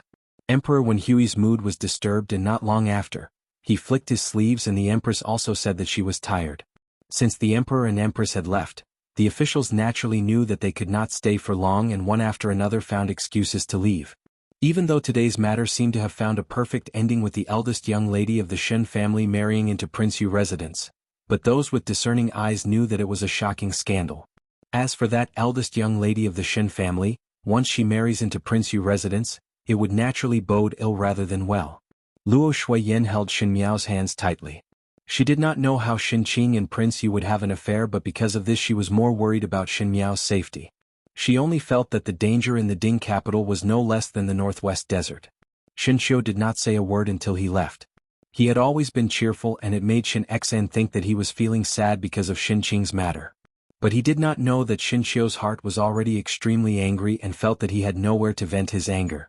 He hated the Shen family's second household for being vicious and also hated Prince Yu's shamelessness. Xinqing had long been brought away by Ren Wanyun in a hurry, but Xingui's expression was very interesting and everyone looked at him with meaningful eyes. Some colleagues who did not get along with him in court even threw stones at him when he was down. They cupped their hands and smiled. Congratulations to Shindarin. To be able to become in-laws with His Highness Prince Yu is a great blessing. If it was in the past when Xinqing married Prince Yu, it would not be a big deal to Xingui. As long as it could help his career, his daughter's happiness was not important. But now, Xinqing's performance had obviously brought trouble to Prince Yu. Would Prince Yu vent his anger on him? As he thought about it, Xingui's heart gave birth to some irritation and fear. After the returning banquet dispersed, Luo Shuiyan and Xin Miao walked out of the palace, and when they passed by a corridor, Xin Miao softly reminded her, "Be careful. There is a loose brick here." Luo Shuiyan was a military general and her steps were big and heavy. If one step was taken, one might stumble. Luo Shuiyan took a careful look before smiling, almost fell. Then she was surprised and looked at Xin Miao. How did Jiao Jiao know? Xin Miao choked.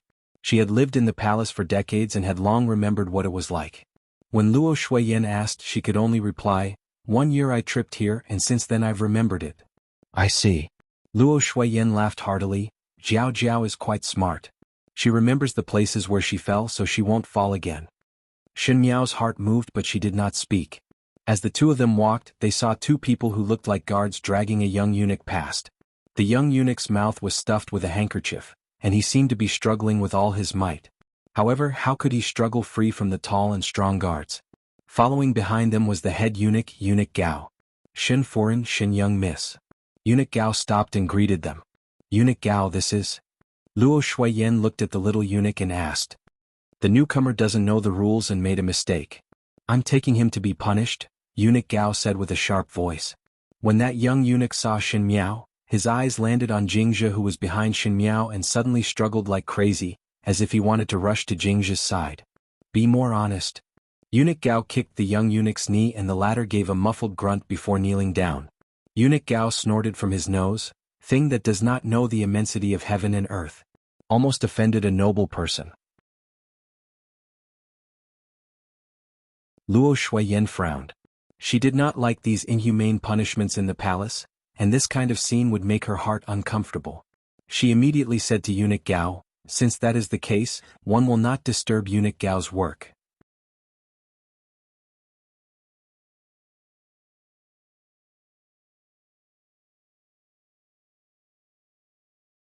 Chapter 187.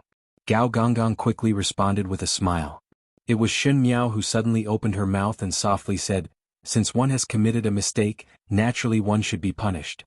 Everyone looked at her strangely, and the little eunuch's body trembled as he looked at Xin Miao with a trace of resentment. Xin Miao did not bother about it and pulled Luo Shuiyan to leave. Before leaving, she lightly said, "If one does not know the rules, then one must be taught. The palace cannot be compared to the outside, and today is different from the past." As Xin Miao and entourage's figures gradually went further away, Gao Gonggong said to the two guards, "What are you waiting for? Let's go." Xiao Lizi's heart was filled with unwillingness and his face was filled with fear. He did not know what he had done wrong. In the little garden of the returning banquet, Xin Miao's personal maid Jingzhi gave him an ingot of silver and said to her that eldest Xin young lady was not feeling well and did not drink the wine prepared for the palace banquet. She only needed a cup of clear lotus tea and would have to trouble her to make an exception during the banquet. He felt that this matter was very simple and he could obtain an ingot of silver, so why not? Moreover, if he could please this young lady of the Xin family, perhaps there would be a benefactor in the future. But no matter how Xiao Lizi calculated, he did not expect that Xin Qing was actually pregnant and that clear lotus tea became the main culprit that triggered everything. It could be said that that cup of clear lotus tea caused a disaster, and the source of this cup of tea, after investigating, was traced back to him. Xiao Lizi explained countless of times, but no one believed his words, and the silver that he received was the most common silver, not even the official silver. How would a noble young lady use this kind of common silver as a reward? No one believed his words, and he was a wicked person. What was waiting for him? Outside, Xin Miao was quietly walking. She was clearer than anyone about what was waiting for Xiao Lizi. The palace was a place where it was easy to invert black and white. If one stood high, one would have the ability to turn black into white, and if one was originally very short, then one would be sorry as the white would become black. In the beginning, when Fu Xiuyi just ascended the throne, Xiao Lizi was Gao Gonggong's dog that came and went at his beck and call. It was she who pitied Xiao Lizi and was willing to give him face in the palace. Later, Xiao Lizi became Eunuch Li, and she became a deposed empress. This eunuch that she had personally promoted even personally sent her on her last journey, and gave her a piece of advice. Today is different from the past. Now she could be considered to have returned those words back to him. This life was different from the past. Now she was the daughter of the first wife of a high and mighty official, while the other party was just a lowly speck of dust. She didn't even bother to waste too much energy on him. This was a clean and efficient way, which was very good. She and Luo Shuiyan walked in front, but did not know that behind the winding corridors, there was someone looking at her back and sighing, "Does this young lady of the Xin family have enmity with that little eunuch?" For no reason at all, a life was lost. Beside him, Xie Jingxing sneered at him, "When did you become compassionate? A doctor should have the heart of a parent." Gao Yang waved his fan and suddenly thought of something. His expression became serious as he said, "The young lady of the Xin family is not simple. Just now in the hall she looked at me for a long time. Could it be that she discovered my identity? Impossible. Then the way she looked at me was really scary." Gao Yang touched his chin and seriously thought for a while before speaking. "Could it be that she is pleased with me?" Xie Jingxing stared at him without any expression and spat out a word, "Scram. You are really not interesting." Gao Yang shook his head in regret. "Even though the important matter is pressing, but your temper is getting fiercer and fiercer. It is better to relax." Xie Jingxing looked far away and said, "Yu Shu is here." "What?" Gao Yang was surprised. "When?"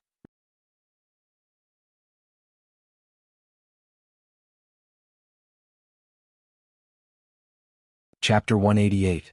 Yesterday. Gao Yang's expression gradually turned solemn. "Could it be that you want to correct Ding capital Xin residence Kaiyin Yuan?"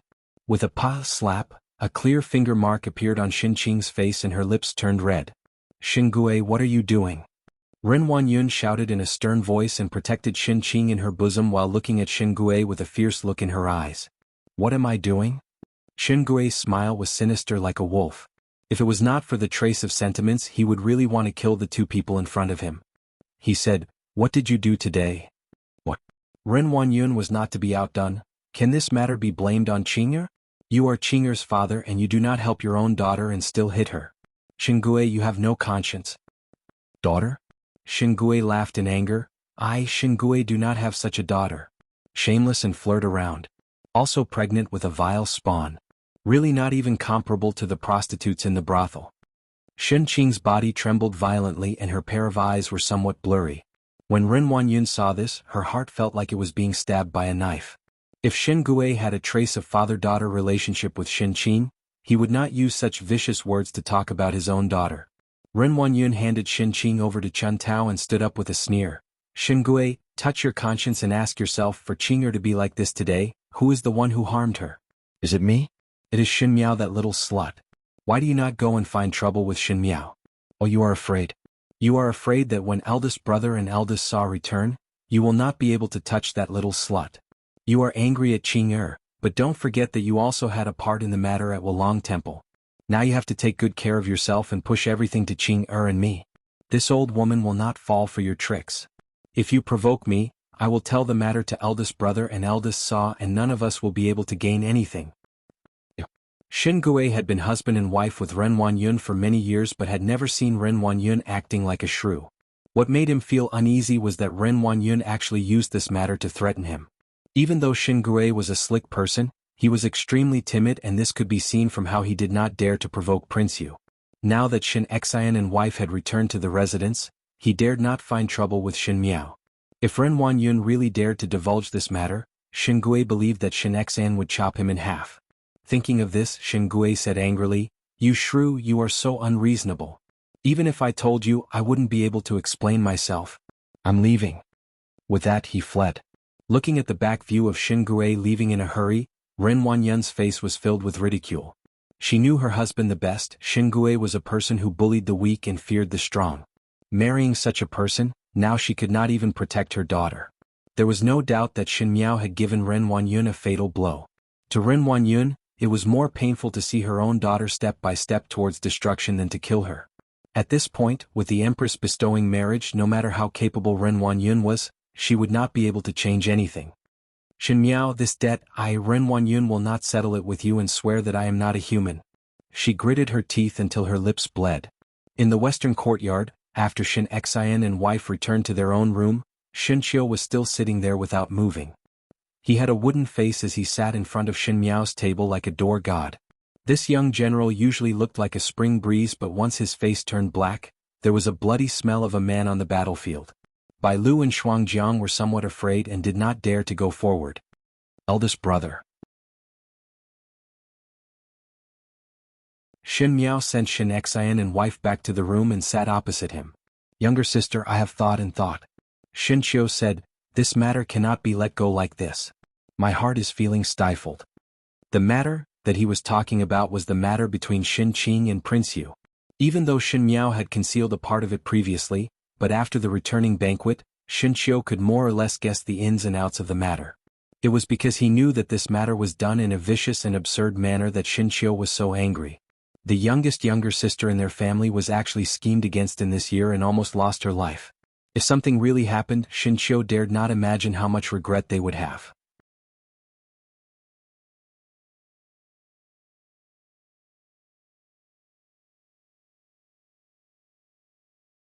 Chapter 189. Shen Miao looked at him and Shen Qiu was still speaking. "The more I think, the angrier I get.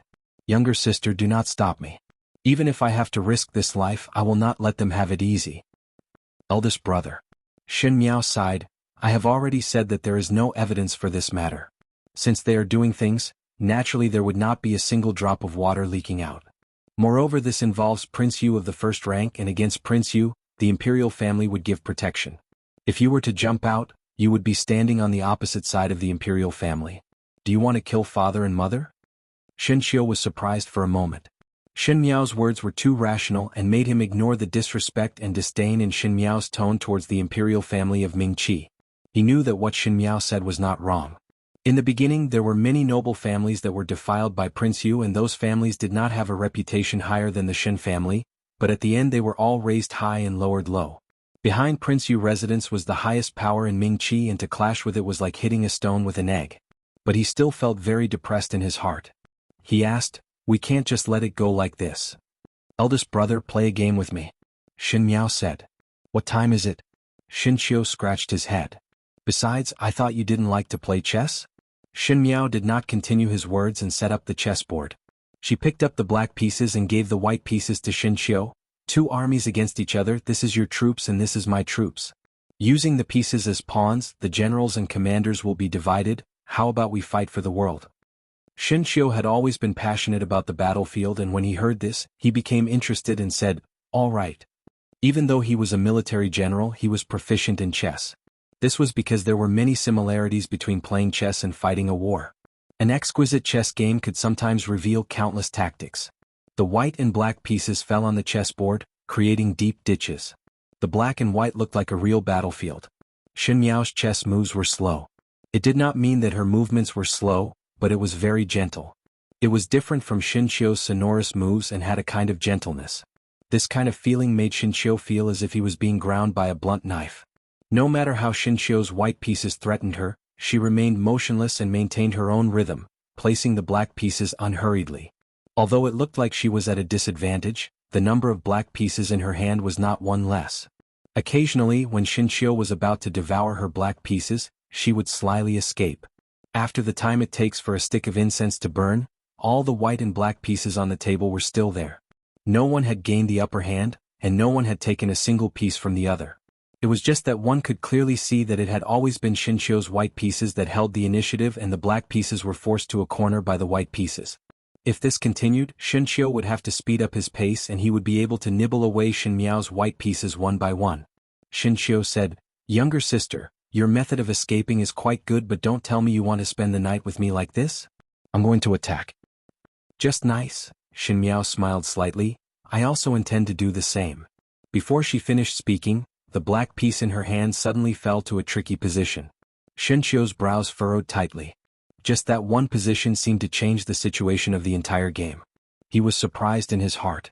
Previously the white pieces were pressuring step by step, but now it was like a cocoon of one's own making.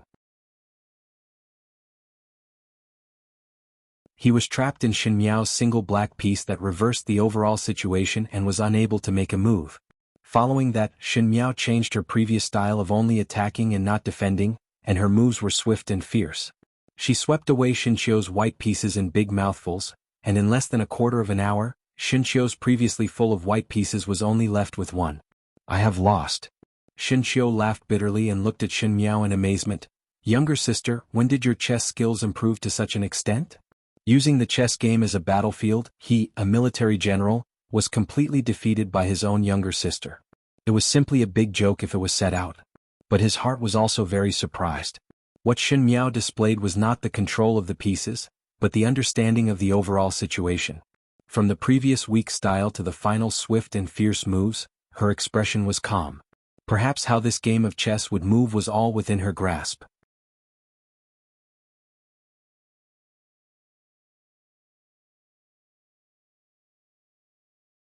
Chapter 190. I do not want to play chess with eldest brother.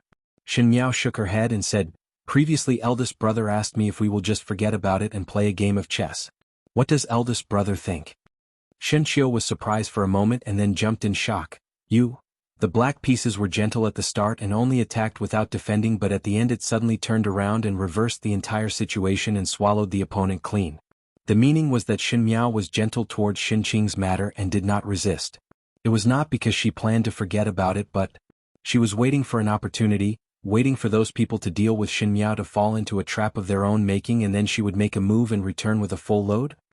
There are many ways to achieve one's goal. Under the light, the young female's fingers were holding a black piece. The white fingers and the black piece formed a sharp contrast, and there was a strange kind of beauty. Her voice was light. "If this road does not work, then change to another road. If it is not possible to do it openly, then do it secretly. They have already blocked their own way out. Next, it is our turn to play chess." Looking at the beauty under the light, the beauty was like jade. Shin Miao could only be called a delicate and pretty beauty, but at this moment, even Shin Xiu could not help but look sideways. The young female's posture was quiet, but it seemed to contain a huge amount of energy. An exquisite heart had long hidden the chess game in her heart, and everyone had become a chess piece. Shin Xiu felt bitter in his heart. He had always felt that even though Shin Miao was not close to him, her temperament was extremely simple, and one fear that she would be used by outsiders. But now he could see clearly that his younger sister had unknowingly grown up, and this kind of scheming was something that even he could not compare to. "Younger sister, I do not understand," she said. "If eldest brother believes in me, then leave the matter to me." Shin Miao said, "Prince Yu of the first rank, this kind of person would definitely find trouble with the Shin residents in the future because of this matter. We don't need this kind of enemy." Younger sister just said that Prince Yu of the first rank has the backing of the imperial family, so I cannot directly find trouble. What will younger sister do? Shin Xiu said worriedly. "I have said earlier that if the white road does not work, then take the black road. There are thousands of roads in the world, and there will always be one that works." Shin Miao lightly said, Prince Yu of the first rank, relies on the imperial family to bully others and is just a turtle with a shell. Remove his shell and see how arrogant he can be." Under Shin Xiu's dumbstruck gaze, Shin Miao smiled gently at him. "But eldest brother, I need some money, so those things that His Majesty bestowed, give it to me with real gold and silver, I have use for it." Shin Xiu originally wanted to ask what Shin Miao wanted to do, but he did not know why. When he met Shin Miao's bright eyes, he could not say anything. He was the dignified Deputy General Shen and would occasionally argue with Shin Xn till his neck turned red, but as long as Shin Miao looked at him quietly, Shin Xiu felt that he would listen to everything unconditionally. Shin Xiu secretly spat at himself in his heart. He was not afraid of the enemy's generals, but afraid of a little girl? After living for so long, one would encounter all sorts of things. "Big brother?" Shin Xiu regained his senses and said, "All right, I will get someone to send some over." "Many thanks to eldest brother." Shin Miao nodded her head. "The sky is late, eldest brother should also go and rest." "All right. There is no need to worry about the matter of Prince Yu residence. Do not tell father and mother, I will see to it." "All right." Shin Xiu scratched his head and left. When he was out of Shin Miao's room, he suddenly slapped his forehead and frowned. Damn it. There was really a feeling of being protected by one's own younger sister. In the room, Guyu carefully asked, "Young lady, is it really necessary to use so much money tomorrow?" Shin Miao's gaze froze. Guyu had not seen her own young lady with such a serious expression for a long time.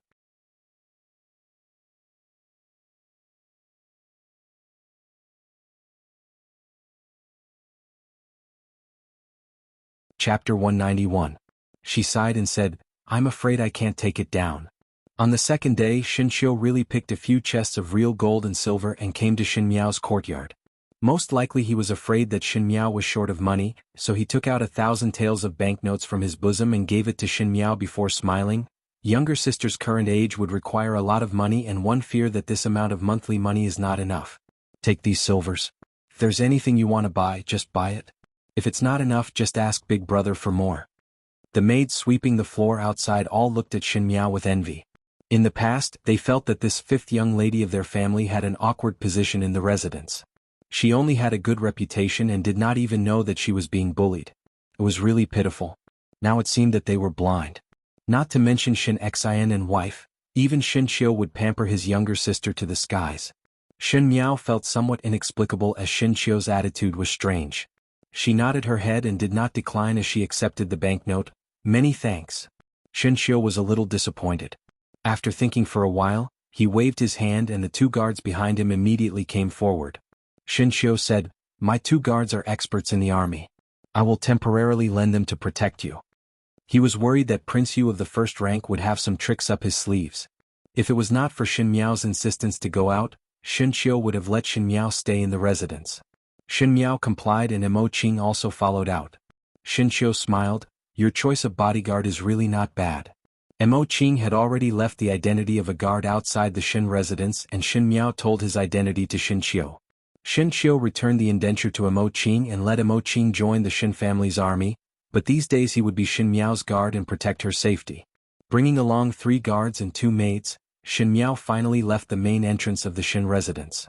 Even the carriage driver was someone that Shin Xiu found who had martial arts skills. Shin Xiu's servant said, Young master is really protective of young lady. Shinshio sighed. It was a pity that no matter how much he tried to protect her, she was too mature as a younger sister and did not have the sense of accomplishment as an older brother. Let's go. He waved his hand. Let's go back and practice our swordsmanship. Feng Xian Pawn Shop was the biggest pawn shop in the Ding capital. Compared to other pawn shops, this pawn shop naturally had its own advantages. The Feng Xian Pawn Shop only accepted precious items. If it was an ordinary item, it would be courteously sent out by the pawn shop assistant. The owner of the pawn shop was probably a generous person. If the item that the customer offered was really valuable, then the pawn shop would definitely offer a high price. But the Feng Xian Pawn Shop still had a rule. This place only did dead pawns. Once something was pawned, there was absolutely no reason to redeem it. However, people wouldn't pawn their precious things unless they were at the end of their rope, let alone pawn them at the cost of their lives. Thus, even though the Feng Xian Pawn Shop was rich and overbearing and it occupied the largest area in the Ding capital, there were only a few customers coming and going. Under such circumstances, this Feng Xian Pawn Shop actually maintained for many years and did not collapse. One did not know how they maintained their livelihood.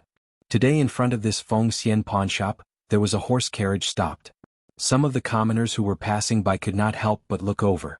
Because those who came to Feng Xian Pawn Shop to pawn items, most of them were desperate and were in urgent need of money, and this carriage looked rather exquisite.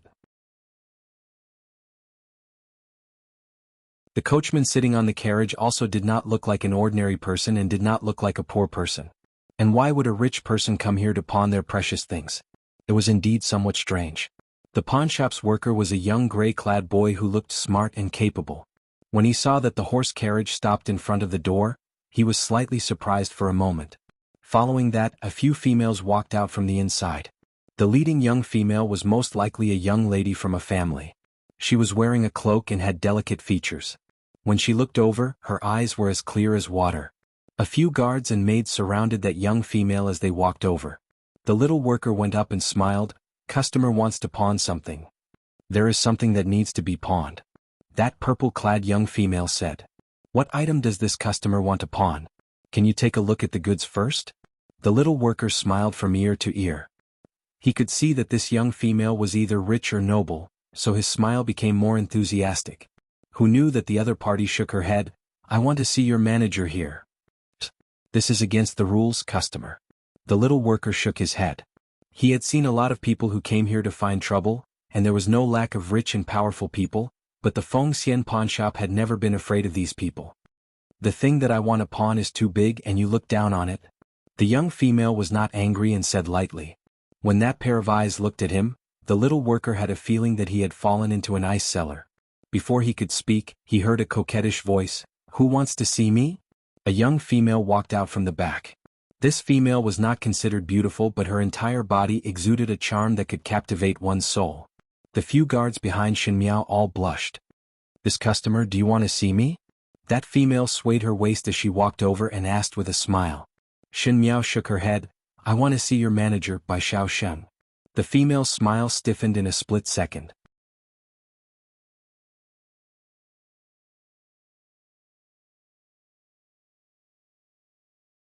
Chapter 192. Bai Xiaosheng was not a person but an industry. In one's life there were thousands of positions. There was the imperial palace and also the common people of Jianghu. 36 professions and 72 professions. There was such a type of people who belonged to the 3 religions and 9 schools. It did not sound respectable, but there were many ways and uses. At times, the little bit of relationship between the imperial court and Jianghu was maintained by these people from the 3 religions and 9 schools. And Bai Xiaosheng was one of these industries. As the name implied, Bai Xiaosheng was somewhat similar to a detective. In hundreds of years of inheritance, this industry did not appear many times and ordinary people would not have heard of it. As for where it was and what kind of people it was, no one knew. But not knowing did not mean that it did not exist. This Feng Xian Pawn Shop in the Ding capital was the current Bai Xiaosheng of Mingqi. That red-clad female's gaze gradually became solemn as she looked at Shin Miao, which made Mo Qing and the rest feel somewhat inexplicable. Even though they were in the army and had been in Jianghu, they really did not know what kind of thing Bai Xiaosheng was. Naturally, no matter if it was Feng Xian Pawn Shop or Bai Xiaosheng, ordinary people would not know that the people who came here were all prepared. Young lady is? The red-clad female asked tentatively. I am here to make a transaction. Hearing that, the red-clad female's expression slightly moved, and under the stunned gaze of the shop assistant, she smiled and said to Xin Miao, "This young lady's things must be expensive. Since that is the case, please follow me to the back for a discussion." Mo Qing and the rest also wanted to follow but were stopped by the red-clad female. "These few people need not." "Young lady." Jingzhe was somewhat worried. If Xin Miao were to go in alone, perhaps she would meet with an accident. "You all stay." Xin Miao said, "I will return after this transaction is done." After Xin Miao and the red-clad female left, Mo Qing and the rest stayed in the outer hall. One of the guards that Xin Xiu gave to Xin Miao asked Mo Qing, "Brother Mo, what is young lady doing here?" After all he had killed and seen blood, he naturally had some intuition towards danger. That red-clad female's expression and the conversation between Xin Miao and Xin Miao made the few of them feel that this matter was not simple. "I also do not know." Mo Qing smiled bitterly and shook his head. Looking at the corridor that led inside, he said, "Young lady knows what to do." The red-clothed woman led Xin Miao through a very long corridor. At the end of the corridor was a square wooden pavilion. It had a total of 6 floors and the top was covered with a veil. It was impossible to see what was inside, but it seemed to be very well maintained. At the very least, the wood used to make the pillars was the invaluable evening fragrant wood. There were rumors from outsiders that the Feng Xian pawnshop's head was extremely wealthy, else the pawnshop business could only barely be maintained for so many years. After all, to buy such a large piece of land in the most prosperous area of the Ding capital, but to be unable to make ends meet, it was not something that everyone could afford. But Xin Miao knew that the reason why the Feng Xian pawnshop was so rich and overbearing was naturally because the way they earned money was not through pawning things. What they did was a business that had no capital, and naturally it was profitable with little capital. The red-clothed female welcomed her to the lowest floor of the pavilion and found a room for her to sit down. It was a tea room, and the mahogany tables and chairs in the tea room were engraved with landscape paintings.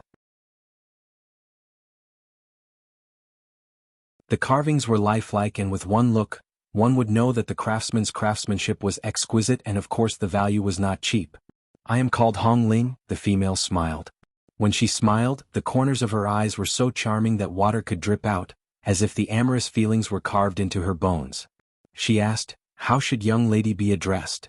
"My surname is Xin," Xin Miao said.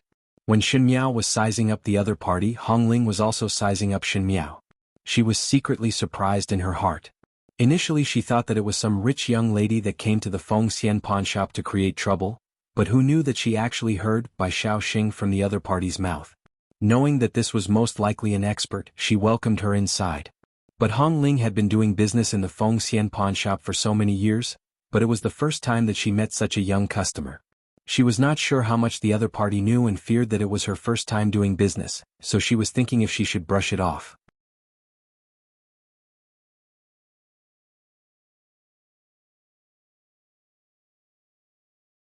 Chapter 193. So it is Xin young lady. Hong Ling smiled. "One do not know if Xin young lady came to our Feng Xian pawnshop to buy or sell?" Xin Miao said, "Buy and also sell." Buying and selling at the same time, Hong Ling could not help but be surprised. It seemed that it was the first time that the few green-clad girls who were serving Hong Ling saw Hong Ling lose her composure and quietly glanced at Xin Miao. Putting away the shock in her heart, Hong Ling continued to smile. "One do not know how much is the value of this transaction that Xin young lady is doing?" Xin Miao shook her head. Hong Ling did not understand her meaning. "Xin young lady," Xin Miao's voice was very calm, "just now I have already said that the business that I want to do is too big. He cannot see it and you also cannot see it. If you want to talk, then look for your master." Hong Ling's throat was somewhat hoarse. For so many years she had been good at dancing, but because the people who came here to do business all knew what Bai Xiaoxing's line of work was, they were polite and courteous to her. This was the first time that she was greeted so rudely. For a moment she instinctively wanted to get angry, but when she raised her head and met with Xin Miao's gaze, she was slightly surprised. The young female opposite did not look old and had a pair of eyes that were as clear as water, but when she looked at people, there seemed to be a little bit of coldness that burst out. That calm and quiet appearance had an inexplicable majesty.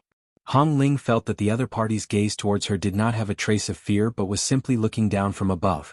Hong Ling's heart quivered and that little bit of anger disappeared in an instant. There were so many people coming and going doing business, and she was considered to be able to see people accurately. This young lady's imposing manner was a little shocking. She did not know where it came from, but it made her feel somewhat fearful. Xin young lady, I am the person in charge here. If there is a transaction to be done, naturally it will be done with me, she said. Even though she felt that Xin Miao's identity was not an ordinary person, Hong Ling was not one to be frightened, and the smile on her face became even more gorgeous. No matter how much money there is, it is not like I have not seen it before. It has nothing to do with money. Xin Miao smiled gently. I have said before that you cannot make the decision for this transaction. She looked around. I came with sincerity, but you all have no sincerity. By Shaoxing is only SOSO. Hong Ling had never met such an impolite person before. Immediately, the smile on her face became colder as she said, I feel that Miss Shen does not seem to be sincere in doing business. Since Miss Shen does not believe me, there is nothing I can do. Xin Miao stared at her for a long while before saying, as such, I will first sell you a piece of news. Hong Ling paused only to hear the girl in front of her say calmly, back then the Chen sisters in Yuzhou of Jiangnan went missing. How about I sell this news to you? If you think the value of this information is good, please let the shopkeeper meet me, and then we can discuss the information. Hong Ling's body shook as she looked at her in shock. After a moment, she straightened her expression and said, May I trouble young lady Shen to wait for a moment? Hong Ling will withdraw first. Hong Ling hurriedly left, leaving behind a few green-clothed girls in the tea room looking at her curiously. Clearly, they did not know why Hong Ling would suddenly leave after hearing her words. Xin Miao looked at the teacup in her hands. The tea was made from Junshan silver needles, and when it entered her mouth, the fragrance of the tea was rich. Coupled with the faint incense in the tea room, it made one feel relaxed and happy. Obviously the owner of this place knew how to enjoy life. Bai Xiaoxing's business was in the pugilistic world's news. In the pugilistic world's news, it was divided into buying and selling news. There would be people who wanted to buy news, and there would be people who wanted to sell news. When the buyer and the seller met up, the business would be done. Bai Xiaoxing's business was like the intersection point of the beacons on the battlefield. What they did was to bring the buyer and the seller together.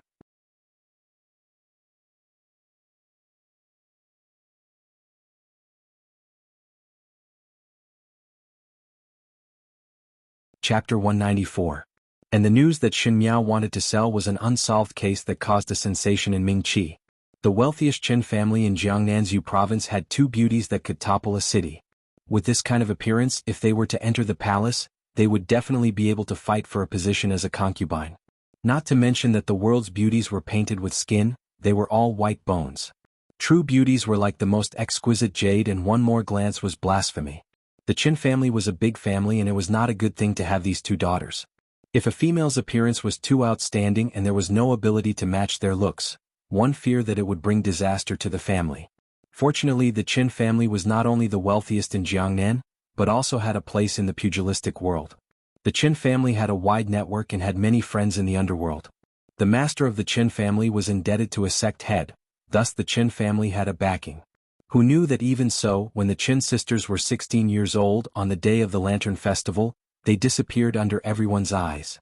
The Qin family searched for a long time without any results. It had been 3 years since the Qin sisters disappeared. The Qin family had been spending manpower and financial resources to search for the two daughters. Even though they knew that the odds were against them, they had never given up. They even found Bai Xiaoxing and spent a lot of money to buy news. However, there was no news at all. Now that this business that had been in existence for 3 years suddenly had someone to sell, how could Hong Ling not be surprised? The remuneration that the Qin family paid was definitely not cheap. As long as Bai Xiaoxing could complete this business, even if it was divided, he would be able to get a lot of money. Business people speak according to money. Xin Miao did not believe that she could not find the master behind it. The pavilion in the Feng Xian pawnshop was called Linjiang Xian pawnshop, and the place to do business was on the first level. From the second to the sixth level, it was used by the head of the family. At this moment in the tea room on the sixth level, there were 3 people sitting at the table. Yu Shu, why did you arrive so quickly? Gao Yang frowned as he looked at the person opposite, did not even greet. Opposite him sat a 17 to 18 years old youth. This youth was very cute and was different from Xie Jingxing's burning hot sun-like handsomeness, and also different from Gao Yang's gentleness like water. This youth was like a neighbor's boy and had an inexplicable affinity. He was wearing a lake green robe and his smile was rather pleasing. Heard that there is a change in the Ding capital's plan and knew that both of you would definitely need a capable general like me to help, so I specially came back to help. Hee hee. Gao Yang replied with a sneer. Ah, thank you, third brother. The youth called Yu Shu suddenly turned towards him and said, Yi Chui Lu's young lady Xiao Yao has recently been indifferent to me and is deeply frightened. Third older brother has always been liked by young lady, why not teach me? This seemingly friendly and harmless young man was actually a veteran in the field of flowers. Xie Jingxing did not even look at him and said, look at the appearance. Ah, could it be that third brother thinks that I'm not handsome? The youth was so angry that his face turned red. Back then I was also a flower pursued by tens of thousands of people. Could it be that third brother is jealous of me? Gao Yang could not take it anymore and pulled Ji Yushu's head to the other side. Ji Yushu, if you continue to speak like this then go back. Yushu immediately sat up straight and said seriously, third older brother, let us talk about the plan for this trip.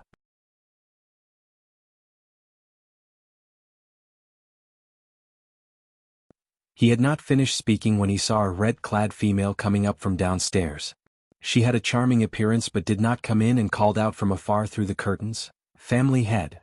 Hong Ling, Yu Shu guided patiently, told you many times that even though you are good-looking, it is better not to come up when us brothers are talking. Even though I dote on you, one cannot not know when to advance or retreat. He was born young and tender as if he did not know the ways of the world, but the words he spoke was like a wily old fox. It was fortunate that Hong Ling was his subordinate, as if it was a normal young female that heard a few words from him, one fear that their face would turn red from embarrassment. You're tuning in to the Han Li's Wuxia Adventures YouTube channel. We're so grateful for your support, and don't forget to subscribe to join us on this incredible journey through captivating stories. Your generosity through donations truly makes a world of difference, as it's the primary source of revenue that allows me to expand and enhance this channel for you. Thank you from the bottom of my heart for being a part of this adventure.